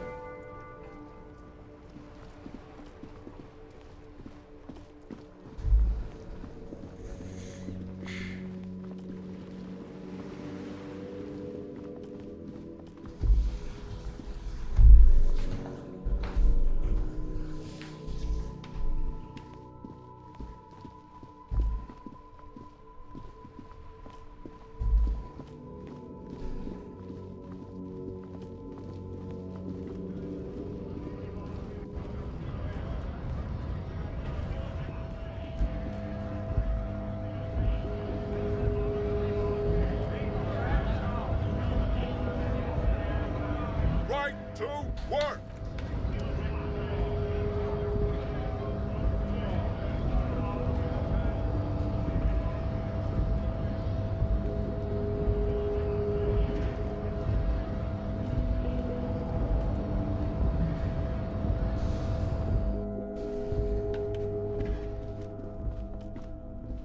The file cabinet stands steady as ever. The drawer slides.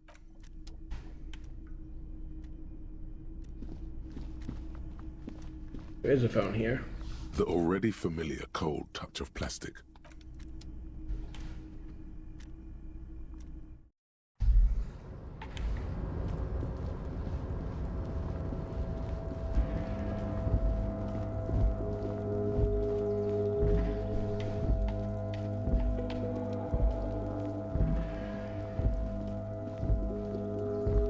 This is the...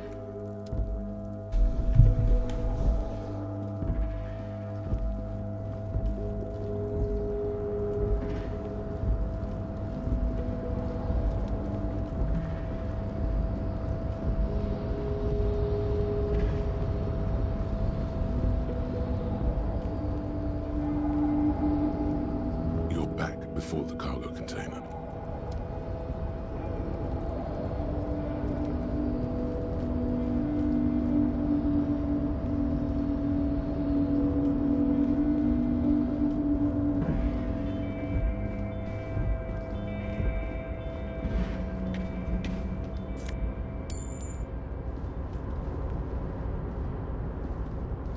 Oh, hey, mister. I knew you'd be back to talk with old Leo here. Yes, I did. It's like Lady Larice said when she opened a bathhouse in the basement of my apartment building.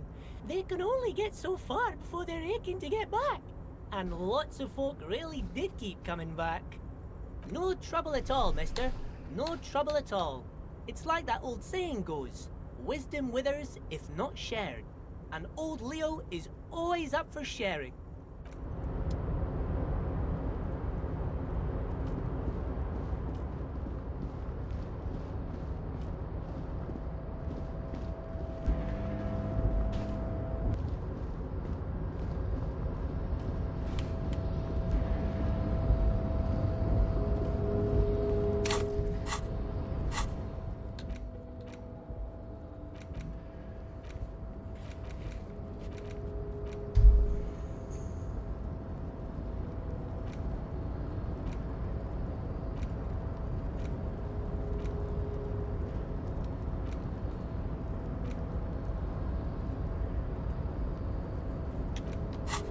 I guess I can go look at the corpse again and see about that inspection check or whatever.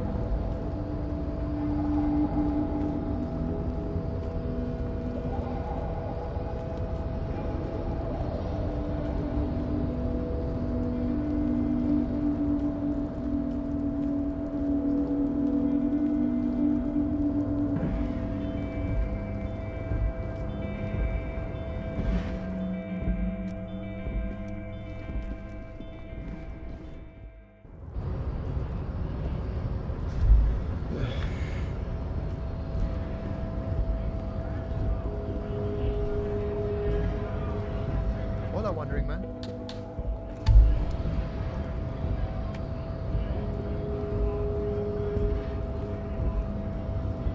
Feel free to guide me right to it, because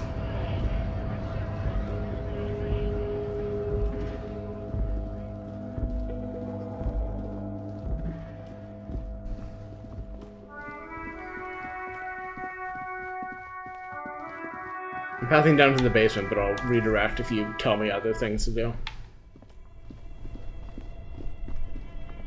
Two cables.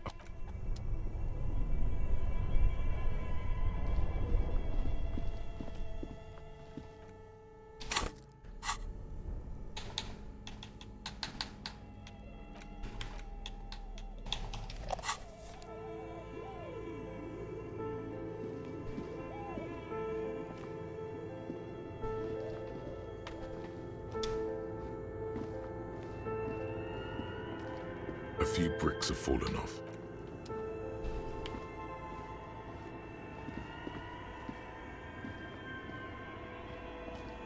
I saw something about a drawbridge, but I did not actually see the prompt to actually knock it down now. I can head back over there in a second.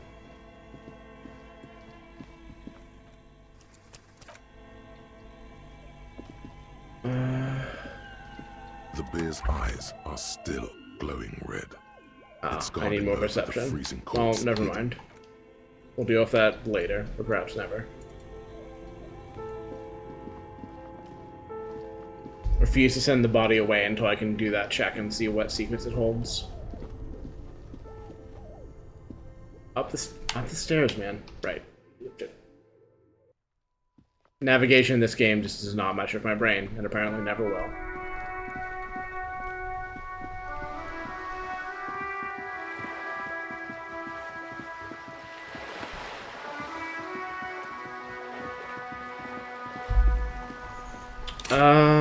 Six, apparently.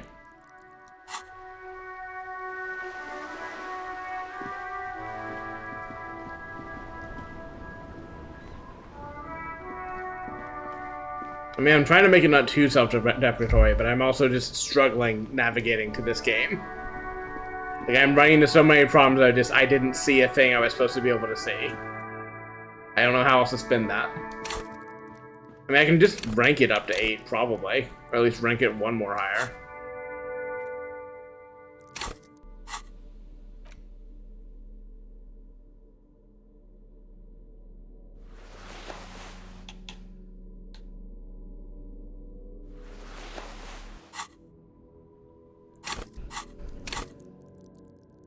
Can't do math. Was one of those a minus?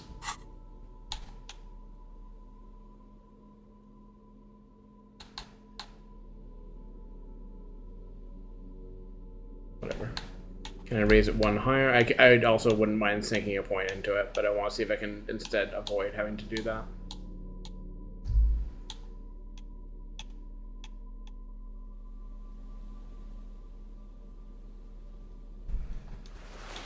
That is the same. I see. I think I didn't realize these were also electrochemistry.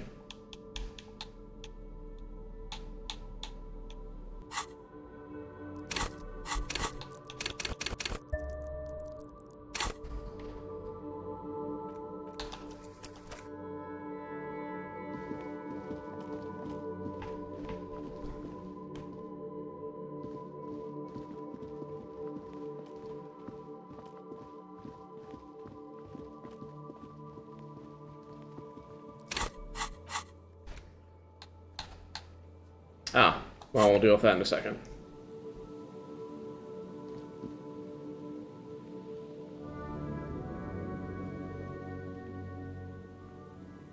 There's a trap in the reeds at your feet. Looks like the same one you saw Morel set before. The reeds bend forlornly toward the sand. The constant, distant song. Locusts are crawling around in the trap, confused but uneaten. You see no carnivorous reed phasmid gorging on them. Big surprise. Anyway, 1 down, 3 to go. No, you weren't. Thanks, Gavin.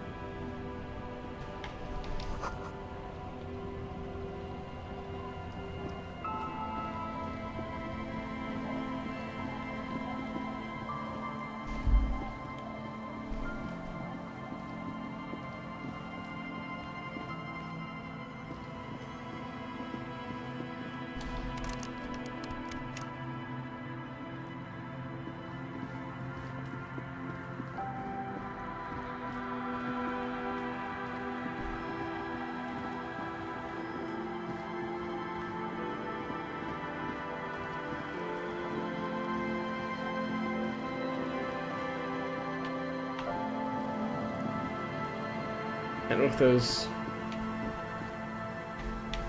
I don't know if I know what you mean.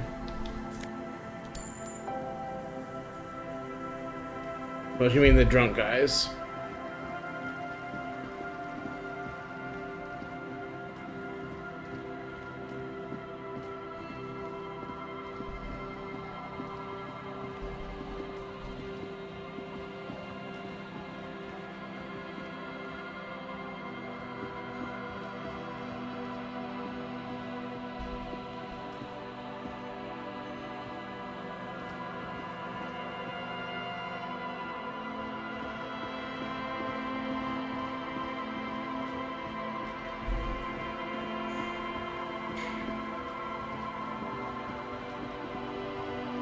I'm also actually gonna take a break too. We'll be back in a second.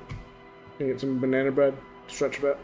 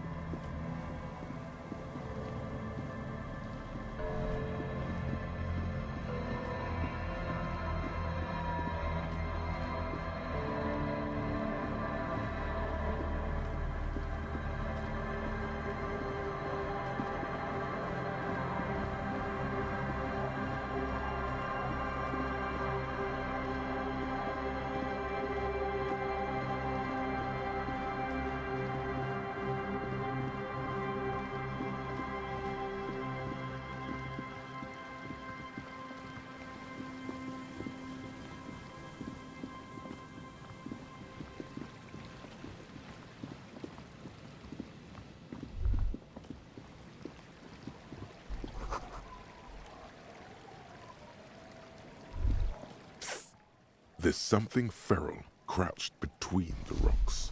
Something primal. Something forbidden. Back away, very slowly. There, by the water. Hell yes.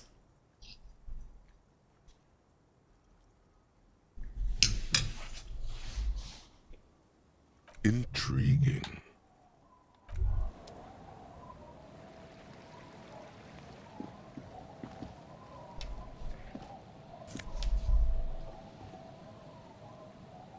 I'm glad I found this, but I have no idea where the makeshift bridge is. All right, what's this got for me?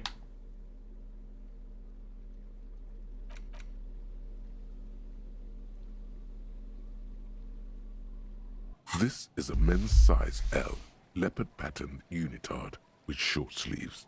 There are bits of seaweed stuck to it. It speaks to the animal inside you. Say more. So I'm going to be eating banana bread and drinking sparkling water off and on. So my tracking is going to get all kinds of fucked up, probably. Actually, this is a leotard, not a unitard. Unitards have legs. I see. Slow and steady, boy. You know how to handle this. Drop it now.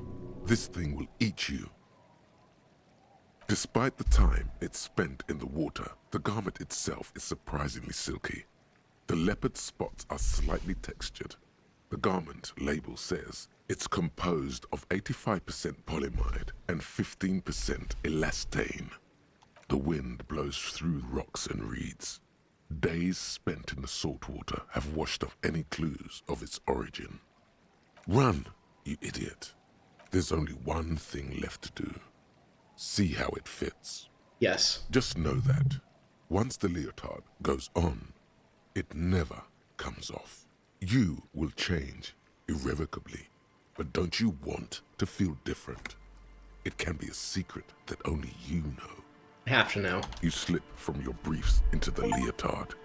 It's very tight. You've never been cradled so firmly before. Putting on the garment feels like stepping into a warm summer lake. The silky warmth engulfs you.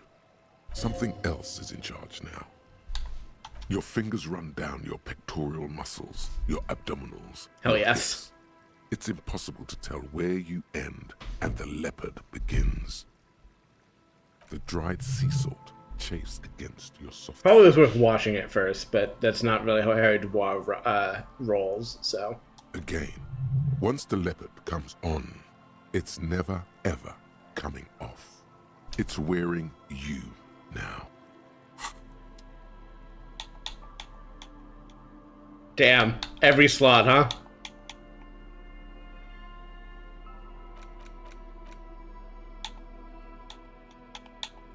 Or can I wear stuff over it?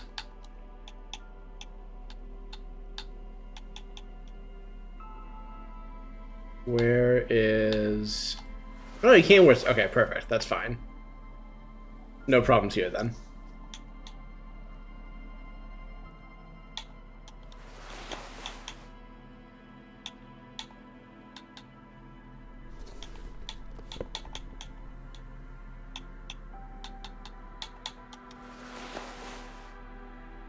Listen, this is wearing the bodysuit doesn't mean we can't be wearing our other clothes on top.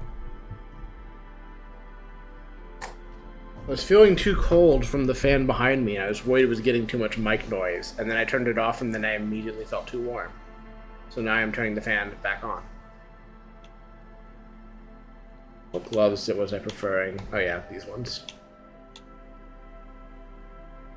I don't know what that ding indicated.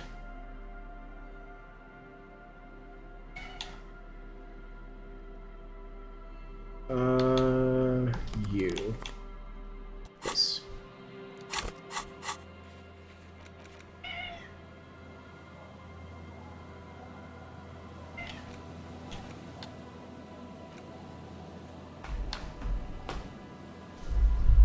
Finish up over here, baby.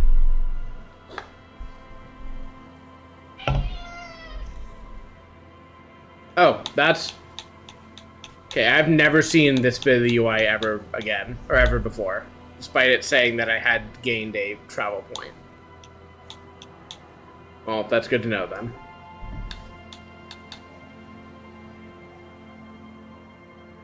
I'd love to do this while I'm here.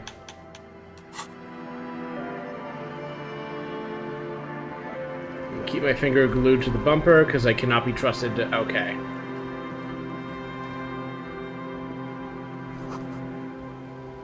How do I get over there? Yeah, I did not register that was a drawbridge at all, I don't think.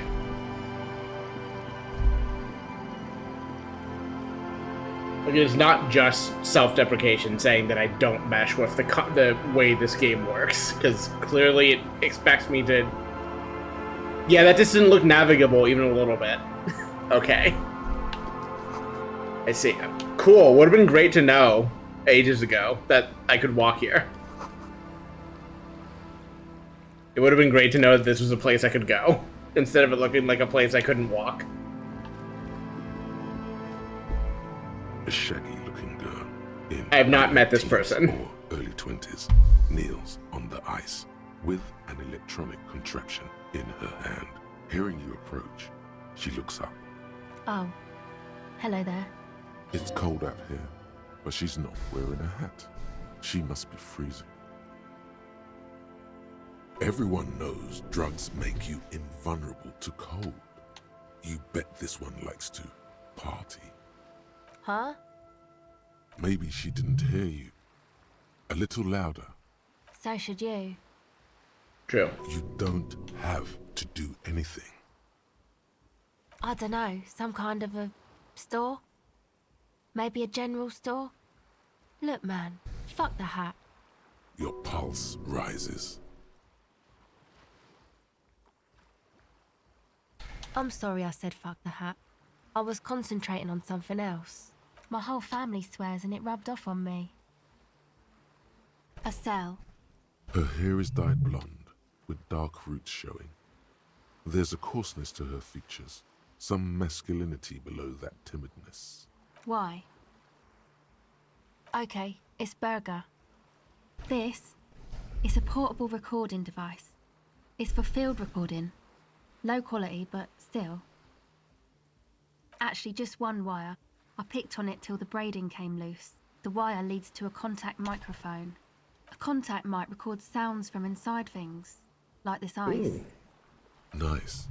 You could maybe bug someone with it. Wiretapping. The mic? I don't exactly know. Somehow it doesn't pick up vibrations from the air. The book said it only picks up structure-borne sound, if you like technobabble. Okay. Recording, I guess. I think I'm recording cracks in the ice, but there's no way to tell. Not without headphones. I think I just recorded your footsteps too. Not sure how that will sound. My boyfriend sold them. I don't know, man. Things. Just stuff you need for life. A lie. They were probably pawned off for something suspicious. The musicians in the Elysium used them for making music. They looped the stuff, cutting the tapes together. They make music out of cracks in the ice and keys jangling. Crazy sounds like that. It's hard to explain. Anyway, I thought I'd make some too. It's supposed to be, like, a music place anyway. I don't really know what I'm doing. They use synthesizers too. I don't have a synthesizer. She is on some kind of stimulant, amphetamine or methadone, and its effects are wearing off fast. She will begin to experience more and more valleys now, and fewer peaks. Take this, your call. No, man, fuck that, I'm cool. I'm sorry I said that. I'm sorry about the fuck.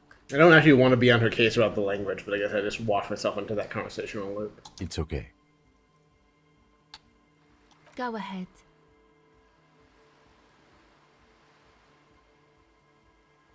Sure, why not?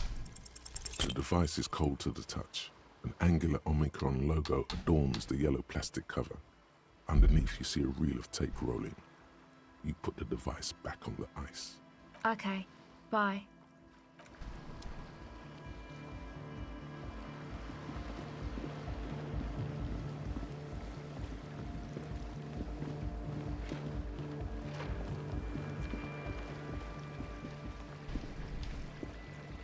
pane of Eternite has been planted into the snow.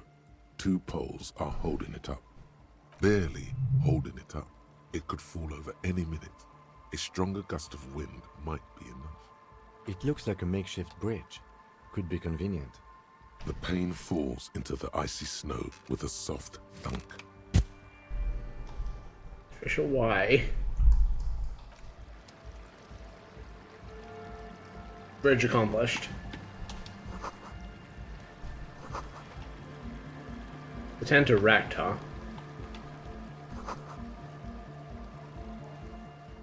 Trisha is watching the screen that has the tracking on it. Once again, it is moving and she is interested in the movement. The tent is just tarpaulin fabric covering a pile of stuff. The flap is open. Inside, 3 young men are listening to some new form of music. It's like nothing you've ever heard. One of them looks at you. Come on, get in and close the flap behind you. The warm stuff's getting out. Sorry, we barely have room for one. You go ahead. I'm too old for this. I'm pretty sure I'm also too old for this, but let's go ahead anyway. I'm actually not, he thinks. I just dislike delinquents. I'm sure you will feel right at home. Come on, Kim. Don't get to do me like that.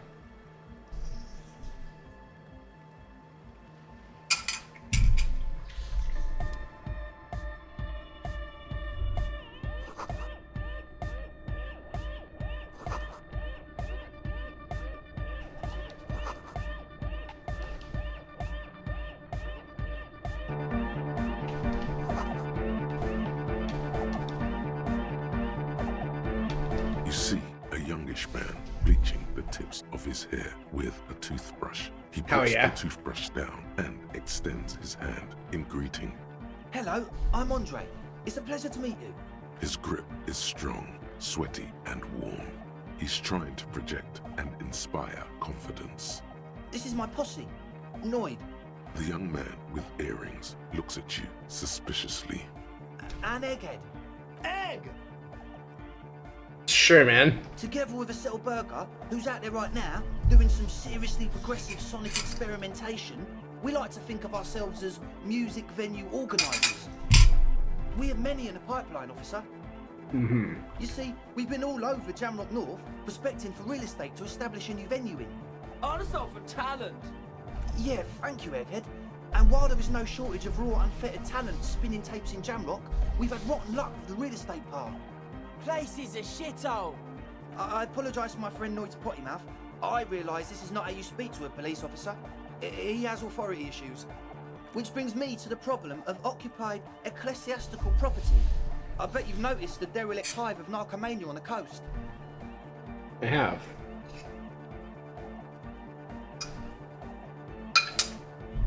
An attempt to pander to your perceived conservative sensibilities. Do you think I've gotten in on property? Is that why they're being like polite with me? Narcomania with a straight face. Don't fall for it. I'm talking about the church, and I'm not exaggerating. Even a place of spiritual refuge can become a magnet for all sorts of dopeheads and burnouts if left unattended. Dopeheads! Burnouts! Well, I'm sad to say, that's exactly what happened. Sad because we were just about to put Martinez on the map with one of the maddest dance clubs in Jamrock. Nah, strike that, in Revachol. Strike that! The world! Damn. And sadder yet, because the dopeheads and burnouts holed up in there are the worst kind.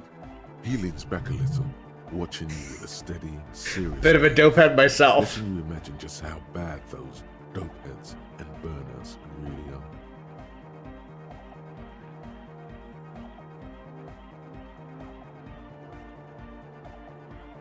They're spooky. I was hoping you would be the judge of that, officer. All I can say is, their spookiness is the kind that keeps us from restoring this church into a community centre and a place of spiritual refuge. Also, they don't eat or clean the building. Shit's gonna collapse. People just wanna spin tapes without them spooking it up. No, you can't sit there. No one can dance like that. Thank you, Egghead. So you're gonna look into it, right? It should be a police matter. Getting them out. Whatever spooky stuff they're doing, I'm sure it's not what the Ecclesiastes meant their property for. Sorry, I knocked a cable hold off my desk. I'm trying to put it back before it drags the cables down. It puts too much tension into them. I used to have so much space on this desk with the way I rearranged things, and then I filled up all of the space with stuff, and now I don't have extra space anymore. It's weird how this happens.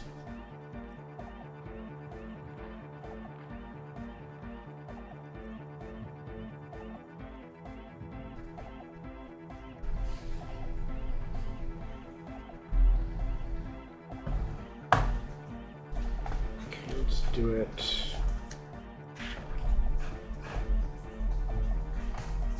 Like this, perhaps? So I realize the tracking is getting fucked up again, and probably even my voice into the microphone.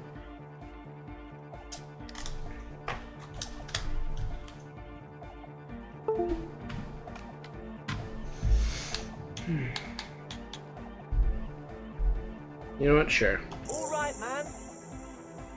Andre's obviously very happy you took him seriously. The whole tent is. The boys exchanged giddy looks. Yes, I asked Noy to install a measure against more drifters wandering in. It's a temporary fix, just something to contain the situation. I had to do it in an hurry. Not my best work, but it should hold for a while. Not long, like a week maybe? I'm super sure they're alive. I mean, come on. I'm at least 90%, maybe 85% sure they're still alive. Okay, I'm sorry. I'm sorry too. I guess it wasn't very hardcore of us to... Yeah, it's kind of fucked up. I'm going to investigate this and see if I want to hand or help these ravers do whatever the fuck they want with this church, but I've not formed an opinion on whoever they've locked in there, and I also do not endorse locking people inside a church as an officer or as a human being. Of course. Noid, give the officer the key. All right.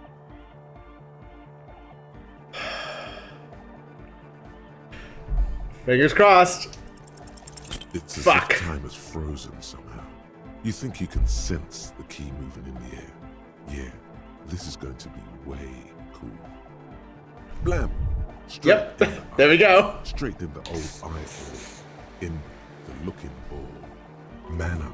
It's nothing. Pick the goddamn key up. Put it in your pocket and move on. My bad. As always, we'll be right here, waiting patiently for the news. Yeah!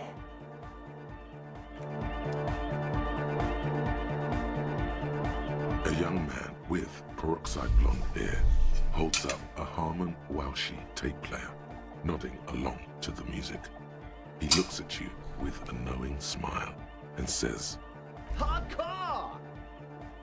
Hardcore! Hardcore to the mega! Internally coherent. Sure. Good morning, yeah! 1, 2, 3, Yakokata, the place to be!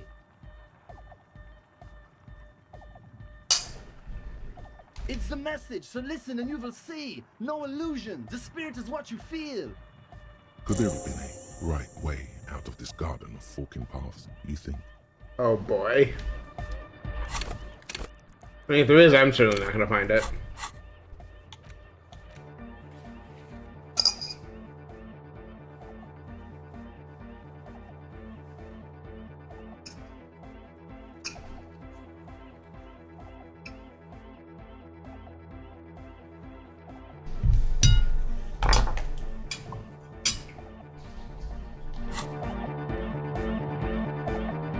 So you had a talk with Andre, and now you want to discuss things with Noid.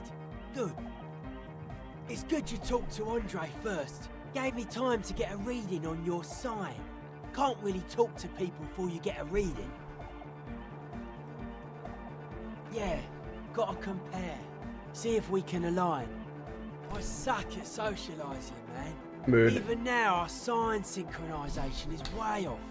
But I'll see what I can do. A sticker? You mean the yellow one? Can you describe it to me? Seems like my creation has found its way into the legal bureaucracy. What did you want to ask about it? The dead guy smiling. I see. He defeated history. We are living in the age of history, and in the eyes of history, we are always already dead. How can we ever smile then? Because history is a lie, and so are its deaths. I see. Present moment and life are the hardcore. The hardcore expels death. Or maybe he's not dead. Maybe he's just really excited I've been there. about the beats. Or drugged out of his mind, come to think of it. Or drunk, or in a clinical coma, or glad to be dead. But those versions suck. Or I guess one could write an entire treatise on the thing. But what for? Nah. Still strongly out of sync. I see. Stage gamma disalignment. You heard me. The hardcore aesthetic is esoteric. It's not meant to be discussed with the law at this moment.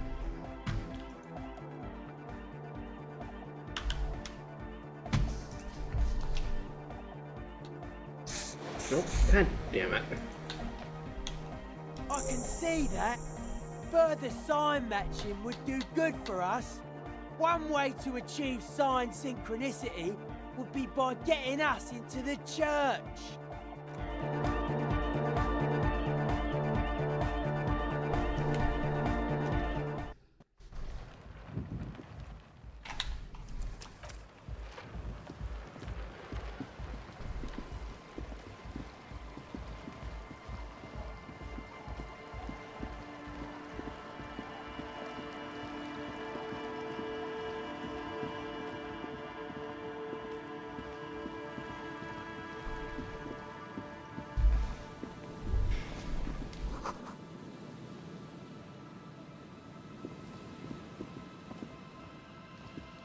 Heavy wooden doors. The lock turns. Let's go.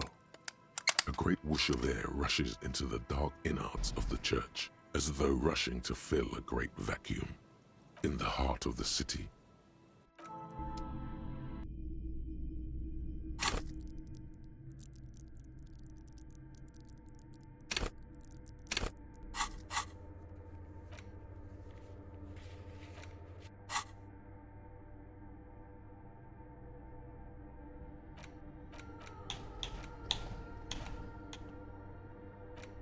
I want to keep one of these open just in case, but I'm not going to spend my last skill point just yet.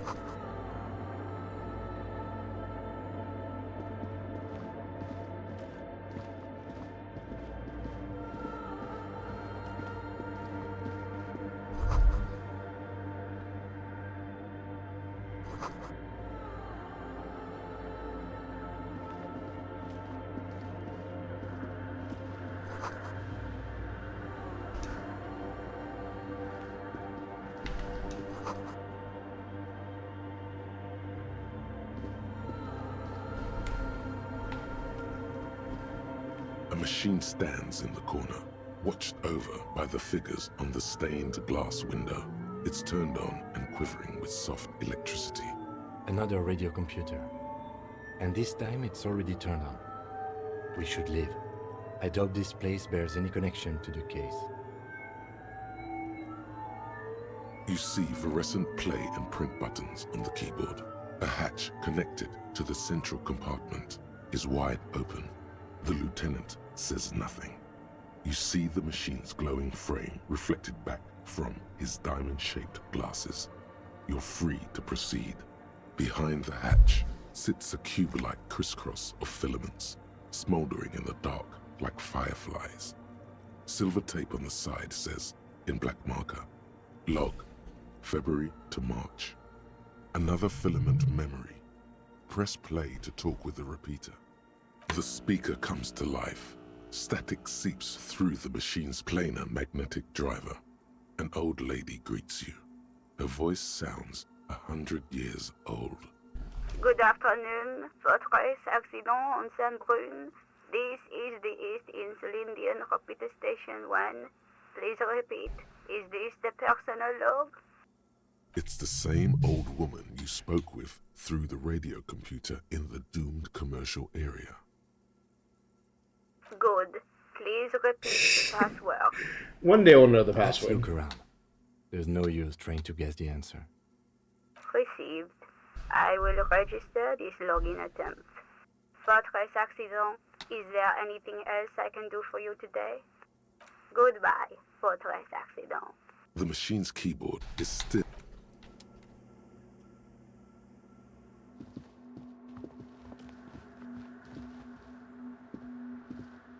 In white, silver, and apricot faience, the young mother of humanism stands above you.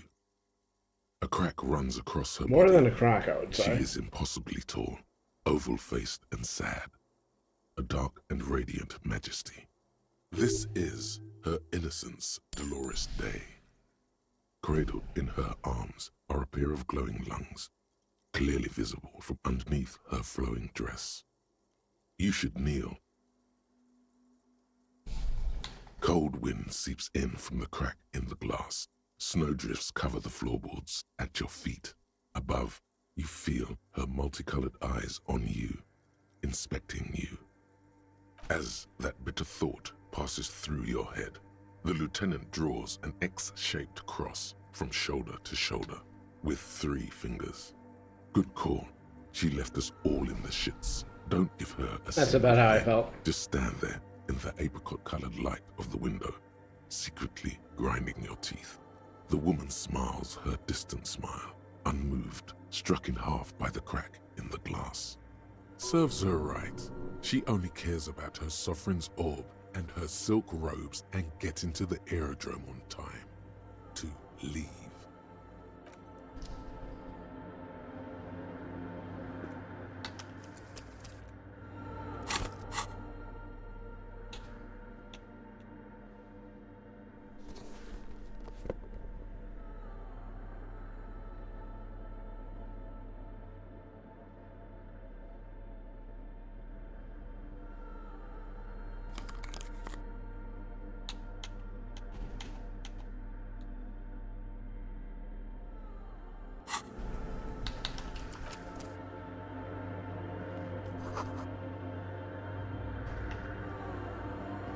The mother of humanism stands above you, a precious and complex as the shards glimmer in the dark.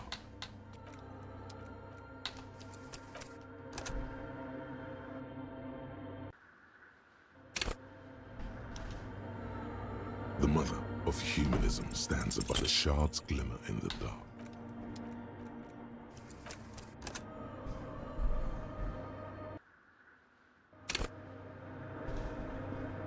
The mother of humanism stands above you, a precious as the shards glimmer in the dark.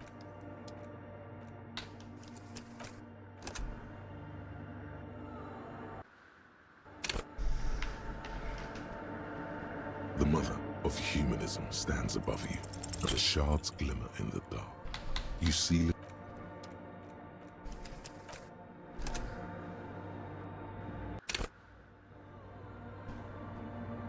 The mother of humanism stands above you, the shards glimmer in the dark.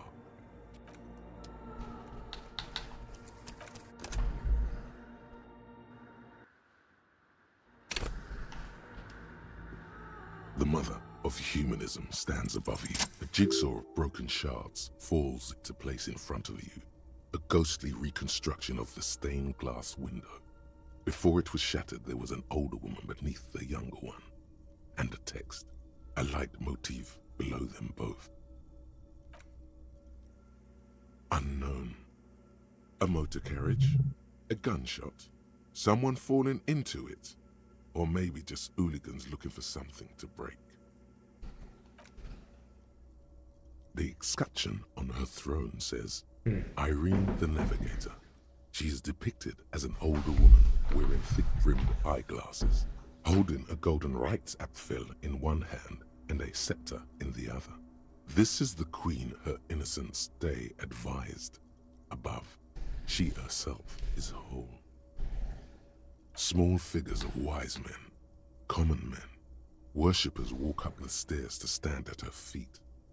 Secret servicemen, 30 years, stand in a row guarding her. It must have taken years to produce this work in all its dizzying detail. Below both women, in luminous black letters, Après la vie, mort. Après la mort, la vie de nouveau. And then, along the left side, Après le monde, la gré. Après le gré, le monde de nouveau. Death, life again. After the world, the pale. After the pale, the world again. This exaltation is common in Dolorian sacralism. In the early years, it was even incorporated as the RCM slogan. No more, however. It was deemed subservient to use a strongly moral intern-related motto. We already suspected of bootlicking. The sentence was also seen as too feminine. It was a macho thing. Justice, union, prudence, and force. I see. So do I. The mother of humanism towers above you, a wax painting on a cracked pane of glass. Nothing has changed in her expression.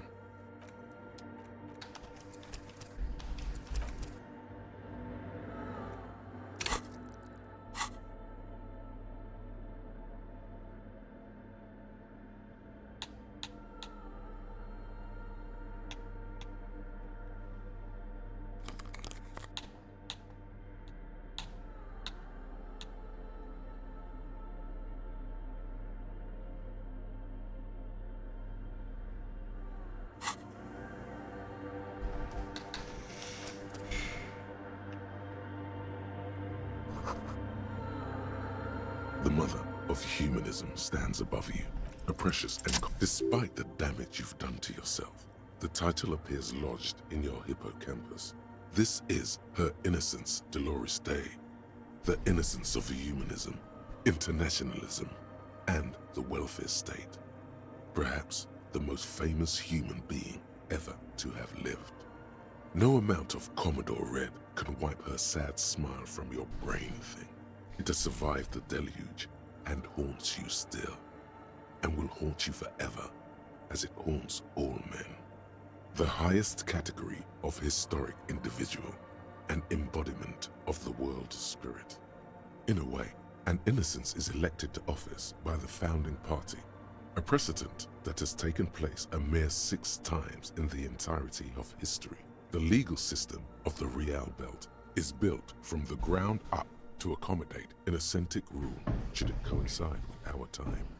An innocence is infallible. The decisions made by one are not decisions. They are inevitabilities. What would have happened anyway? Only accelerated.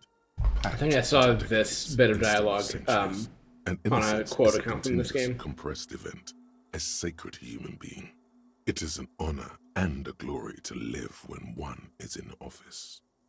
No, we are alone. 300 years ago, in the wake of the discovery of this Isola, the Insulindian, by explorers from the continent of Muindi, she is, among other things, the innocence of inter-isolary travel and the connected world. Many things, you know she was a woman of the court, the wife of an influential Marchese, and eventually the principal advisor to Irene la Navigateur, Queen of Serene, modern-day Sir La Clé, also that she was gorgeous beyond beauty. Terribly, women of the court were expected to play both contract bridge and chess sufficiently well to prove an interesting challenge to a man. A simple grasp in matters of philosophy, theology, and science was encouraged. She was, by all means, a kept woman. she made the most of her position in the Antediluvian court, a court visited by the most prominent thinkers and artists of the day. In secret, she was becoming the era's preeminent philosopher of the state, a scalpel, a piercing gaze. She was an almost preternaturally magnetic and intelligent individual. To her contemporaries, she appeared out of time, a messenger from the future of the species. We all fell in love with her, head over heels. Even before she was declared an innocence, her influence was tremendous. It was on her advice that Irene Le Navigateur sponsored a number of voyages into the Pale, a costly, often tragic endeavor, ultimately vindicated by the discovery of the new world, the piece of reality you're standing on. She was crowned 2 years after the first expedition returned, setting in motion what is widely considered the greatest era in history. The DeLorean era. Wow, indeed. When her innocence was declared, and the queen she had advised for years fell on her knees before her, she was so overcome with emotion that her lungs started glowing in her chest. Bystanders reported golden filaments lighting the already sunlit chamber around her, clearly visible beneath her dress. As did we all. The lands of the Mess and the Occident, and even far away Supramuindi, altogether 21 of the 40 mundial nations of the time, immediately accepted Innocentic rule, even before her crowning. In a city called Advesperaskit in Vesper Messina, her homeland, the name of the city means evening comes, but it happened on a winter's morning, with the canals frozen and slush falling out of the sky. She was dressed in a white and pearl dress on an emptied-out plaza with the crowd far away. Already, her Theriers, the secret servicemen of the Innocents, were worried about an assassination attempt. Oh yes, she looked like humanity's young mother, a perfect mother, insultingly beautiful. It was as if her face and shoulders and hands were covered in a soft down of underfeathers. You know this well, very well. Midwinter snow was beating the cobblestones around her. A small attaché of officials stood by as her Theriers placed a white gold wreath on her head. The crowning was mostly witnessed by secret servicemen. One of the men in this secret service killed her 22 years later. A young man who had come to suspect that Dolores Day was not entirely human, but something else. Something that had walked in our midst, watching us stumble for hundreds, if not thousands of years, until it decided to interfere in the course of our history. We were supposed to come up with this ourselves. The man was reported to have screamed at the Innocents. Dolores Day was shot in the chest with a fowling piece 8 times. The man, thought to be insane, said he once touched her and her body had been unnaturally warm, like a furnace, and that sometimes, while on duty, he observed her forgetting to breathe for over 10 minutes. This inhuman quality was witnessed by many others as well, glowing lungs and all. It is commonly attributed to mass hysteria and religious psychology. Terrifying is a term too emotionally charged for your semantic memory, or what remains of it. But although she's often considered to be the greatest human being to ever live, there was something ominous about Dolores Day, constantly surrounded by her Theriers.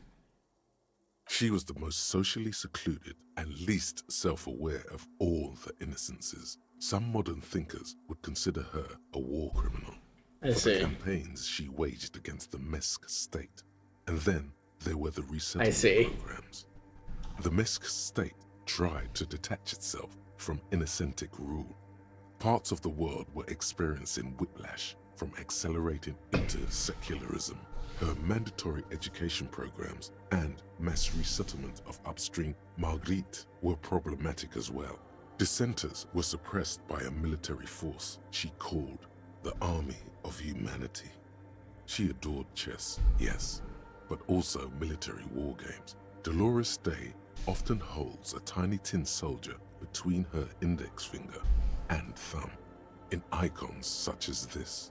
She was also blonde, the blondest woman you have ever seen, with green eyes the color of the Pacentic, mare interregnum. Little is known of her Marchese husband. It's as if he vanished from history after completing his role, which was to introduce Dolores Day to court. In conclusion, yes, there is something lonely, paranoid, and even terrifying that people seldom mention, but feel when they think of her. Lieutenant Yefrater, you've stood there for over 5 minutes. What are you thinking of, if I may ask?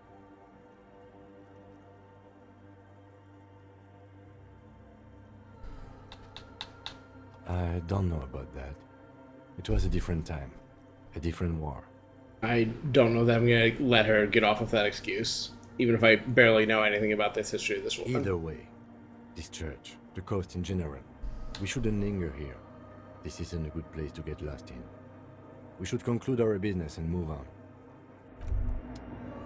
Hey, Her Innocence Dolores Day liked little figurines, right? Liked holding little... No, it would have been beautiful. Really tiny, thoughtful, clever, whatever this was. It feels like you made the right choice not to peek into it.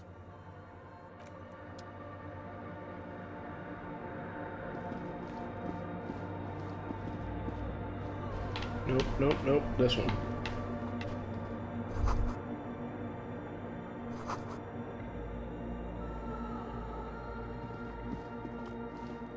I've also stopped caring about not running in the church.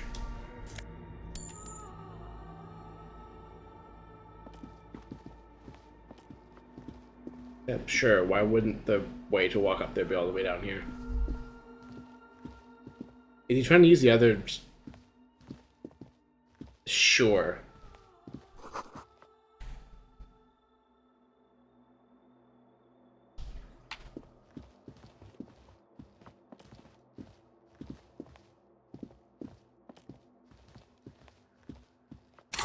Seems like a place a flashlight would help also.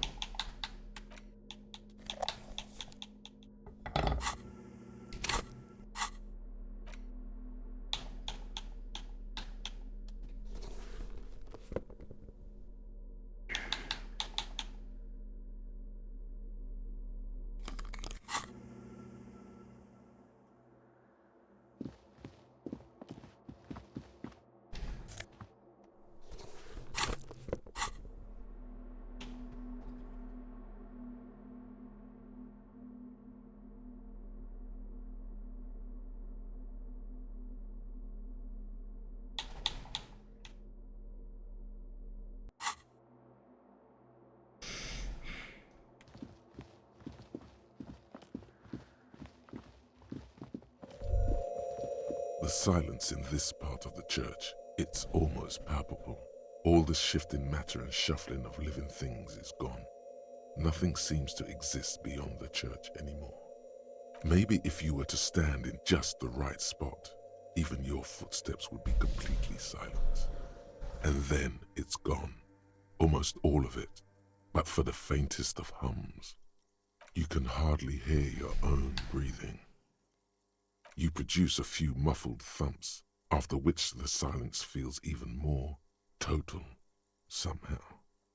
Your voice is barely audible. Not a howl, but the softest of whimpers. It's unnerving. The lieutenant points to his ears and shakes his head. Then he leans closer. Can you hear anything?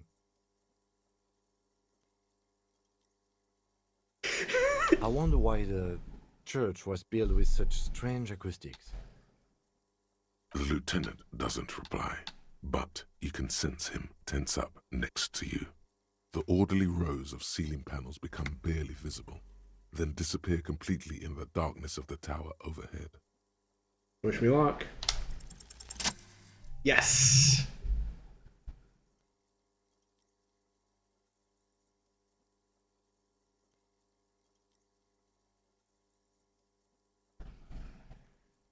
It's like there's something moving up there. A shadow has emerged from the tower and it's making its way toward you through all the other shadows. It's not a shadow anymore, becoming more substantial as it gets closer. The shape of an animal descends. Officer, is there something up there? Oh no, you've lost sight of it. Where did it go? Prepare for an attack. Yes, the darkness makes the ceiling feel infinitely far away.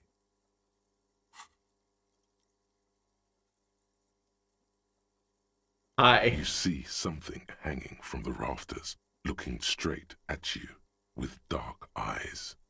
Maybe it's possible to talk to it.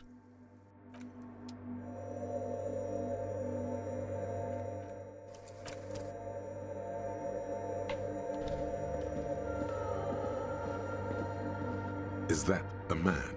A man made of the same stuff as the carpentry of the building. He is studying you intently.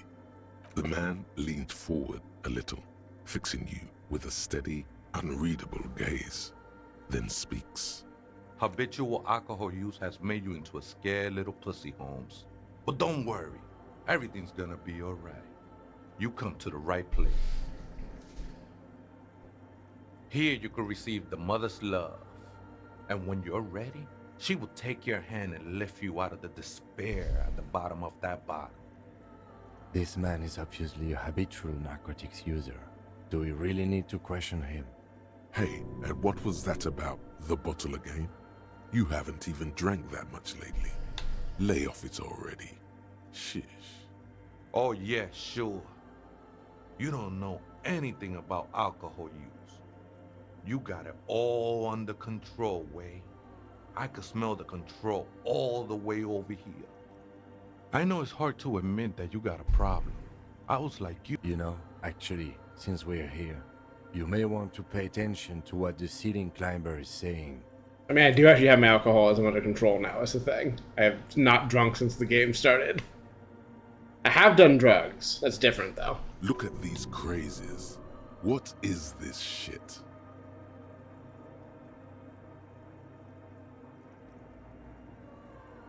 It doesn't matter who I am, Way. I'm just bringing you the I message. am not interested in getting preached to, is the She thing. don't want you to hang yourself. This is the Church of the Mother of Silence. You are welcome here. The ones in the tent outside, right? I see them.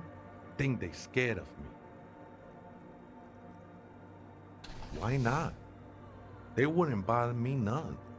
I'm usually way up there, imbibing. Ain't no music on earth that can reach where I go. Might even be nice to have some company.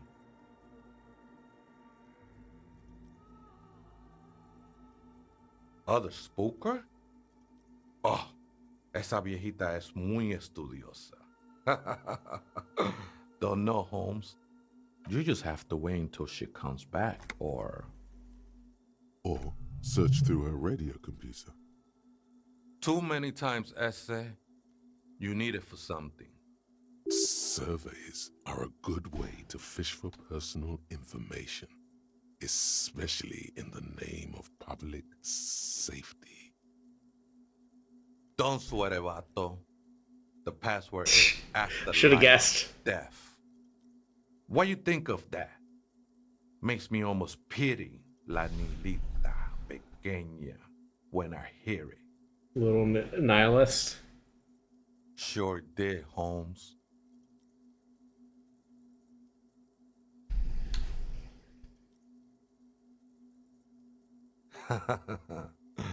I am, at least in part, Holmes. Into the mother's love burns away the cruel distinctions of the body. A boyadero? No, Holmes. I don't go in for that kind of thing. It's all about surrendering to the mother now. Glad you're feeling more comfortable. First-timers are always nervous. The sinewy figure lingers on the wooden beams, blending into the shadows. This is a special place. There's a perforation in the world up there. A way out into nothingness. This church was built around it, for purposes of veneration. I circled it, nurtured by the silence bestowed by the mother. One of these days, I'll be pure enough to go drink from it directly. I think they were. A long time ago. I had to shed them like skins to get closer to the center of the silence. You could have them. I don't need them anymore. They only stop him from climbing. I see. These shoes look pretty dapper, actually. The sinewy figure lingers on the wooden beams. I think we're done here, Esse. That was an interesting conversation. It was. However, I'm not the part where I got shat on for being a drunk, but the other parts were nice. I'm also not interested in joining this weird climbing Mormon space church or whatever the fuck. I'm good, actually.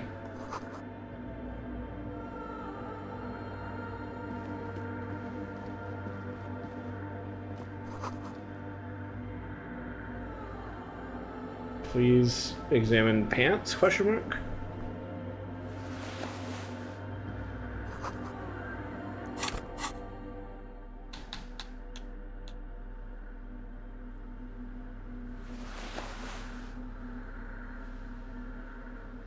Sure.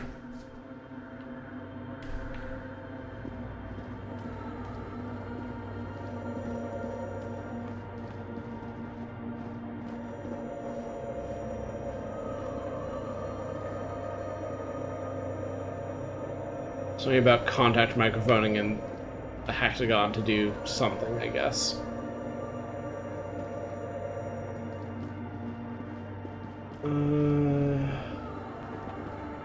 Sure, let's do this, I guess. The keyboard is still the speaker.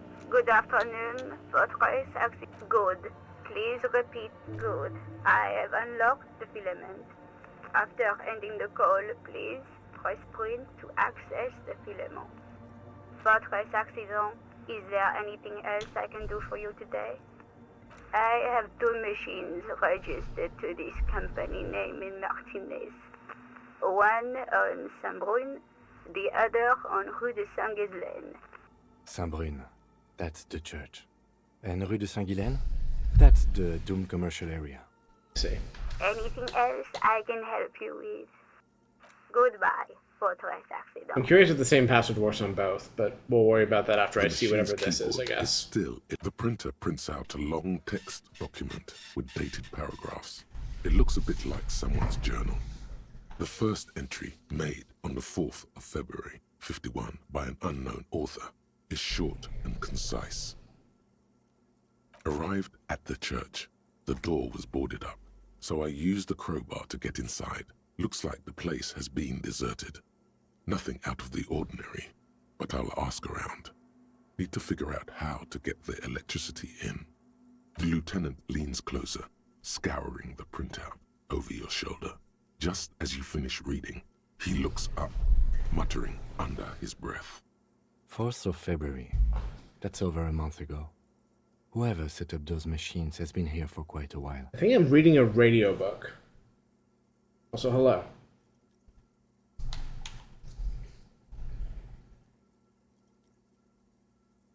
Our case? No, I don't think so. It must be some local eccentric. 6th of February, 51. Had a little chat with the local fishermen.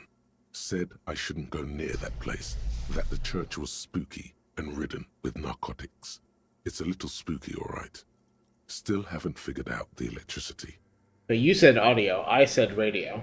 Because this is a radio... Fuck, I already forgot what it's called. Some form of strange radio computer. See? Even one of the spookers themselves says it's unnerving. What was that about narcotics? This could prove to be interesting. I doubt that we can find any. It's just idle fishermen's gossip to scare away the kids. Nothing spooky about this place either. It's just abandoned and cold, and in an awful part of town. Are there any good parts of town here? Like, not to shit on Martinez, but it's not like doing great generally. I have a VTubing model, and that is the thing you get to see on my streams. Then why doth the lieutenant protest against spending time here so often? 7th of February, 51. Finally got the electricity in. Next on the agenda, a new antenna. I'm thinking ESCA series, something advanced.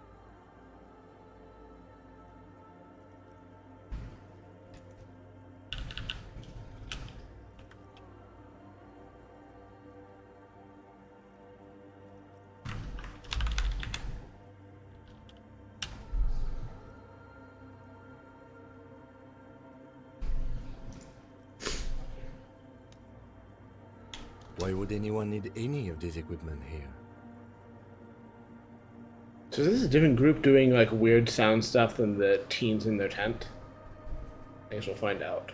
8th of February, 51. Bought the antenna, had some problems setting it up. Called Simo for help. Heard the others are back to making art. Drinking somewhere out of town.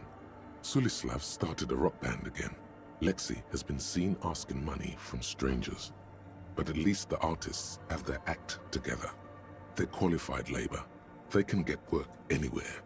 Graphic design, ads. The programmers are doing fine too. I mean, they're programmers. The writers, though, they're fucked. I just have to find out what caused that data loss and be done with it. Still don't understand how. Sorry for the model fuckery. I had to move my cat past the webcam. Wasn't even connected to the front. I know. Everyone thinks it's impossible. They say I must be lying.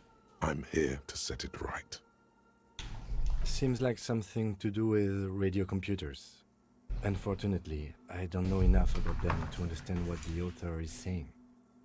Something about the backup data getting destroyed, and how everyone thought it was the author's fault. Let's just keep reading. They really like doing game dev self-referential stuff in this game, I've noticed. I think these people worked in the radio computer games business. The one we saw in the Doom commercial area. They must be our former co-workers.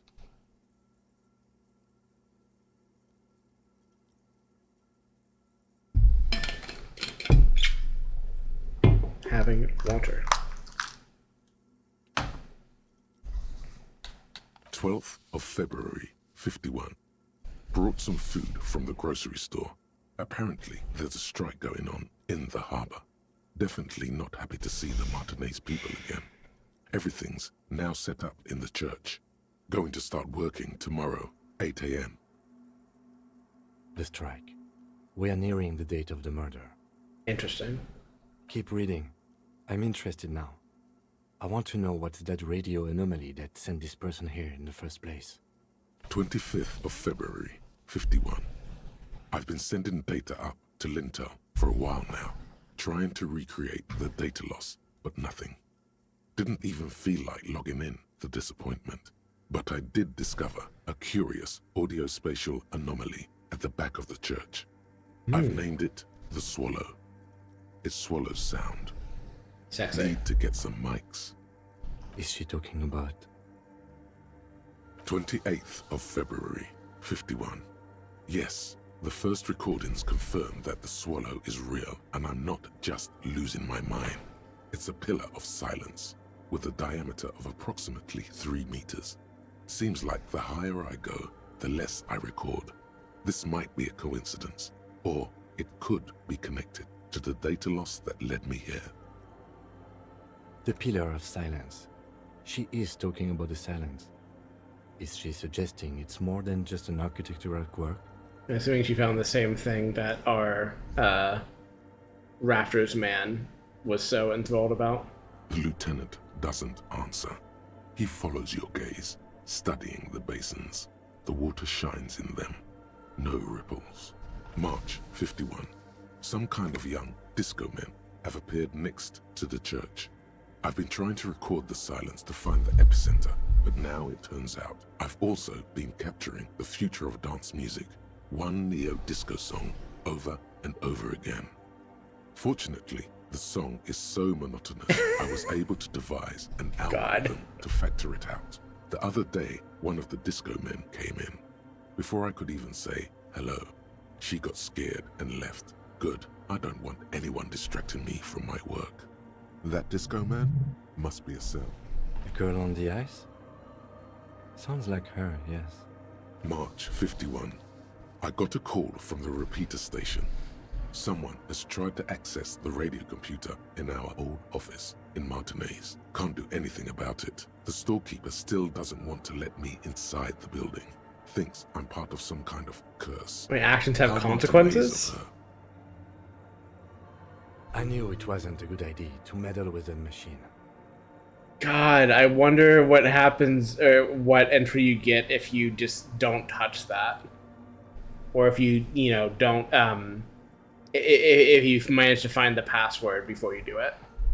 So that the entry isn't, the access isn't recorded. No. It was a great idea. Yeah, I mean, I learned something.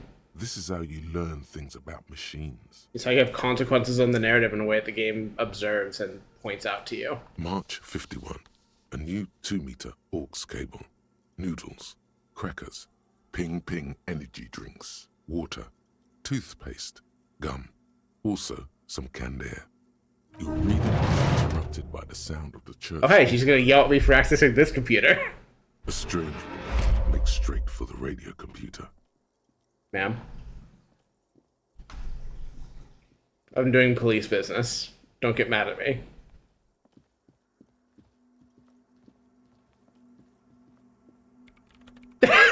Or she can just ignore me. That works too. Breaking into my radio computer, I see. Yes. Hi. Yes, you are breaking in, but not into her radio computer. You're a master circuit bender. Sure, man. I do apologize for the intrusion, madame. We are with the RCM, you see. Well, you won't find any music venue organizers here. It's just me and my computer, and it has been this way for weeks. Now please give me some room. I need 2 seconds to see that you haven't destroyed anything. We should talk to her after she has rebooted the machine.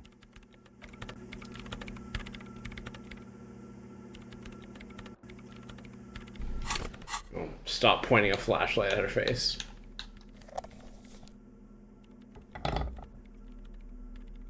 Harry, oh no, what has happened to you? Oh, buddy. Oh no, oh no. That's not good.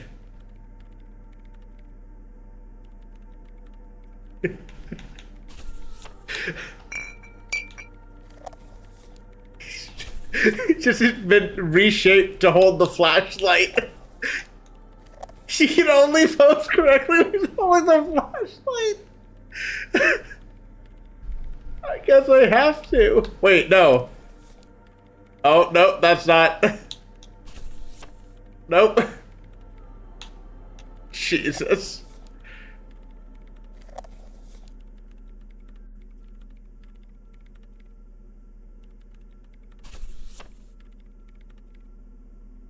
Okay, we fixed it, I guess. It's fine now. I'm fine now. What is it? Yes. Or no. Not anymore.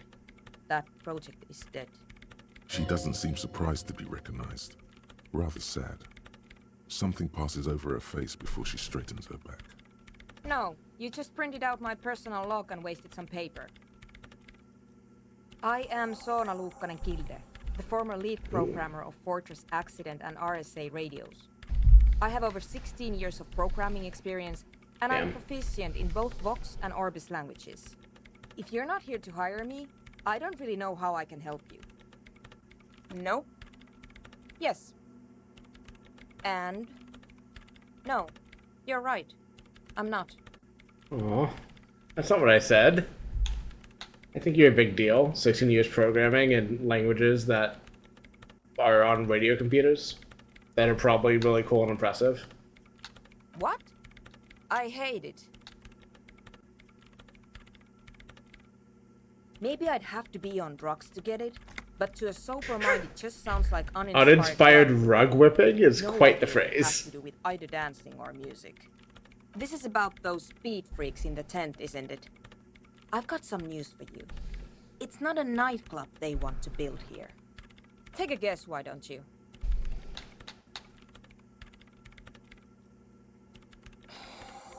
I can't believe they got you so easily. Go have another talk with those up-and-coming entrepreneurs, will you? Thanks. Good luck. I'm not coming in there. You really like those questions, don't you? Yes. They're bloodshot. She really hasn't been getting much sleep lately, has she? I'm conducting scientific research here. You can't throw me out. I'm looking for the location of a 2mm hole in the world. She's looking for a disruption in the radio waves. That's what her personal log said. The lieutenant raises his brows, but doesn't say anything. Yes, that's what led me here. But I suspect it might be something a bit more complicated than that. Exactly. What does it mean? Up to now, it has been impossible to say what it is because it's impossible to measure nothing. What do you think it is? What qualities does nothing have? How do you measure something that does not exist? And blow this thing wide open. That's a little above your pay grade at the moment. Yeah, I think I'm actively debuffing logic right now, so that's not even a little bit surprising. You measure it by its surroundings, by that which does exist, which is what I've been trying to do. I've tried using hydro transducers to record the silence, to find out where it begins. But honestly, it's not progressing very well. Somewhere underneath those roof beams, I assume. Only a faint crisscross of rafters can be made out from the dark. Most of the tower disappearing into the shade. There's this place at the back of the church, a place where all audible vibrations seem to decease. I've named it the Swallow, and the higher you go, the less you record. The Pillar of Silence? Are you sure it's not just an architectural quirk? Maybe, but it's oddly close to the physical coordinates of the data loss that led me to this place. I know. No, I don't. Because it's just trial and error, trying to locate the Swallow, the exact point in space. And I don't have a... You know what? It would be really helpful if you could just stop talking and let me work. Alright. Great. Thanks. Well, good luck with that. I can probably do the karaoke now.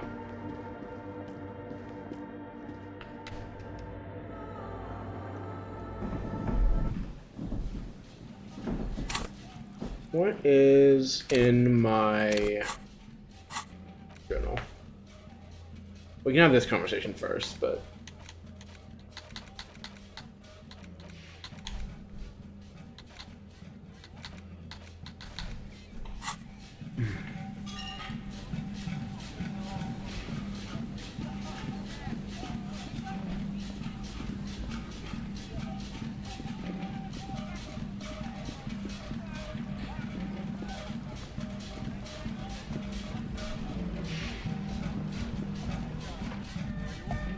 I wanted to talk to the girl.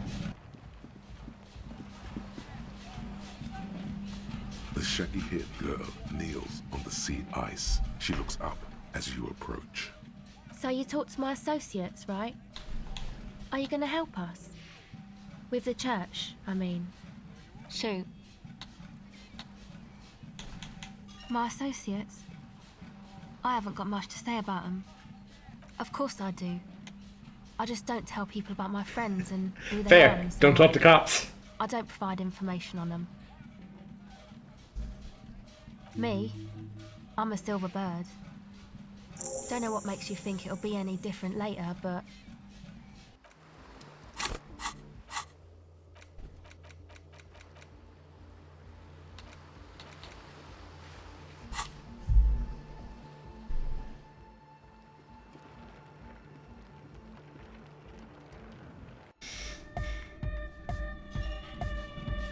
Huh?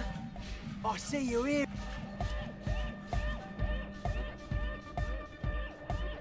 Hi again. So, how are things going? He's a quiet man, mostly communicates through music, and by being a master of ceremonies. Well, he's just kinda here. I don't really know how to communicate with him. Yeah, sometimes, when I stumble and find my way into his center, you have to hear a lot of hardcore to the mega first though. The man smiles mysteriously, choosing to let the beat speak for itself. I get it. He's a puzzle. Oh yeah, that's a Meteor name for the founding party. Thought it'd be cool to use it. You know, of Meteo, concerning Meteo. Meteo, a country, on Muindi, on the Muindi Isla. Come to think of it, I've never really looked them up, you know? I can't give you a precise definition, but they're a very powerful religious organisation. And they have roots in ancient mass society. And they're the custodians of the Pericarnassian Church. Plus, they anoint the innocents. They, made the Innocentic system, no? You're totally wrong about that. The Pericarnassian Church is about love. And Nordic music is about love. I got love for my Pericarnassian posse. Love is the relay out of death. We dance. Love is hardcore. Unity. Unity. Make some noise for my Insulindian posse. You feel it. The anodes and the cathodes coursing through you. Your big toe starts tapping along to the base, as if testing the waters.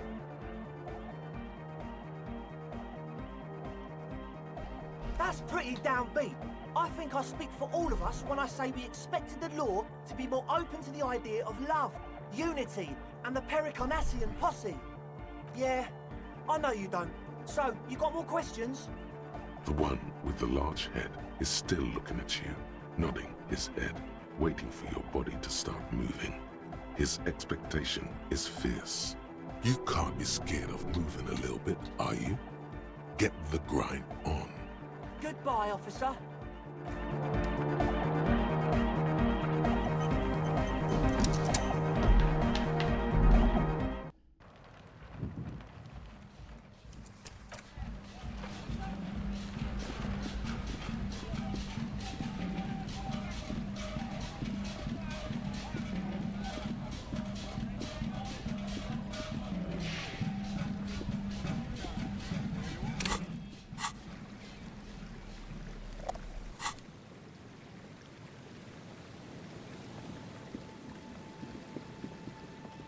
See about some karaoke.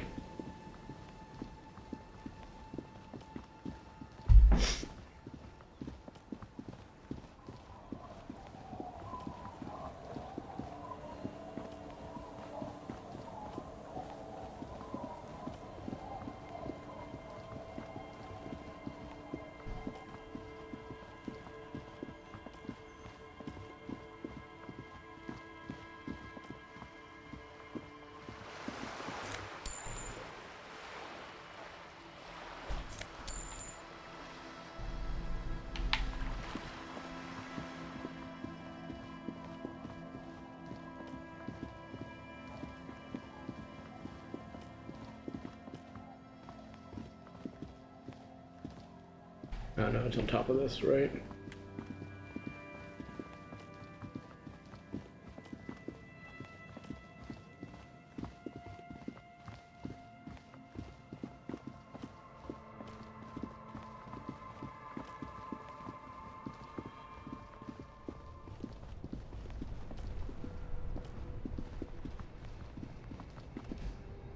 The speakers below are banged up and worthless.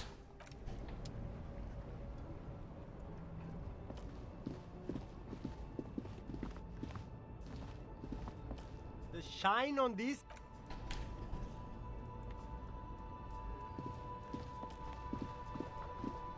So I don't know what I'm supposed to do with the trucks or the truck drivers here.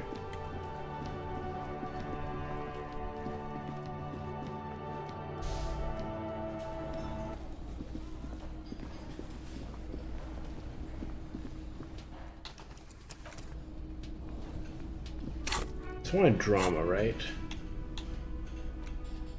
I think I'm maxed out in drama, but maybe I can sneak another point in.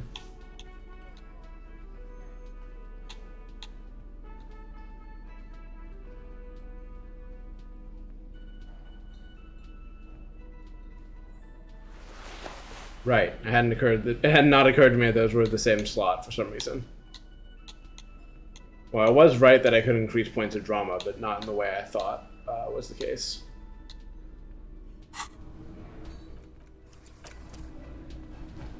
I'm just assuming it's evening now. I guess we'll see what the prompt has to tell me. The stage is all. You feel a little So, are you ready for your thing now? Let me know when I should turn on the karaoke carousel.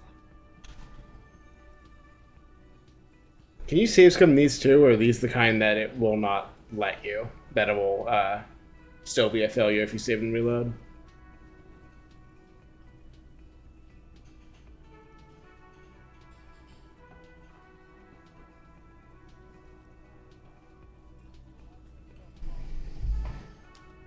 But you know we can't retry it in game. It may be save and loading, yeah. I regret that I clicked on this.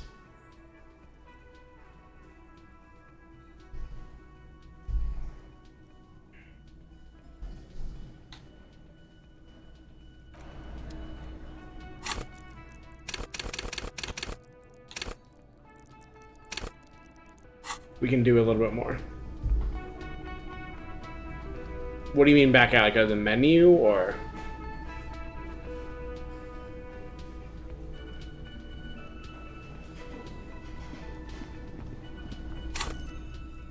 Could smoke a cigarette, and then I can get one more point of drama, just to really grease my chances on this as much as...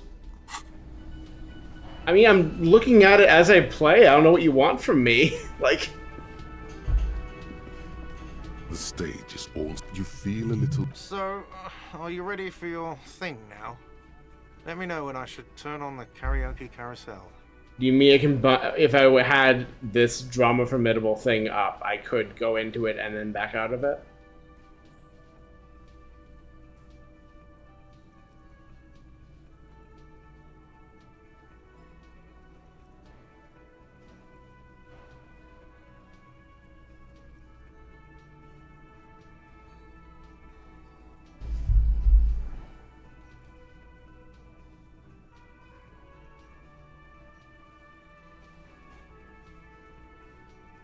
No, what I said I regret selecting is this one, put your lips to the microphone. Because clicking on this gave me a -1 point to this. And possibly both -1 points. Which is a thing I already knew by this point is a thing that can happen. I just didn't... I guessed wrong that that was what was going to happen.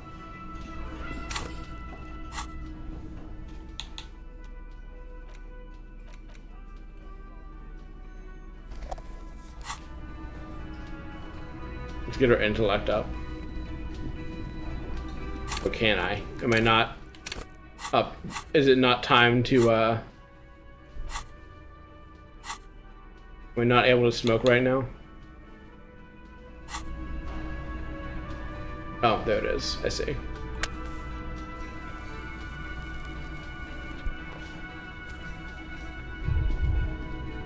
Yeah, that's fine.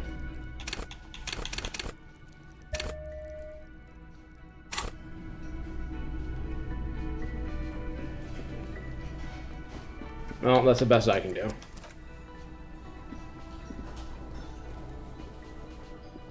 The stage is all. You feel it. So, are you ready for your thing now? Let me know when I should turn on the karaoke carousel.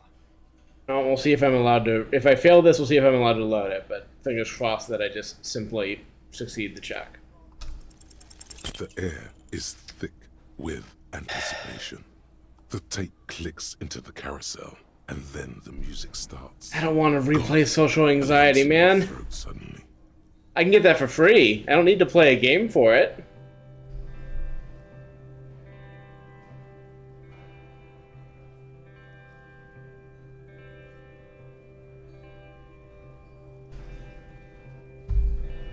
I would often go Jesus Christ.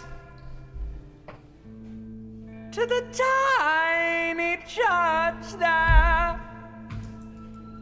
I genuinely do not want to listen through to this if it's gonna be like this.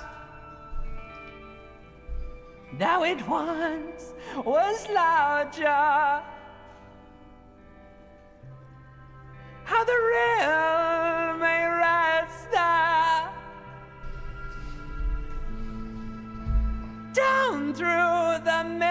there towards the Seven Sisters, towards those pale cliffs there. I would often stay there in the tiny yard there. I have been so glad here. Strongly considering just alt Looking F4ing. forward to the past here. But now I'm just gonna load and not try the check again, because fuck this. I'll go find some other way to stall time until 21.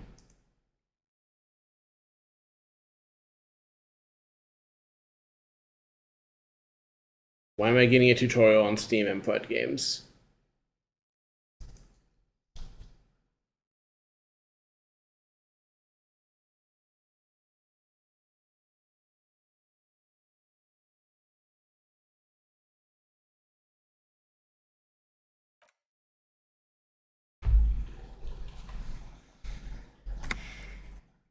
I meant to select the menu and okay, good. It did the thing I wanted, I guess.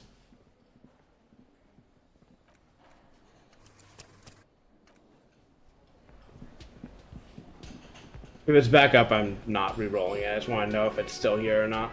The stage is, you feel. So, are you ready for your thing now? Yeah.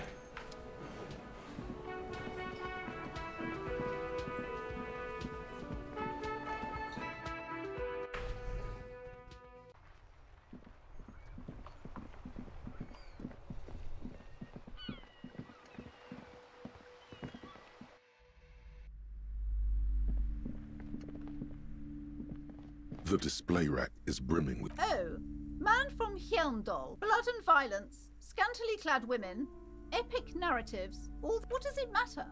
They're all the. If you're a novice of the series, I'd recommend Hjelmdalaman. The man from Hjelmdal. Oh yes, certainly. Another.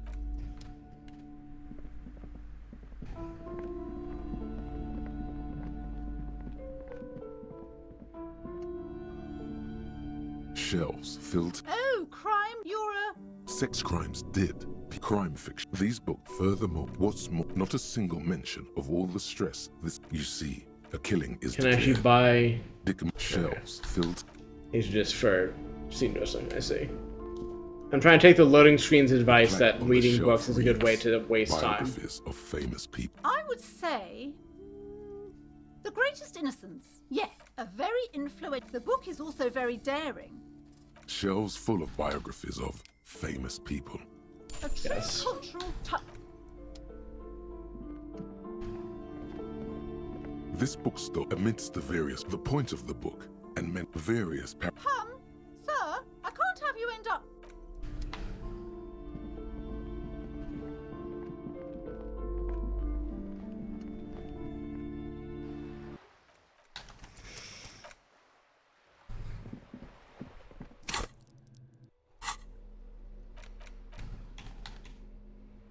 The cover of this tattered paperback features the man from Hjelmdal standing atop a pile of bloody corpses. His two Zweihanders are crossed over his massive chest in a dramatic X, their blades dripping with gore. Behind him rise the harsh, snow-capped peaks of his native Northlands. In bold red letters, the title, Hjelmdalaman, the man from Hjelmdal, unfurls like a banner. In the foreground, a nearly nude woman lies spread in supplication. I'm interested. Her privates strategically covered by her flowing black hair. These images speak to something burbling deep within you. Quick, find someone or something that needs to be gutted, beheaded, impaled on a spike. The back blurb reads, his latest adventure serves as the perfect introduction to the savage Hjelmdal saga. Meet man from Hjelmdal, his faithful blood brother, Tyribald, the noble Lord Hrothgar, and some of their most fearsome foes yet. for the Northlands, for Hjelmdal.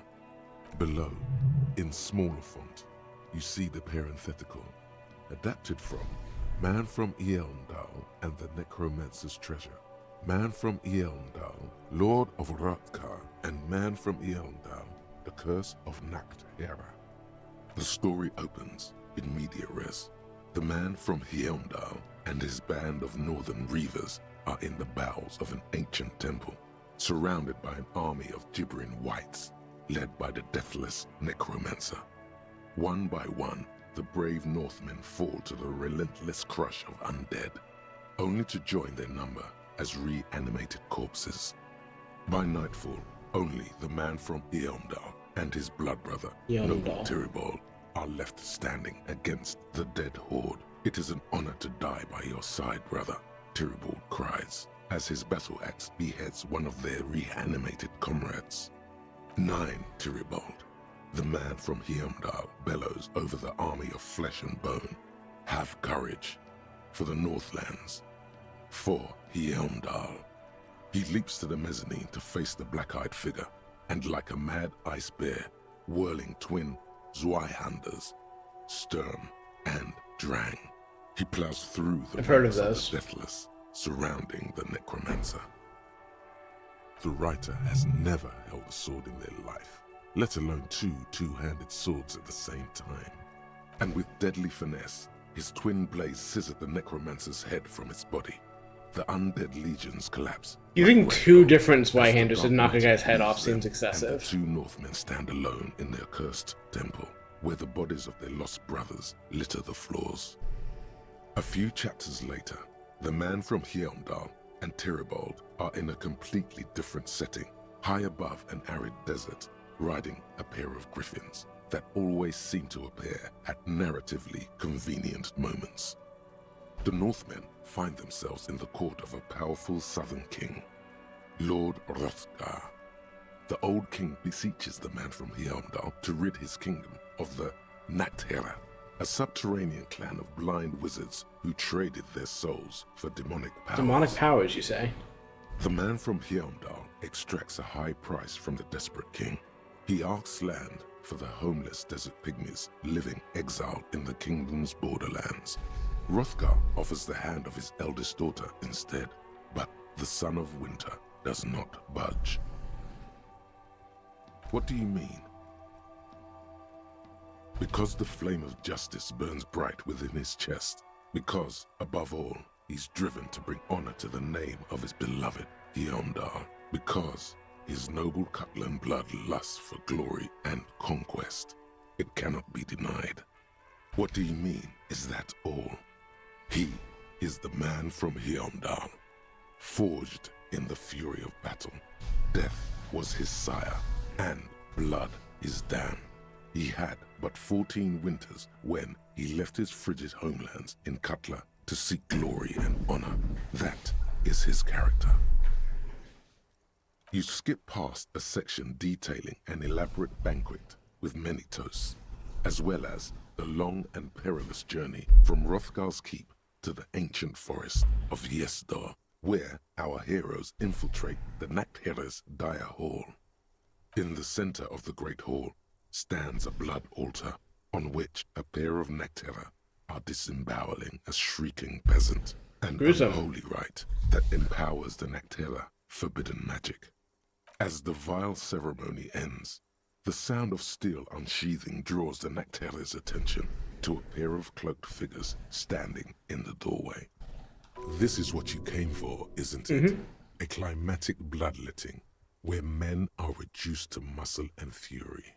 Swiftly, the visitors toss off their cloaks and unsheathe glimmering northern steel. It's the man from Hjelmdal and his valiant blood brother, Tyribald. In an instant, the Nacht-Hera summon a horde of gibbering orcanoids who rush our heroes. The hall fills with the clang of blades and the screams of the dying, as the floor goes slick with steaming orcanoid viscera. When the din of battle settles, only the man from Hjelmdal and Tyribald remain standing. Exhausted and dripping with the entrails of their foes, the two Northmen confront the foul Nacht-Hera. The man from Heimdall's soda-like blue eyes fill with indescribable fury. For the Northlands, he cries, rushing headlong into a desperate melee. He probably is, but you can't be sure, cause this one ends in a cliffhanger. Damn, and a they got my footnote ass. saying, to be continued in Heimdall at the gates of tomorrow. Coming soon to your local bookstore. Considering the sheer amount of different Heimdall books out there, it's very unlikely you're ever gonna find They this. don't number them or name them in a sensible way. The man from Heimdall stares at you on the cover, his face fixed in grim resolve. I'll have to kill like another 2 hours. Jesus. Is there anything else I could be doing? Well, let me rephrase that. Is there anything that I want to be doing? I feel like my journal is filling up with quests I don't understand or have any way to progress.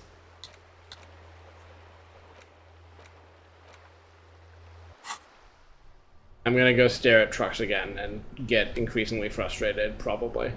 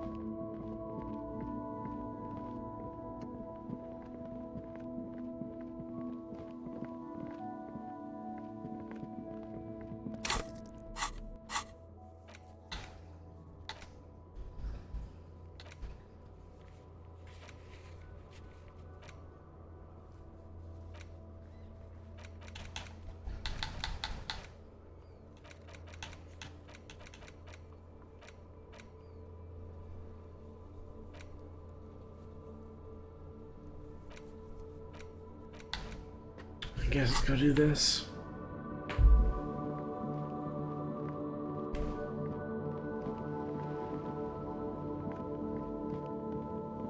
Surely I can find at least one more of these goddamn traps.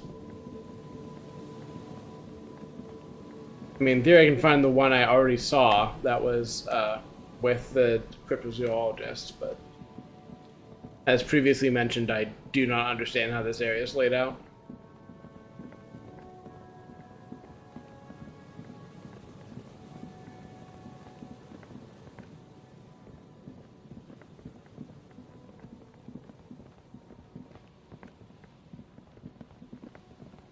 This one of the ones I checked?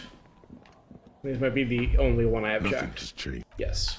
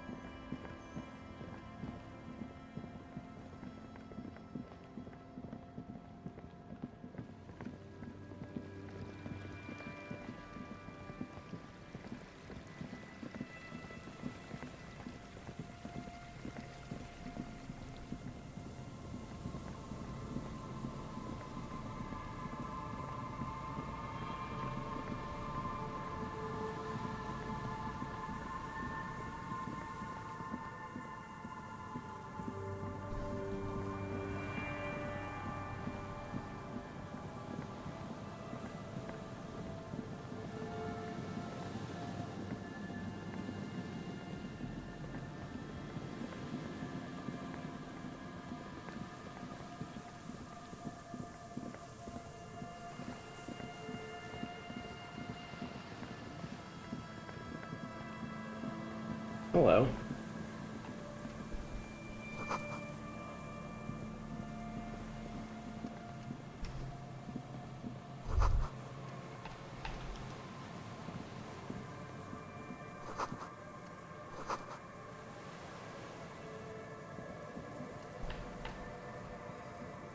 An old door, worn by elements, guards the depot.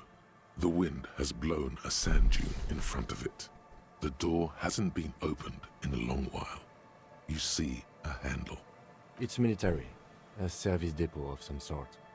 The washerwoman mentioned a depot up the coast. She said it was for moving ammo and cargo across the bay.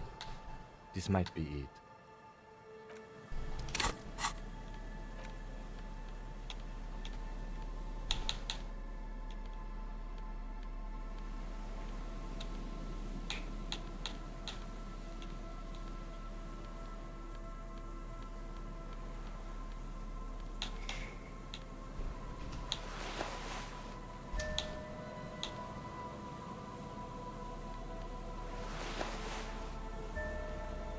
Okay, so that's what that ping is. I did not process it the other times this has happened.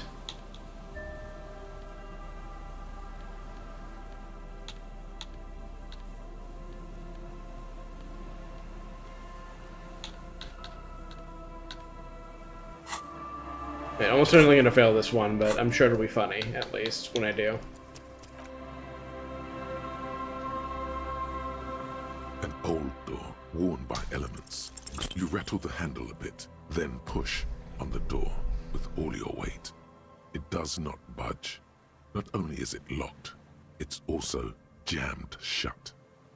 We don't get in there. Frankly, you're just going to have to accept Never. the fact that you can't get in through every single door. No. We've gotten into every door thus far. That's what That's also literally not true. We're cops. That's our perk. There are several If doors we have ever not gone knew into. That's a part of our MO. Yeah, I understand you. I like opening doors as much as the next guy. But this Can one name is at least beyond 2 doors we have me. not gone Don't into have right the now. resources needed to open it. Relax. No one's hiding in there. If we can't open it, others can't either. And thus they can't get in.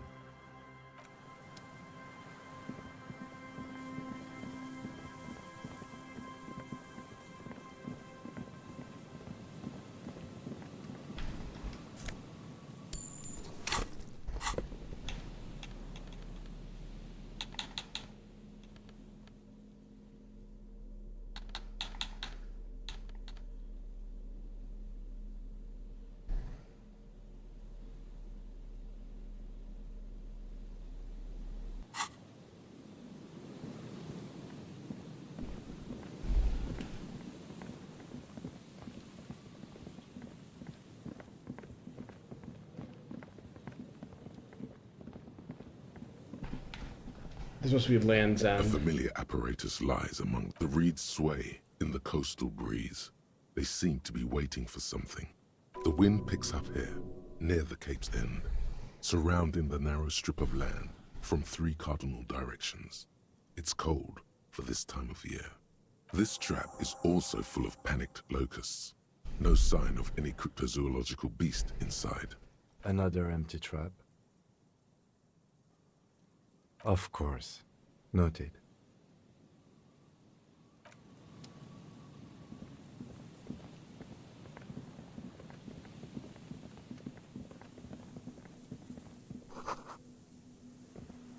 There's so much more land here than I thought there was.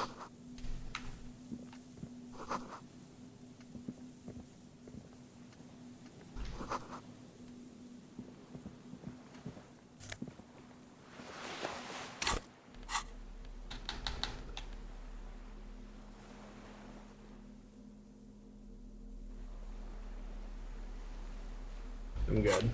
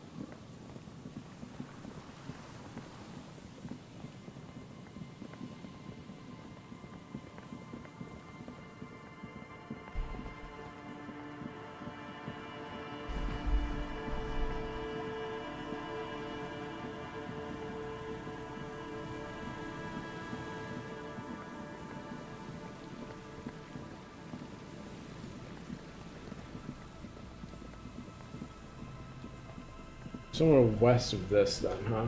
West of this, but not... Okay, so it's that one right there. I see. Follow-up question. How do I get down there? Oh, I didn't realize I could look at this. Hello. You see a once bright mural towering above you. The signage has peeled off over the years, but you can still make out Feld Electrical R&D. A slogan used to intertwine with the loops a long time ago. Now, only a shadow of peeled letters remains. It says, tomorrow is just a whisper away. Looks like tomorrow never came. Damn.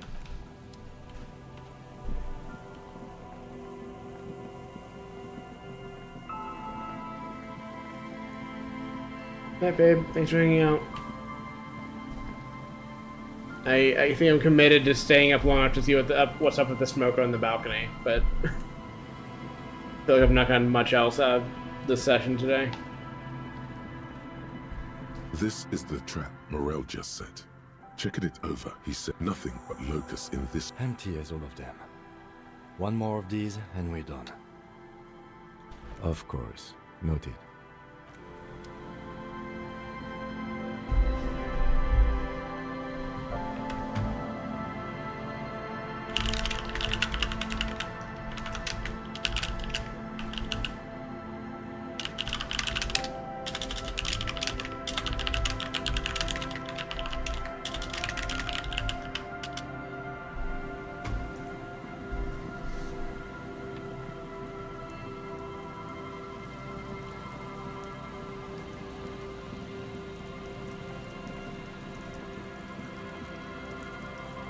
See, I would have assumed this was west of the boathouse, though, so there must be a different west.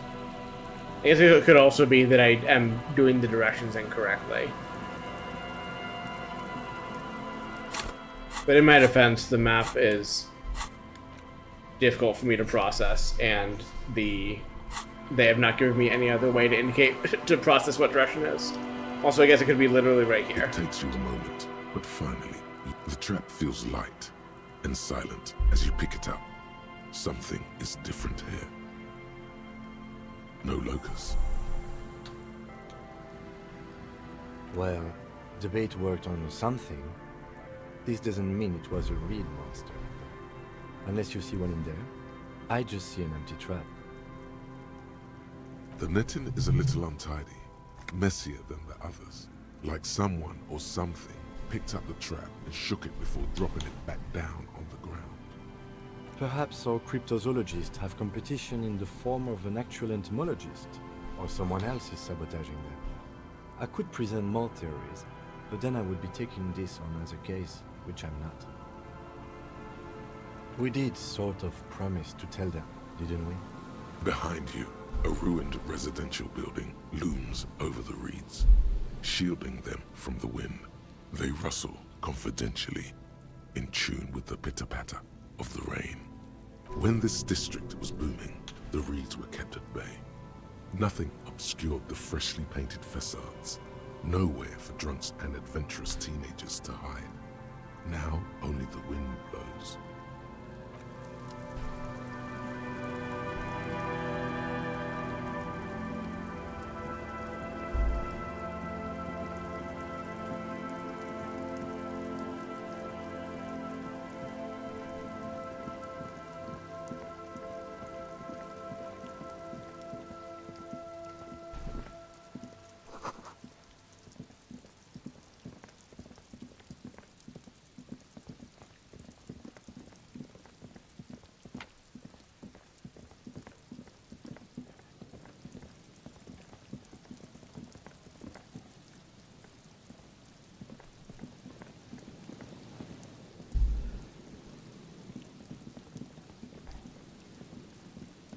Can't you get down here? I thought you could get down... Oh, you're gonna have the game and try to figure it out. If the answer is walk all the way around, I will just... Okay. I thought there was a short way down there, but I guess not.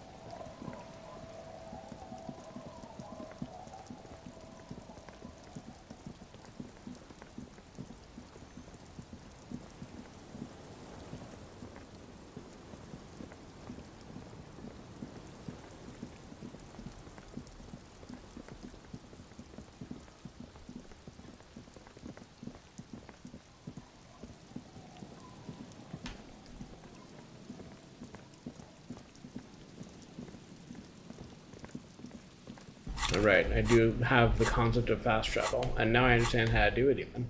Or... Can you only fast travel between named bits? I guess that would explain it, but also fuck that.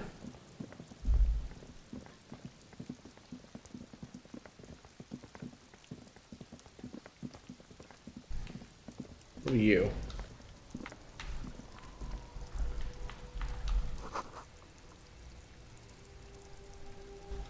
I see.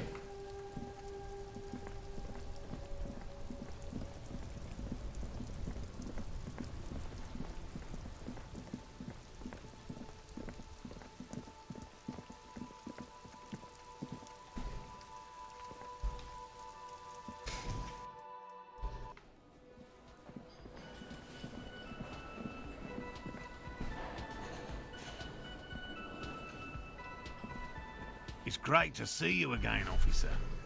My wife can't wait to thank you. Go on, talk to her. Okay. Oh, sweetie, I don't even know how to thank you for finding my husband and helping him out. I hope we haven't been too much trouble for you. Here, I want to give you a small token of my gratitude. It's a tie, Mexican origin. The pin is an antique, quite special. The little silvery knob holding the tie together feels warm in your hand. It's in the shape of an avian skull with 8 eyes. Oh, you don't want to hear about some old I woman's don't really, ramblings. but I also need to kill 2 hours somehow, and I'm out of options on how to do that, so fine, tell me some bullshit. Nonsense. Your description of the phasmid is the most precise I've ever heard. But darling, I didn't even get the size of it right. You were a child, my dear. Really. It's extraordinary what you were able to describe. Now go on. Reflexively, the lieutenant read his familiar notebook. Well, it was summer. I was building a racing track out of sand on the beach near a tall stand of reeds. Quite a tall one. Many times my height, I remember. When, all of a sudden... I'm getting ahead of myself. I was 5.5 in Betancourt in the suburbs. My grandmother had a summer home there. The strangest moment of my life. I looked up and one of the reeds moved. Not like a plant, but like a living thing. It stood up and looked at me. Its body unfolded like some antique toy. I've never seen anything like it. She had no fear, just surprise. Sorry, drinking the last of my sparkling water. I didn't know this can happen, so I reached my arm and touched the thing. It felt just like a stalk of reed, but it moved, swaying, towering above me. After a while, 20 seconds, a minute maybe, it left, went into the reeds. I see. I tried, but I was only a child. There was mud and high water. I couldn't see it anymore. I was just standing there knee-deep in mud, looking around me. I ran back home to my grandmother and asked her if reeds could walk, and told her they were looking at me. Of course, she just laughed at me, but I knew what I'd seen. For years, it was a story I told at parties when I wanted to impress boys. That sort of thing. Of course, most people just took it as a strange, amusing anecdote. So did I, honestly. But then I met Morel. We were on a date. Can you imagine? She tells me a story, and it's the most detailed report of the Insulindian phasmid I've ever heard. The sounds. She told me it hissed. It did, yes. Like reeds in a gust of wind. Interesting. The way it moved, the colour, how some of its limbs were white, like marble. It matched perfectly with what I know from other accounts. It was amazing. If it weren't for Lena, I might have given up hope years ago. It's no exaggeration to say that she restored my faith in my profession. Our first, yes.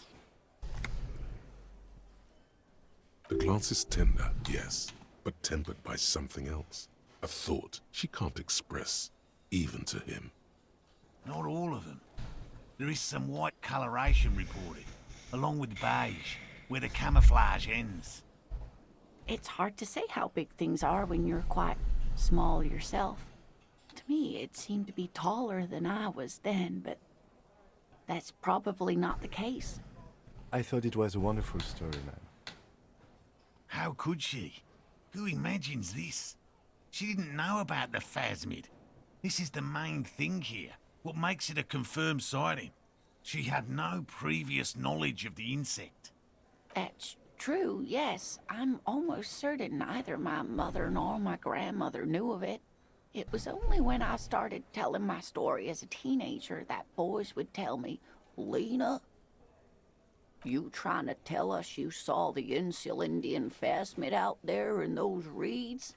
Get out of here." They just give me a cider and ruffle my hair and tell me to stop dreaming. But I saw it. You're welcome, sweetie. I do appreciate the chance to relive it whenever I get one.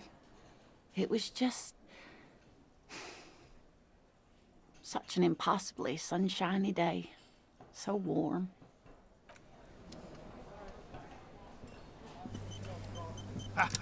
Nothing like the gratitude of a good woman. Now then, what can I do for you? He tries to play it cool, remain professorial, but inside, this man is itching for some news on those traps. Well, they may not look impressive, but Lena designed them quite cleverly, so I'm sure they'll do the trick. Yes. Simple. Attracted by the locusts, the phasmid crawls down the funnel, and, having eaten its fill, can't get back out. At least, that's the intention. The net isn't a perfect solution, but we didn't want to use anything that might damage the specimen's delicate exoskeleton. Locusts. Nearly all known phasmids are herbivores, of course. But we've hypothesized that the Insulindian phasmid might occasionally prey on other insects. Inside the traps, a number of locusts crawl and tumble over one another in a tiny, chittering swarm. They'll work, I assure you. The predatory hypothesis, using locusts as bait, accounts for the failure of previous efforts by other teams, which use plants. We have given this some thought. The traps do seem to be deftly and thoughtfully constructed. It's clear the cryptozoologist's wife knows what she's doing. Yes. What? Well, first of all, it's damn difficult to find, which is why we've been knee-deep in the reeds laying traps for it. Good question. Being a phasmid of the order Phantasmodea, a ghost insect, it disguises itself as plant matter. In this case, the reeds. Awful lot of reeds around, aren't there? And I suspect it may have also developed other specialised techniques to protect itself from predators, or scientists, in our present case. It's my hypothesis that it has evolved certain electrochemical defences that allow it to interfere with animal perception, impeding pattern recognition, confusing the visual cortex. But I cannot describe how these defences work, much less how they evolve, without studying a live specimen. I'm expecting it to be quite giant. One known species of phasmid, called the Megaphasmodea zoensis, is about the size of a grown man's forearm. I see. So, Seems puny, to be honest. Interesting reaction. Typical rookie assumption. Insects are much more sophisticated creatures than those unversed in zoology give them credit for. Even simply catching a glimpse of the Insulindian phasmid would be the apex of of any cryptozoologist's career. But to study it and its defences, find out how it stayed hidden so long, would be glory itself. Very little, I'm sorry to say. No one's ever captured a specimen, so all our information is based on first and third-hand accounts. Not yet. That's what makes it a cryptid. Just out of curiosity, if there's no proof of its existence, how do you know it's real? I know it's real. By which I mean, I've heard enough first-hand accounts to believe quite firmly that the Insulindian phasmid is more than mere superstition. There was a credible sighting here recently. A pair of teenagers described a creature that matched the Insulindian phasmid to an uncanny degree, despite not knowing what it was themselves. It's the first credible sighting in several decades. Admittedly, it's an unusual location for this species, but with all the sewage runoff upstream, it probably doesn't matter much anymore. I have to resist the thought. Such an extraordinary creature is doubtlessly highly resilient. After all, it's generally thought to be capable of parthenogenesis. Yes, the females don't need males to Tell me more. reproduce. Makes it easier for a species to survive in adverse conditions. None of these answers are the one I want to give. Yes, the Insulindian phasmid is a very clever insect. That's why it's so damn difficult to catch. If you told me from the start this involved As a lesbians, I would have cared try about it a my lot more. best to remain dispassionate. There's nothing dispassionate about the way he talks about the insect. I've just always liked animals and puzzles. Searching for cryptids is a bit of both. It's not child's play, just because I have to traipse through the mud every so often. Real. I know you think one is a respectable profession, while the other is superstition. Everyone does. Indeed, my methods do not differ from other scientists. I simply draw upon a wider variety of evidence. And I have more hope that something truly surprising might happen. Your nerve endings tell you there is no such thing as a positive surprise. Agreed. Yet there is always a chance, albeit a small one, of a truly good surprise.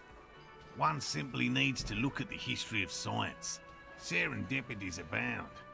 No, as I said, I have yet to catch a cryptid, although I have come close. Close. Interesting. Something for later, this close call. Everything from forgotten regional lore to newspaper accounts, like the one that brought us here, to look for the phasmid. I keep a very open mind. No, very few cryptids are ever discovered, and not for a lack of trying. To stay hidden is a cryptid's primary quality. It's even in the name, cryptid. Of the list of cryptids kept by the Cryptozoological Society of Chemnee, which is 4,082 items long, about 2,000 have been confirmed as hoaxes. 2 are categorized as confirmed discoveries. The rest are in differing stages of discovery, refutation, and data collection. Yes, the Chateauquan forest pygmy, who turned out to be an extinct species of primate, and a cave salamander from Yugograd, who is, honestly, quite unremarkable. I want to see the cave salamander, It's in a zoo though. somewhere. We cryptozoologists are brutally honest with ourselves, more so even than the public. With cryptids, most cryptids are hoaxes or they are never found. That does not mean we should stop searching. Indeed. If our expedition is successful, every paper in the world will report on it. From Revachol to Dushantu. It will be a zoological miracle. The hair on your arms stand up. Electricity. Sounds like reeds hissing. Yes? All right. What cryptids precisely? I usually discuss these things with specialists, so I don't know what. You need to ask him about specific cryptids. Cryptids you've heard about from Lena, or his friend Gary. He won't just talk. Formerly the most dangerous, yes. But do you know the most dangerous living cryptid? The most dangerous cryptid is a carnivorous ruminant, known colloquially as the dread moose. No, it will not get out of anywhere. The dread moose is a widely reported cryptid from Arda. It subsists entirely on flesh, and has even been known to dig up fresh graves in search of sustenance. Just like an ordinary Arden moose. You can't. That's what makes it so dreadful, and hard to identify. Of course you do. The bodies found in the forest are just one piece of physical evidence. There's more. Sightings in Vasa, reaching back 4 centuries. But, of course, nothing satiates the skepticism of... A detective. Pardon me, I did not wish to seek conflict. It's simply my training to question things. Understood, Lieutenant. A willow person. It's a long story. One non-specialist... No, I want to hear about the willow people. They're not people, really. Some argue they aren't really animals, as they seem to have evolved directly from trees. They're very, very thin, almost flat in fact, and can camouflage themselves easily, wrapping themselves around trees and blending in with the tree bark. Trisha wants across the desk one way and hesitates, and then I move her, and then she wants to walk back across. 5 seconds later. You probably have. Gary and I painted an entire grove's worth of trees in slow-drying paint. It was a bright lavender colour. I was hoping one of the willow people would get paint on it and not be able to camouflage itself. After waiting in hiding for hours, I saw a figure slip from one of the trees, a lavender shadow, dashing through the grove. I chased it with a net. Not very elegant. You can't be elegant in the field. And, well, it was faster than me. A lavender shadow. I know you think we were snacking on funny mushrooms. It's easier to mock someone and to admit that the world might be more interesting than you've imagined. Furthermore, I'm not saying it was a confirmed sighting. I'm painfully aware of what goes into verifying such things. There is a serious possibility that I saw a squirrel or a trick of the light. I am my own harshest critic. Confirmed. It's 100% verified and meets all the standards of an authentic cryptid sighting. The woman nods thoughtfully, while her hands smooth over the plaid covering her knees. There is some uncertainty in that motion, no? Smoothing the fabric like that, as if looking for some kind of confirmation. By all means. I will be right back.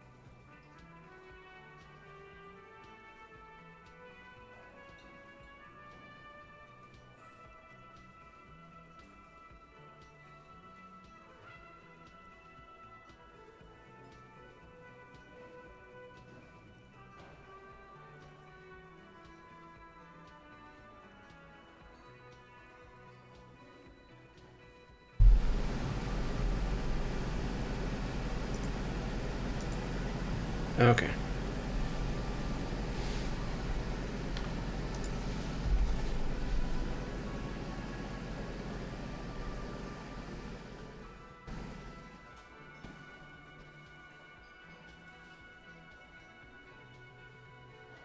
So I was straight after the side, so I was trying to just look at my mic level readout and the noise it was getting from nothing besides the fan behind me. And not even consistently the fan behind me, which is why I was confused, but whatever. Alright. Good.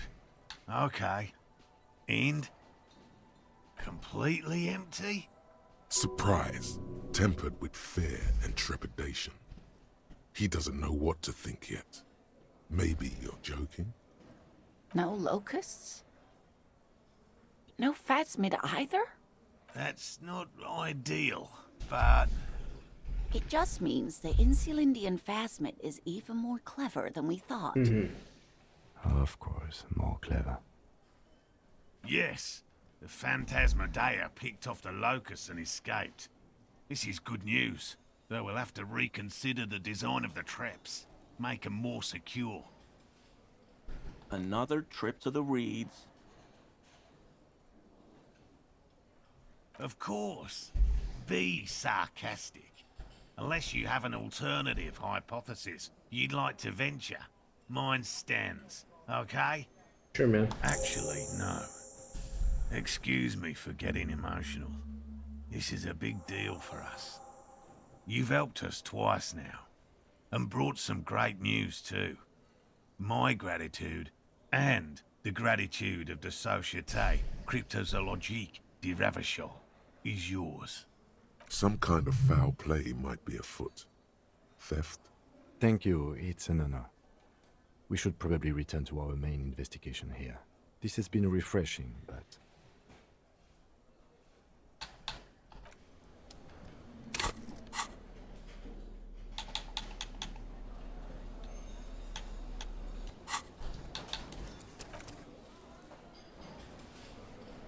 Hello. Lena and I were just discussing the design of the new trap. Consider the way the empty trap was disturbed, as though shaken. Most likely the hands of a young person. Hands small enough to fit inside the trap, too. Kids. What would a child want with bags? Oh, my dear Morel. You've been an old man for too long. Kids love to torment insects almost as much as they love to torment old folks. Delinquents, my favorite. Oh, you've been such a dear to us. Please, let us know whatever you turn up. I have a feeling we're getting so close. Well, I see you've got all the help you need. I'll see you tonight at my place. Let's play suzerainty, but no more field trips for me. He hasn't been particularly forthcoming before. He may well still be hiding something. After he's left, it's too late. Really, Gary? We're getting somewhere here. I'd love to play suzerainty, but... Lena, I'm sorry, but you're not getting anywhere. It was some kids. I know the little mutants around here. Leave anything out in the open and they'll steal it, even if it's bugs. Morel, it's been fun. Really. No need to apologize.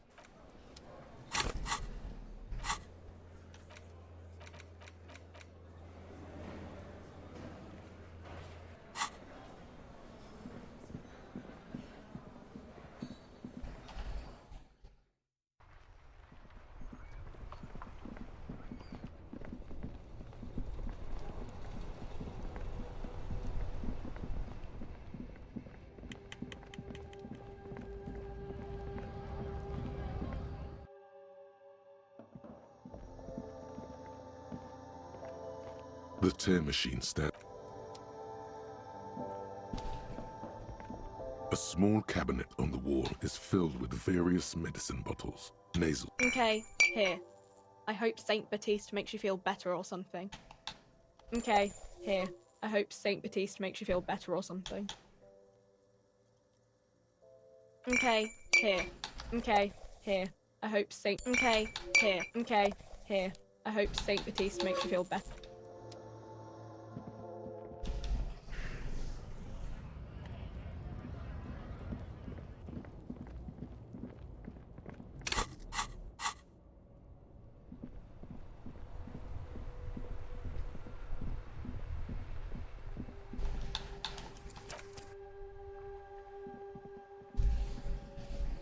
Hi, Ace Detective.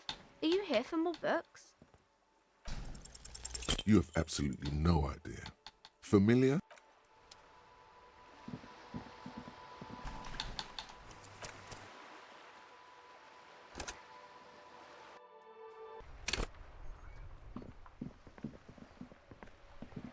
Hi, Ace Detective. Are you here for more books?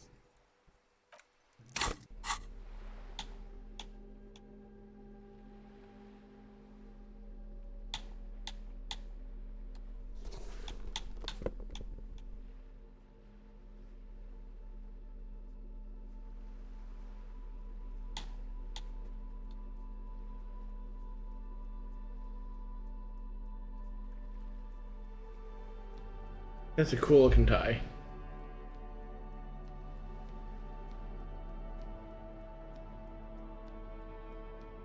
That's just religion as a whole, huh? I might be compelled to take that, even if I love the drama necktie.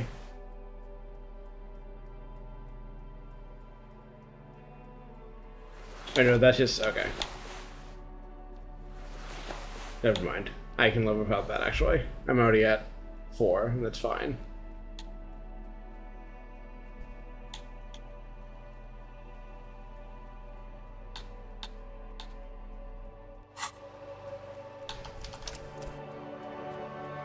Hi, Ace Detective. Are you here for more books? Because you know each other. She's been talking to you so openly because you've talked before. Yes, I stand in this spot all the time. You've been running around all week without your shirt on, sir, apologizing to everyone.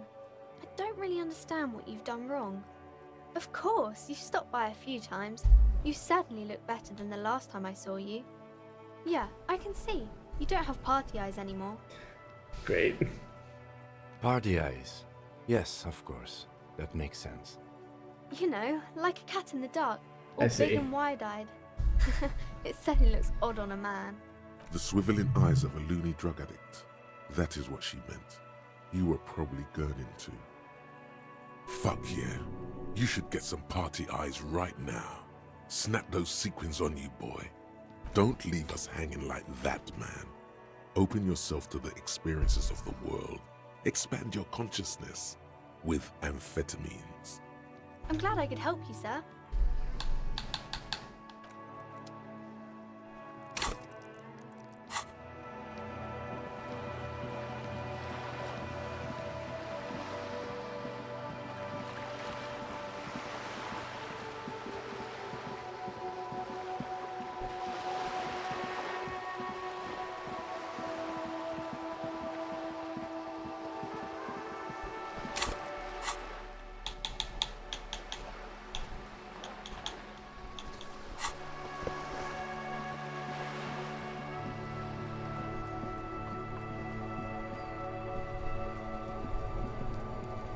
I have really out down. Yes, that's what. René. Hello, officer. How might I? Let me think. I heard someone was hanged and left on a tree for a week. But that's all I know, really. No, officers, I'm sorry. And I really would like to assist. You are both good guys. I can see that. Then help them, you wimp. You have plenty of shoulder with your ghost caviar in the Union. Someone must know something. I wish I could, but I just don't know anything. I always keep my nose clean and don't gossip. Everyone knows and respects that. Odd. He doesn't seem to be lying, but there's something off here. I'm not even anyone. Of course he's holding back. His mouth is so full of Union prick he Damn. can't speak properly. Can I at least finish my fucking sentence before you piss on it? Is that okay, René? I'm not anyone important in the Union. I just know Evrard. Everyone in Martinez knows the Clare brothers. I taught these boys human studies and history in the gymnasium. I see. What do you know about history? You never witnessed history. Only heard about it years later, when it had already moved on. You don't know history. The old soldier mumbles something under his breath. and turns to face the sea. The blind leading the blind doesn't even begin to describe it, is what he said. Let's try not to get caught in a crossfire. Oh, in many ways, yes. Like an honorary member. I attend meetings and parties, help with little things. Evrard, Edgar, and the older debarders all know me. Oh, yes. Not in the technical sense. I don't have a vote or a membership card, but Evrard keeps me on the payroll, just for the little things. So that's what it was before. Him hiding something. He tries to make it look like he's a big deal in the Union, and now the illusion is disintegrating before your and Renee's eyes. Of course he's not a member. He's not a member of anything. I knew that. He's a Weservein. Turns the way the wind blows and tries to look important. I hate this socialist rabble, but even siding with them is better than living your entire life on the fence. Never committing to anything. Pick a damn side already.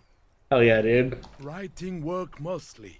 Occasionally, he needs something written, and I happen to have a way with words, people say. Oh, nothing official, I assure you. Just essays for the newspapers. About Martinez and how things are and how they could be. Evrard and I have these long talks where... Well, he tells his little pen man exactly what to say.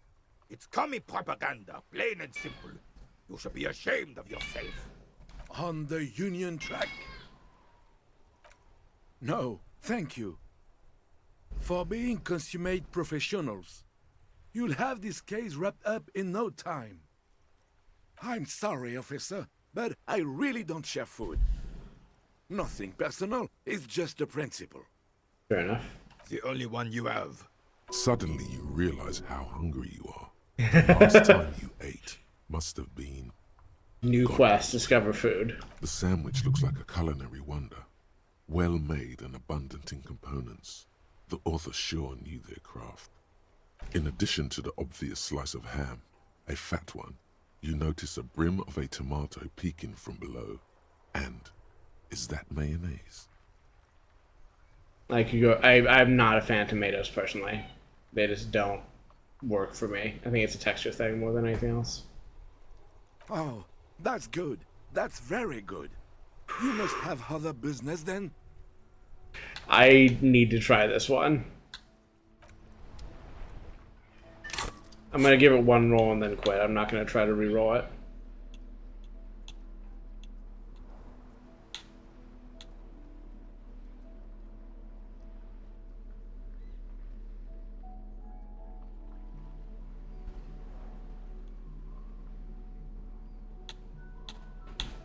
I thought I had something that gave me an up to rhetoric. Maybe, yeah, that one.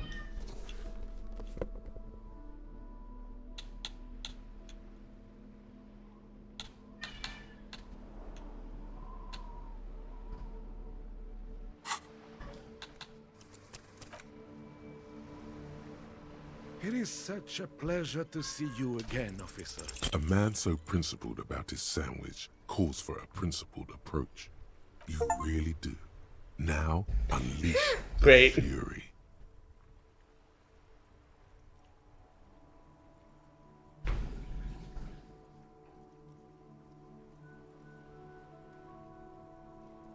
What? What oppressors? I am not going to listen to this comic connery. Huh? I'm listening, officer. Well, we tried. I'm gonna put my good shirt back on. Push it. Get out of the way. Just lay down.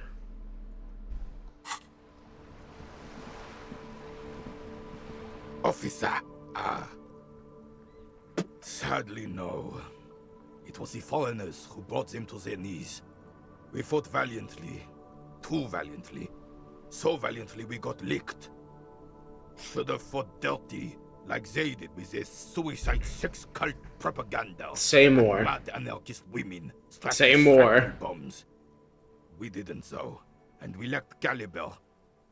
God bless him, but the suzerain's cannons simply weren't big enough. Because this place is a damn beachhead. Had to soften the commies up first. Yes, the military coordinated amphibious landing to take back Revachol. Martinez was used as one of the 3 footholds in Revachol during Operation Deathblow in 08. The other 2 are off in Stella Maris and the Delta. This here is Blood Ground, where Coalition boots first made landfall and cleaned those rabid dogs out. Most likely, we're playing pétanque on their mangled corpses. Blood ground. You got old René going there. Like he isn't hungry enough already. Mm-hmm. Don't get me wrong, officer. I hate those foreign dogs, but the enemy of my enemy and all that. They're the lesser evil. Pure reactionary shit of like, you know, I'll side with anyone that fights the communists for me, which has been clearly his personality the entire time, but fucking deal with the devil type shit. Damn right, son. They lit the fire of hell on the city before they stormed it. And it worked, too. Yeah, man. He approves of this radical approach, knows it was necessary. The rest of the city got cleaned up, but Martinez they keep as a monument. And now the Union Socialists are practically running the place. Well, it's your own damn fault. You, we, the coalition, Revachol, whoever you want to blame, never finished the job. Officially, the party never surrendered. Of course they still hold influence. You don't even begin to truly understand the players on the table, let alone the specific circumstances surrounding the... What do you think?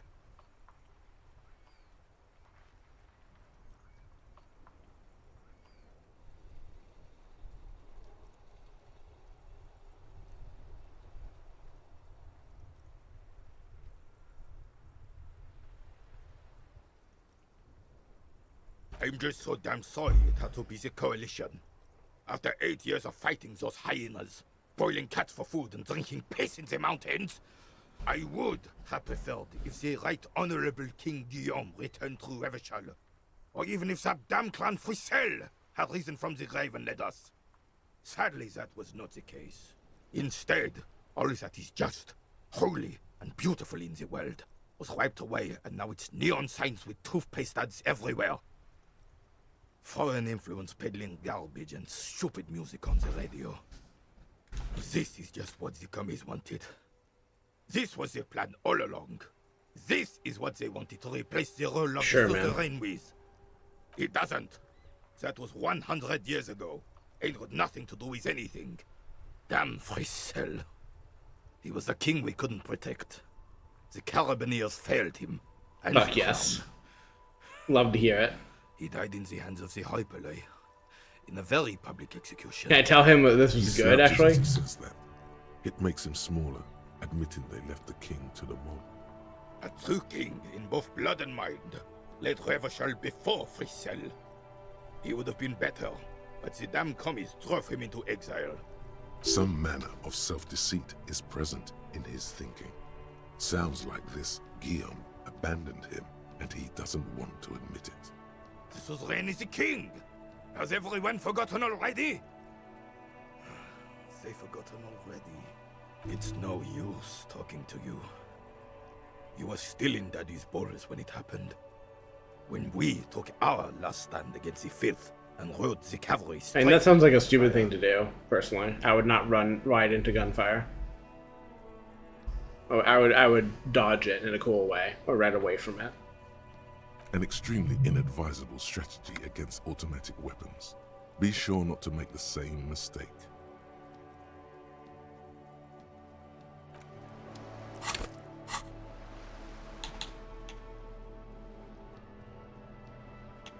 Do I even have anything for composure? I don't think I do.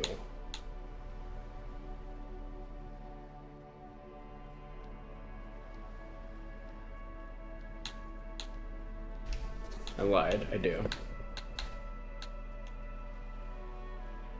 It's the one, though.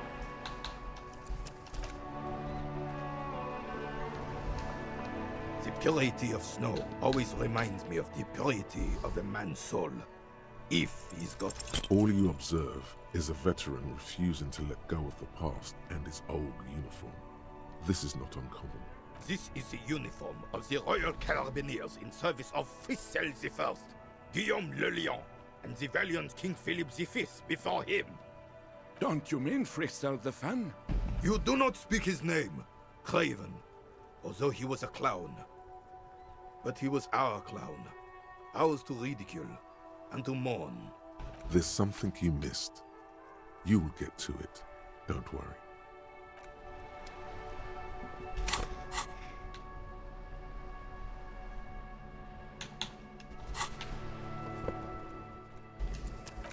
It's going to burn a half hour.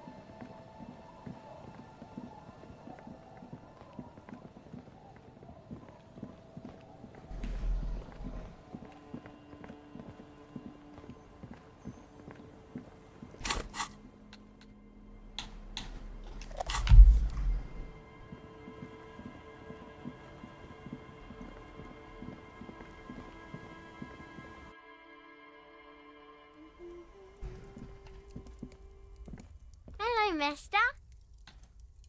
Yes. They don't want to play with me. They're older and play outside. They look the same. Sometimes I can't tell them apart. Lammy tells them apart.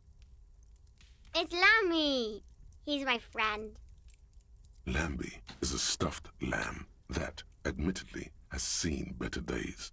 One of the eye buttons is missing, and the fur is tattered in several parts. Lammy usually doesn't like strangers. But you're also fuzzy, like Lammy. If they didn't shave the mutton chops off, they've gotten me an in here. Bye! Bye, little Lily. Okay. Curious what kids are the ones that know about the bug traps.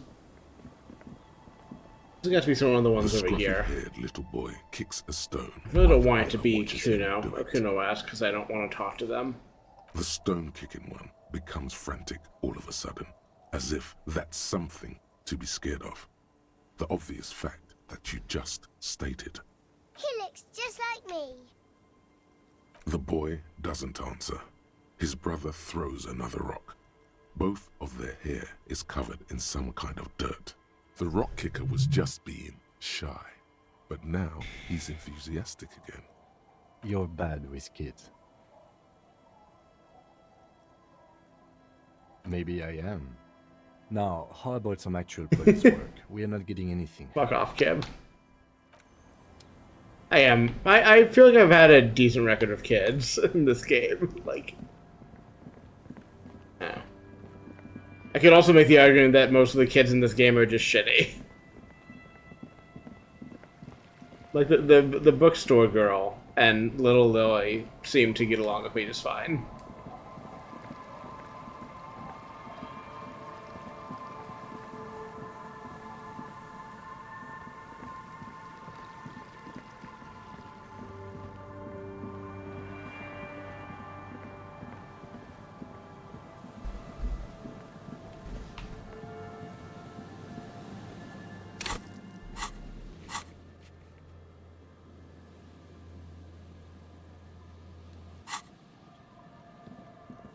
I'm so curious which local kids it means when it says local kids right now.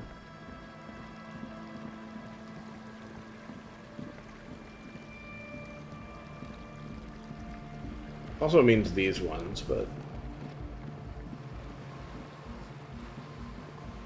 Hello again.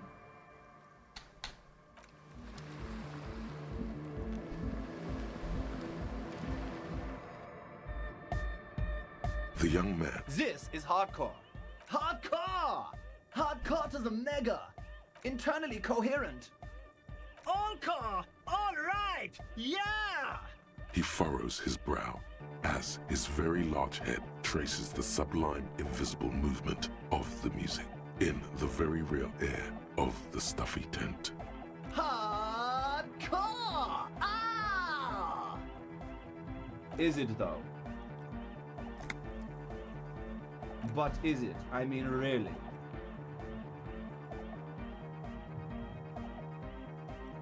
I am the mic enforcer. I am the chicks checker. Yeah! Mission failed. Huh? I see you're here again. Offside. Hi again. So, yes. What? Yeah. Good to have, bitch to carry. When I first scouted the place, I did some reconnaissance. I'm not sure the church even has running water. Oh. It's the one they sell at the fuel station. It's like he's lying to you, my liege. But he's slippery enough that there's nothing for you to grab hold of. It does, doesn't it? Told you we have a smell problem. Ether? I don't smell ether. Do you, Noid? No. He sniffs the air, then shrugs. A shrug is good enough for us. Why say it when you can shrug it? The what now? Oh, the old Ultra. He's like an actor, looking to the souffleur for his line. I have a major sinus infection, stuffy nose. We all do. Shit's all blasted up. Winter, can't even breathe. Yes, that's all Nosafed's doing. Without the Noser, I'd be drowning in shit right now. I see. Nosafed is the shit. Sure. Here you go, officer. The Noser. Blast away. He nods enthusiastically, no doubt a little relieved. And? What happened? Oh man, the crab man you mean? Who is he? What did you think? Really? Huh. Interesting. What's he doing in the church? No matter. Is he gonna be a problem? Yeah, Noid is right. Let's get back to the point. What are we gonna do about him? These guys will never catch him. You will never catch him. There's nothing to do. I dunno, man. Doesn't it feel like a major hindrance to you? A spooky guy climbing around when all the guests are trying to have nice friendly hyper time? I guess it's not a massive problem, now that I think of it. Everyone is welcome to dance till the morning light! Yeah! Maybe. I guess we'll figure something out. Okay, but what about the other spooker? The one in Grandma's clothes? Did you see her? A programmer? That's odd. What was she like? Did you ask her about the nightclub? Come on, man. Who will you trust? A spooky programmer? I'm sorry, kid. I trust spooky programmers so much as a spooky programmer. Like, I've picked my team on this one. Feel the love! Get down and feel it!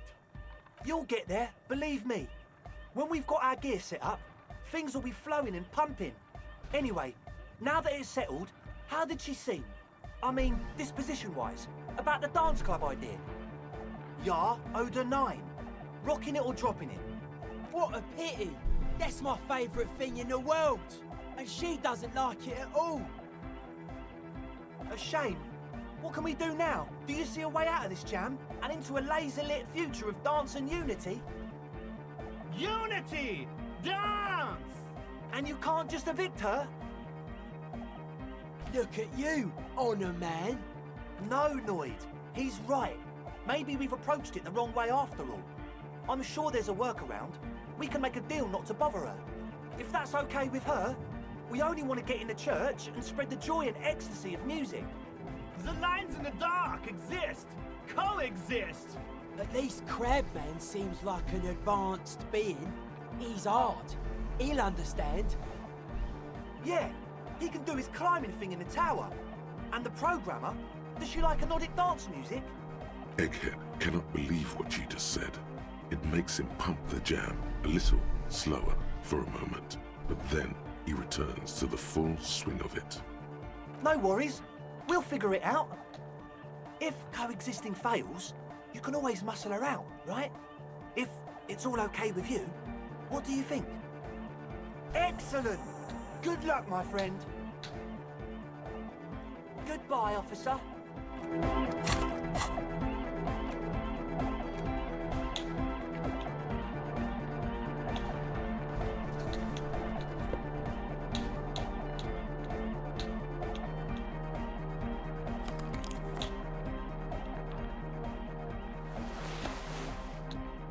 I'm gonna logic this so hard.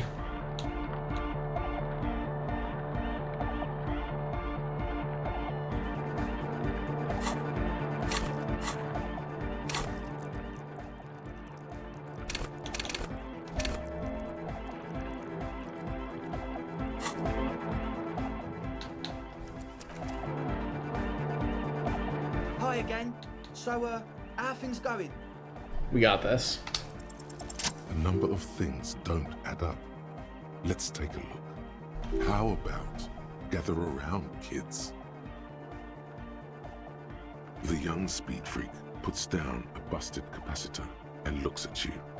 The one with the large head seems very enthusiastic about whatever you have planned. Their would-be leader is less amused.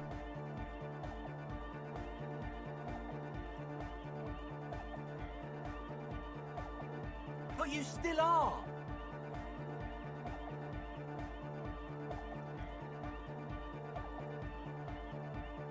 What happened?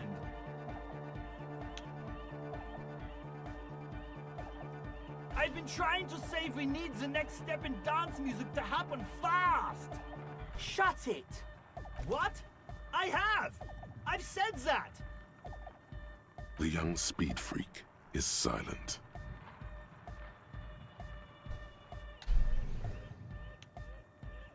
I have no idea how you arrived at that conclusion, but it's wrong.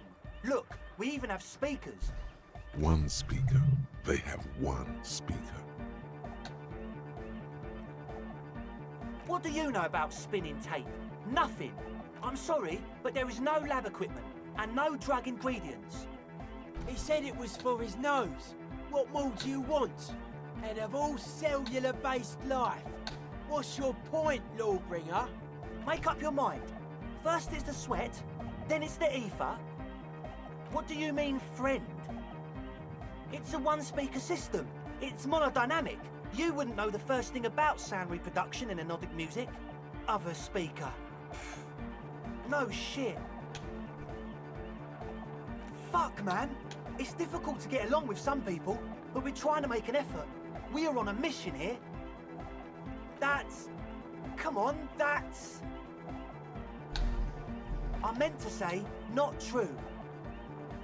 What do you mean, do? There's resignation in his voice. He's almost ready to drop the act. It wouldn't take a lot of pushing. Really? Oh well. Don't talk to a cop, kid.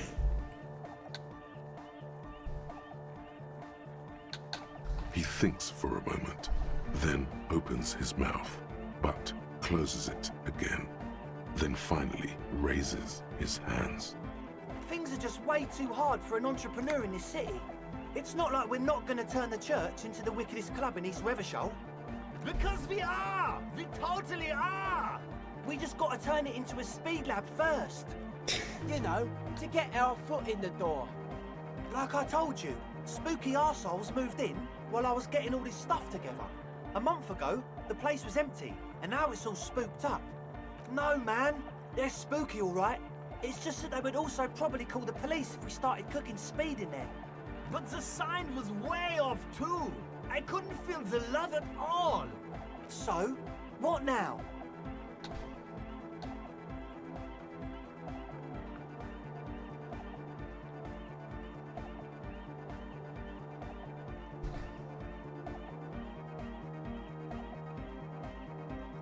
I'm not having them arrested. Because I'm literally a police officer, but I don't actually care enough to have them do that.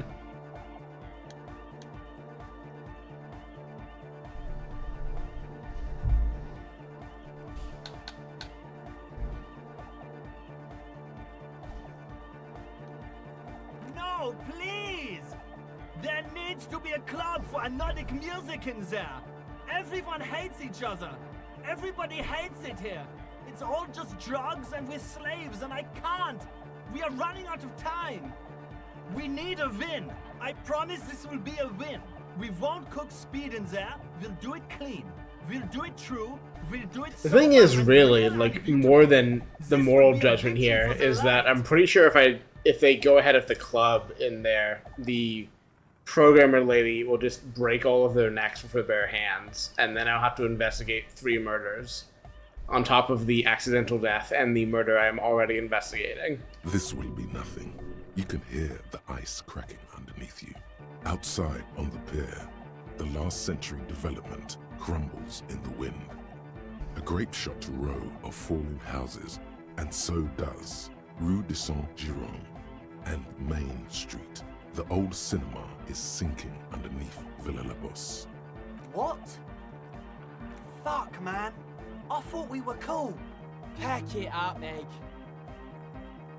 He doesn't even look at you. Yeah, that's fair.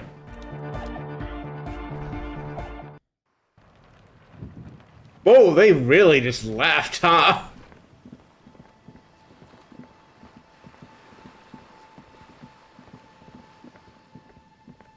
I'm afraid I'm gonna miss the smoking on the balcony if I don't just hustle over there. So I'm going to go hustle over there after saving again. I was really tempted to ask for a bribe, but I don't know, I just wasn't feeling it.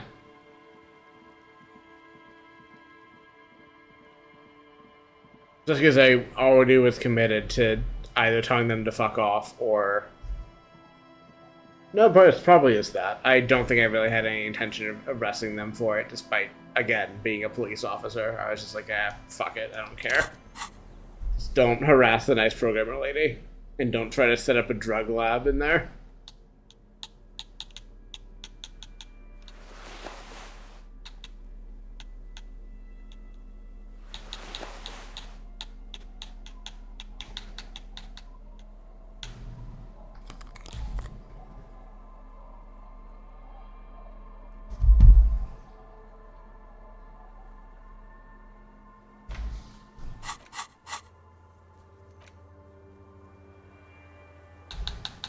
Envelope.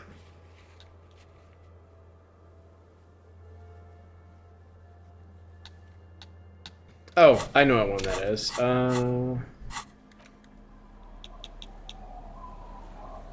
You take the legal documents out of the envelope.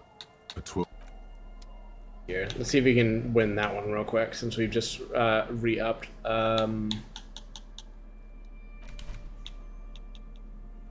Logic.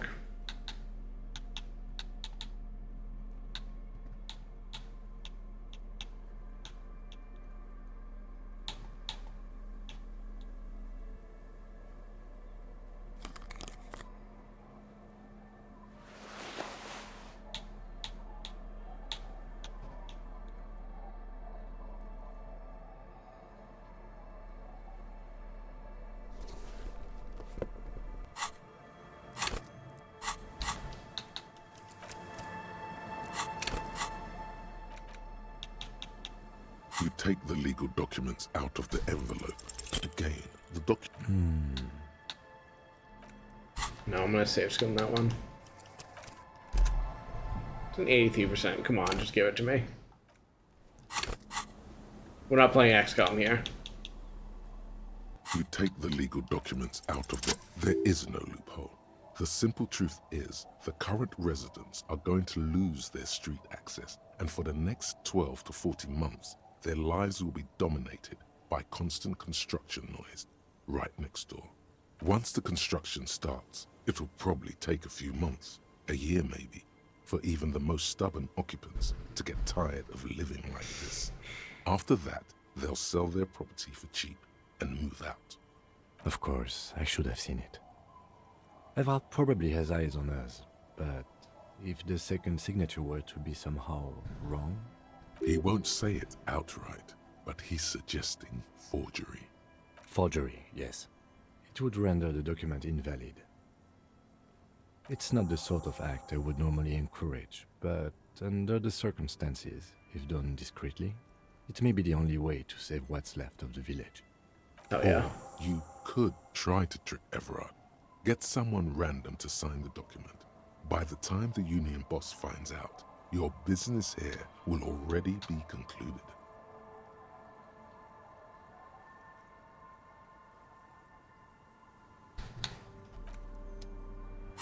Interesting. I do want to try that forgery, but I suppose in like a private room or something where he can't watch me do it. I'm assuming watching you here means the village specifically, but it's possible they just mean in Revachol generally. Or not, well, yes, Revachol, but Martinez specifically.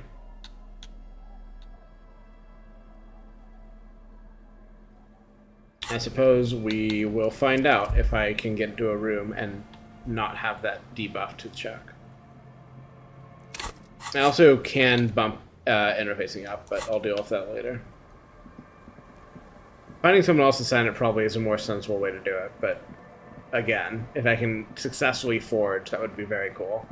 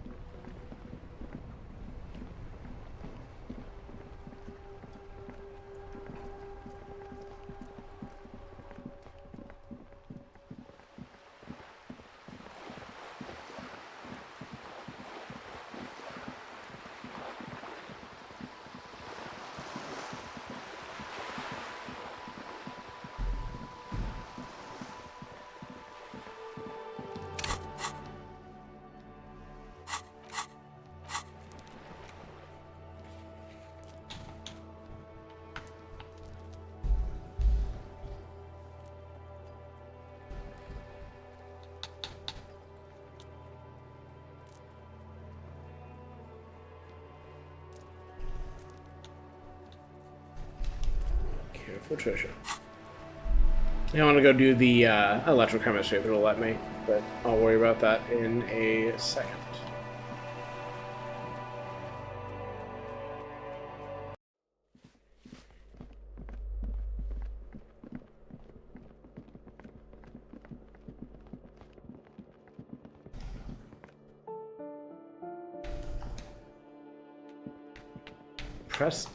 I pressed the door 3 times, come on.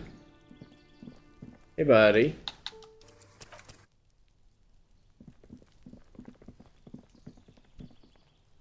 Gendarmerie, you found me. And his shirt is still unbuttoned. Beautiful. So tell me, are you here to make things right again?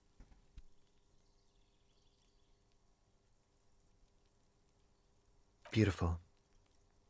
I have some good news for you. My Sunday friend is visiting me tonight. I told him about you and he'd like to say hello. Step in. He's already waiting. Trust me, you do. That's nice, but I don't have anything to tell you.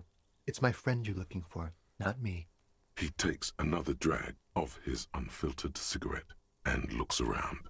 It's getting dark and the neighboring windows have lit up, one by one. Downstairs, a cat crosses the yard, disappearing into the bush. Besides, I've got to run. Something tells you you're never going to talk to an individual this cool or mysterious ever again. Just look at it. It's a beautiful night. Who's going to stay in on a night like this? He's right. Only losers go to bed early. Time to break out the booze.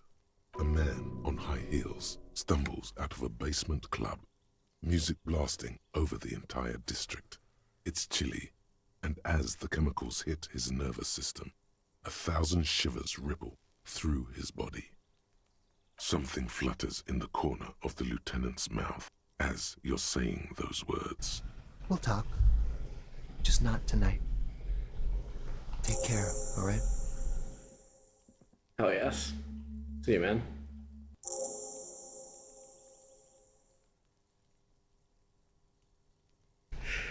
We are learning about homosexuality. I can't remember if I said that in one of the previous streams, that has been the very unsubtle implication to me the whole time I have met this man. Different, of course. He smells good. He smells good, and that's weird. He's barely holding it together. It's all he can do to keep from bursting out in laughter. Come on, detective, let's go. We've got a potential witness to interview. His Sunday friend, remember?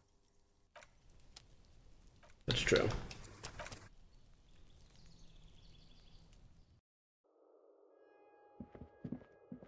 Hello. I'm gonna investigate everything in the apartment before I talk to you.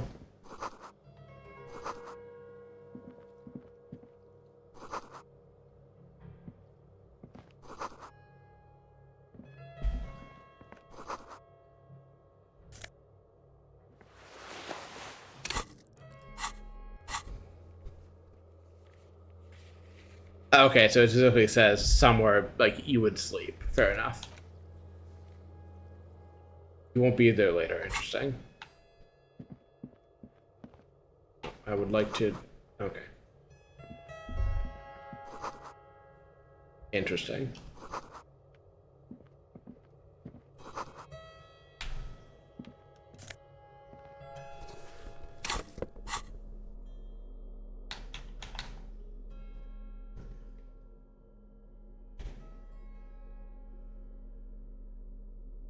Yeah, I kind of had a feeling I was absorbing more, hey, don't just pick things up because they are there, and think about what you are picking up before you take it. Traps. And it seems like I have in fact done that, and have picked up, hey, would you like to be culturally insensitive? I'm not going to do that. Amen. Officers of the Revachol Citizens Militia. His hands are clean and well manicured. This is a man who knows the importance of appearances. My name is Charles Vildrouin, and I am an official with the coalition government. I work for the Institute of Price Stabilité on assignment from Sur-la-Clé. I heard you talking to my friend outside. Very good. Super. I am here to assist you in any way possible.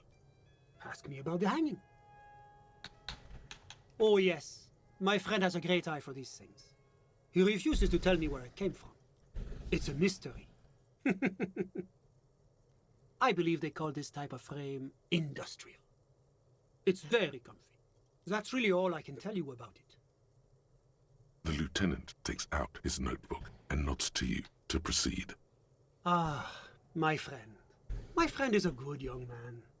His family immigrated here from Kedra, and life has not been easy for him. But he understands the importance of education. He has taken his future into his own hands, and that's all that matters. Kedra is a candidate member of APIS. But, between you and me, their potential membership is a more contentious issue. That it's never going to happen. They entered negotiations in 21, and it's been pending ever since. EPIS is a very special program developed by the Moral Intern to support certain Occidental nations. It began as a unified system of weights and measures, which proved to be a wild success. Nothing but kilograms and centimeters as far as the eye can see. It was such a wild success that we expanded it into an economic union for the processing of steel. Another success. And between you and me, the Moral Intern feels emboldened by this success. Emboldened to take EPIS to the next level. Why, it stands for progress and stability, like the Moral Intern as a whole. It's been such a wild, extraordinary success thus far. We are very excited to take it to the next level. A supranational political alliance. The United States of Occident. You mean Revachol? No, it's going to have transparent democracy. It's one day going to be a candidate member of EPIS, sure. No, candidate members do become members. Why do we even have the whole system in place if they don't? It just takes time. Time and evaluation. But we were talking about my friend here, not politics. Sorry, who? But I told you, officer. He's a bright young man here to pursue his education. Education is the foundation of our future, especially the arts. It is a cornerstone of our civilization. Officer, you have to understand. I can't give you his personal information. I'm sure you have your own methods and databases, right? Please don't put me in this situation. He's deeply enmeshed in the study of the fine arts, yes. He's a truly free spirit. He likes all the arts. Perhaps graphic design, printmaking, who knows? The world is open wide for a talented youth like him. How did any of us become friends? Bad things happening on the Insulindian Isola? Oil platforms ablaze in the night? Civil wars lasting for years? Finally, the international community is forced to step in. Au contraire, it's how millions of people end up where they are, meeting the people they meet. It's how I came here, and my friend too. I'm just enjoying the view. We're old friends. Nothing's taboo between us. He comes and goes. I'm sure you'll see him around. He's very active. I'm all ears, officer. The coalition is only looking out for the price stability. The economy impacts the entire... well, you could say I'm undoing... Yes, as I said before, la communauté internationale is what Revacholians colloquially call the coalition. It is the most important thing. It's the central goal of any sound monetary policy, which is essential... Basically, it makes sure... Précisément. That's why the Institute of Price Stability works to keep inflation just, but not too far below. No. Too below is also bad. Below, but close to 2%. The coalition believes in the importance... A sound monetary policy... But oh, I don't have my leaflets on me today. Whatever you wish, officer. I'm sorry to say I did, officer. Officer, it's very difficult to describe what I saw that night. It was so surreal to me, like in a play. He holds out his hands and blossoms his fingers, like a drama teacher setting the scene. What do you mean, like in a play? It was just so strange. I could barely comprehend what was happening. I was on the balcony when it happened, getting some fresh air. I remember that first they came in, carrying what looked like a body. And then I saw all the surrounding windows go dead, one by one. That's when I understood. I should not be seeing this. Sounds like the victim was unconscious, or at least incapacitated. Interesting. I couldn't tell you exactly. Less than 10. Maybe 8? The lieutenant sends you a sharp look at the mention of that number. That's a giant you're describing. No, they were all quite human, as far as I could tell. I went back inside. Yes, back inside. Keep yourself safe from the killing. Were you able to see anything from inside? Officer, the yard was pitch black. There was nothing to see, but I could still hear their voices. They were threatening to kill that poor man. All men, I presume.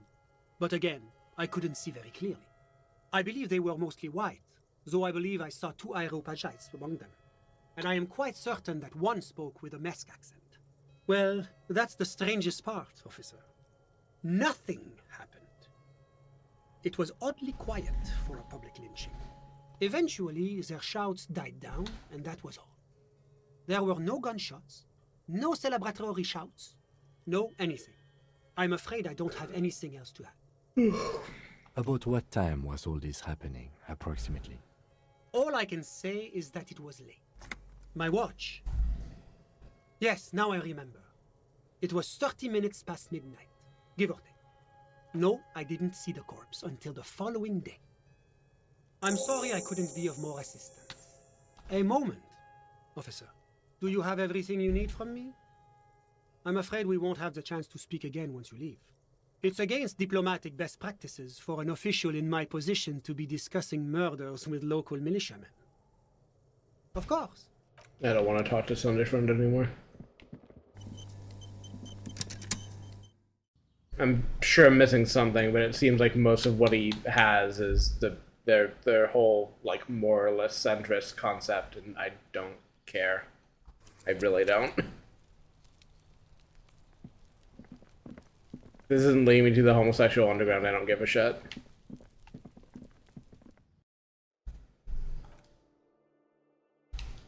makes this mildly disappointing. So I was hoping there'd be more on that point. I'm going to go to bed in the game, and then I'm going to cut the stream and go to bed in real life.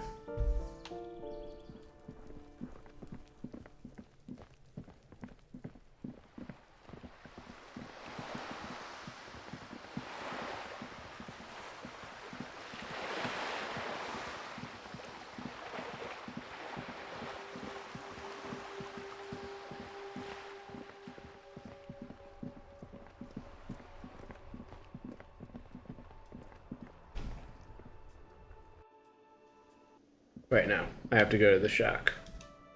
I forgot.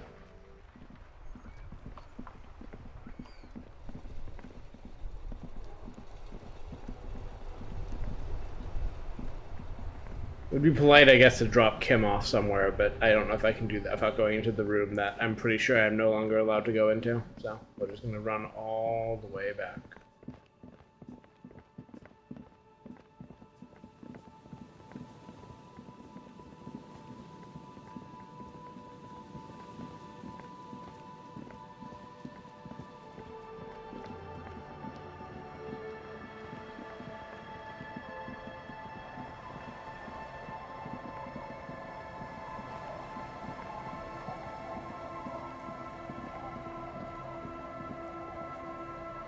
It's getting cold, this late in the night. Time to call it a day.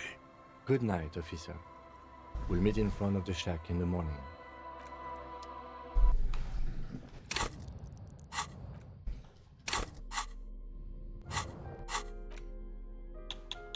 You take the legal documents out of the envelope.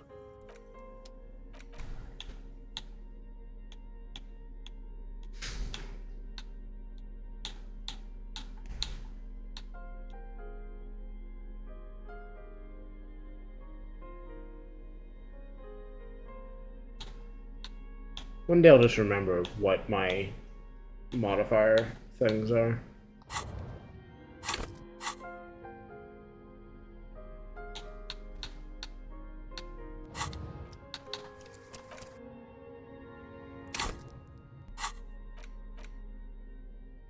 You take the legal documents out of the envelope. With a confident flourish, you complete your forgery.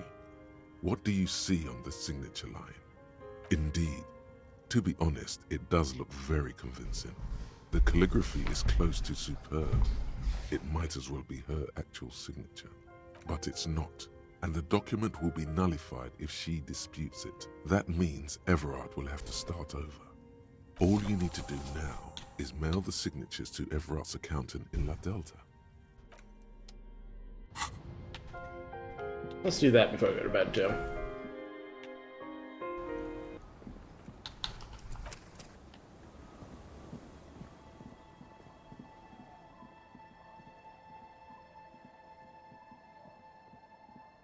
What if I should give her a heads up that he's going to dispute that or not? Or she'll just figure it out. She seems pretty sharp about herself, so. Or did I just forge the signature of the first person? I don't... Come to think, I don't actually remember whose signature I just forged.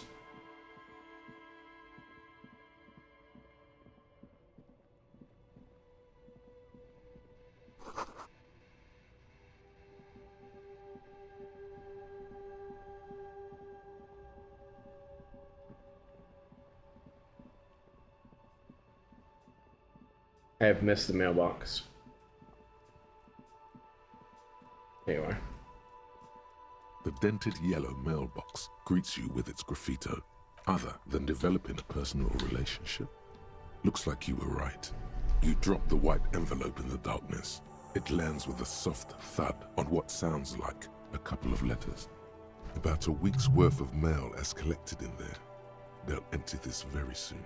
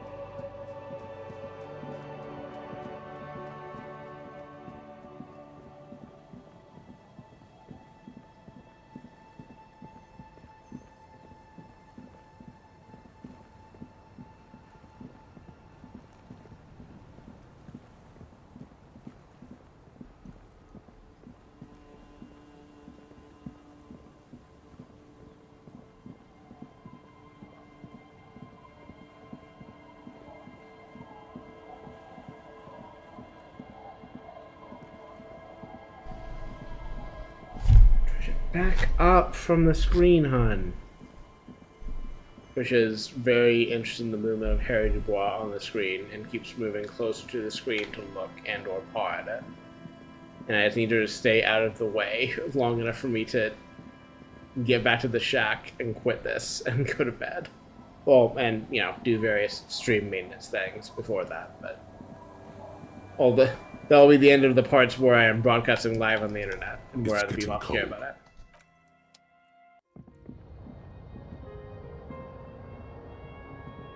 This is up all raw, but on the wall. You see the reflection of your face in it. Electrochemistry. Let's see what I can do.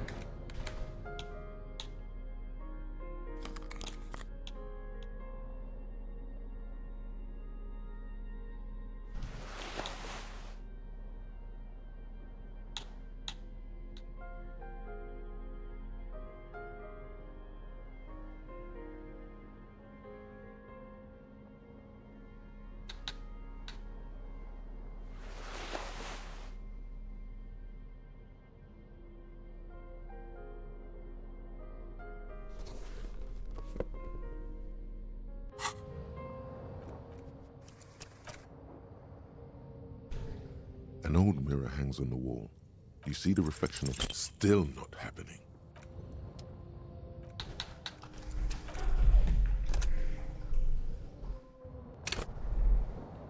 An old mirror hangs on the wall. Still not happening.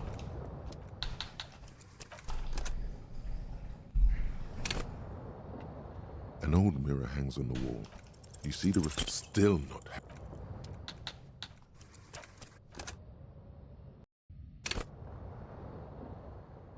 An old mirror hangs on the wall.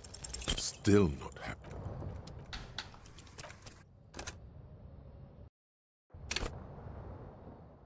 An old mirror hangs on the wall. Still not happening. It won't come off that easy. Okay, never mind. Just tackling this one. I kept thinking I was starting to think that I was doing the wrong skill for this, but I realized that I was looking at this one.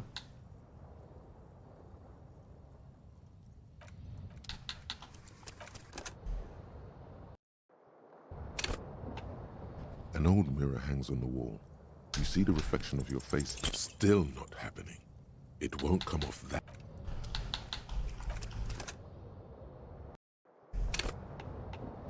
An old mirror hangs on the wall. Still not happening.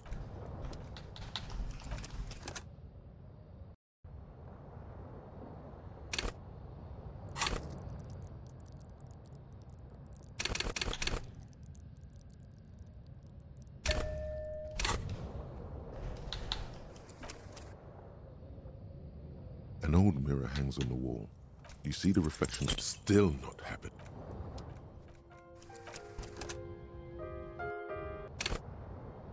An old mirror hangs on the wall. You see still not happening.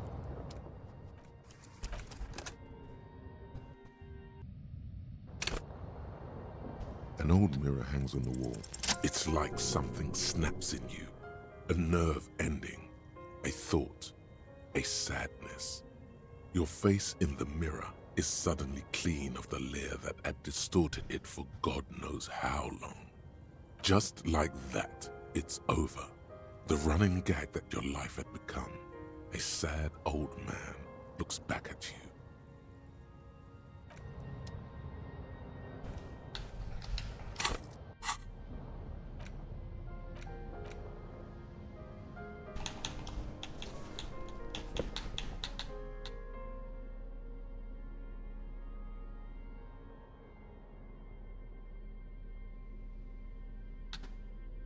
I keep missing the other pair of sunglasses I like in this list.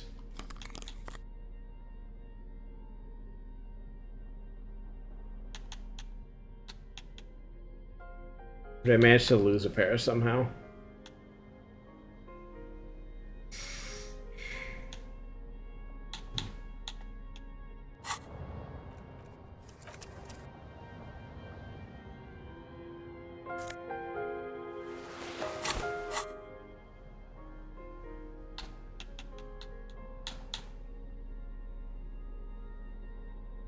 Gross. The bed is comforting. I don't think what I get in the bed in this Across game the counts room, as the rest. heating system hums its soft lullaby. The mattress feels soft and sheets warm. It only takes you moments for the world to fall away. Thoughts, baby. A million little lights in the dark. You're one fine instrument, brother. All those faces and all those names. All that laughter and screaming and scheming around. Every corner and every street. Recorded in you. Forever. On ferrotape. On and on it goes. For untold hours. At the disco where you first asked her to dance. Rising. Rising. Above the dark curvature. The great wingspan of sleep. Studded with stars. Behold, there are millions of them down there. The first time. The last time. The smoke in her mouth. The plotted flowers. The faces turning, changing. It's the world, Harry boy. And you're made of it. Every day you're out there, you make more of yourself from it. I'm afraid you can't be unmade now. You can never forget this shit. All stuck on loop. Whirling, spitting out words and images.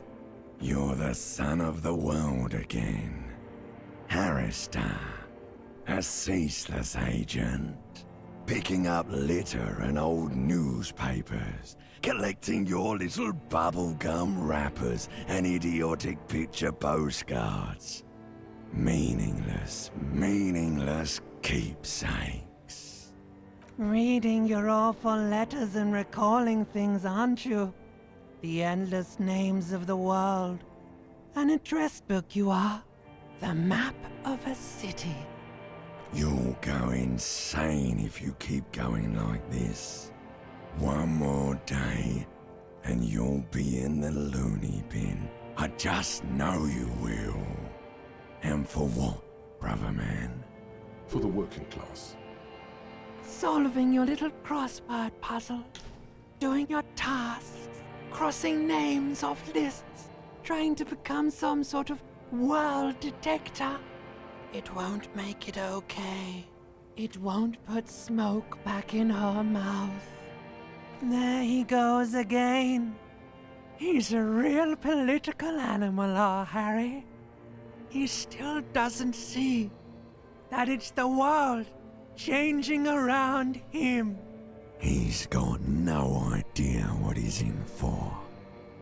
Beep, beep, beep. The alarm is ringing, Harry.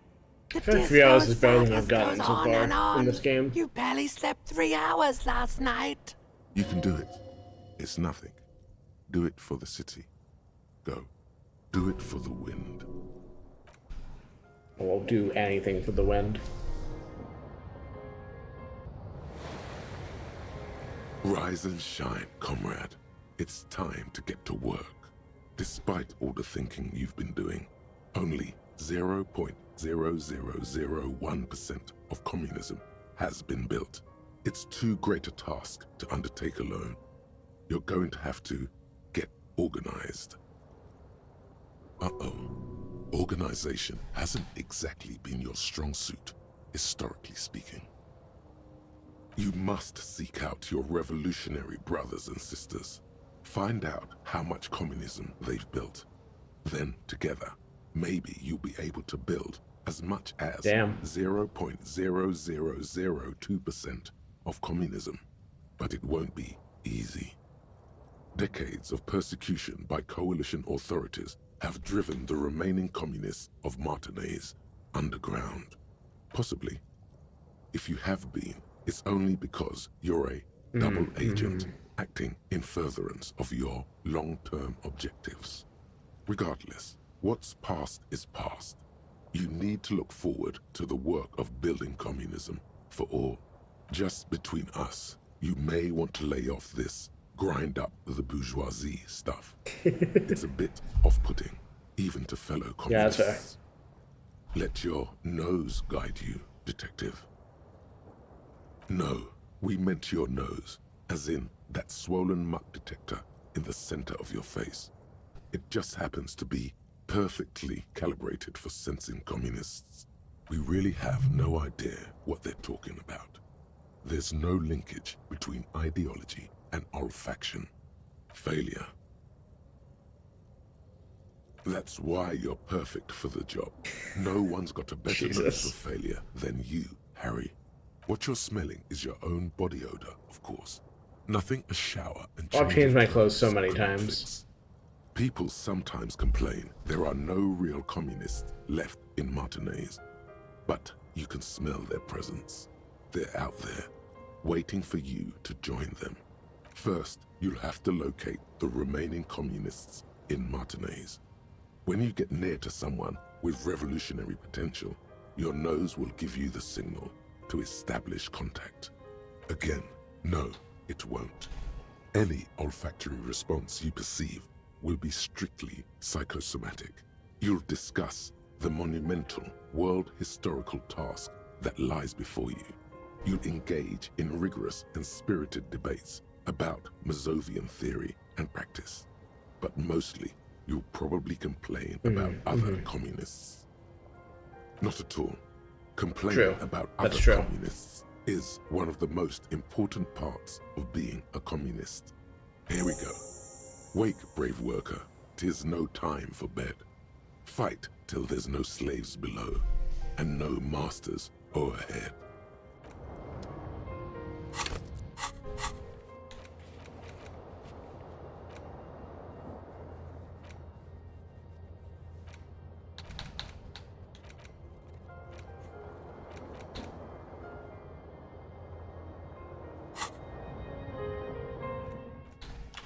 Alright, I will be back at this next Friday, and I will be back with more Celeste on next Wednesday.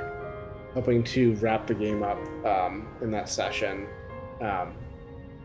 Perhaps also get to Fragment of the Mountain. I guess we'll see how long the rest of Celeste takes me.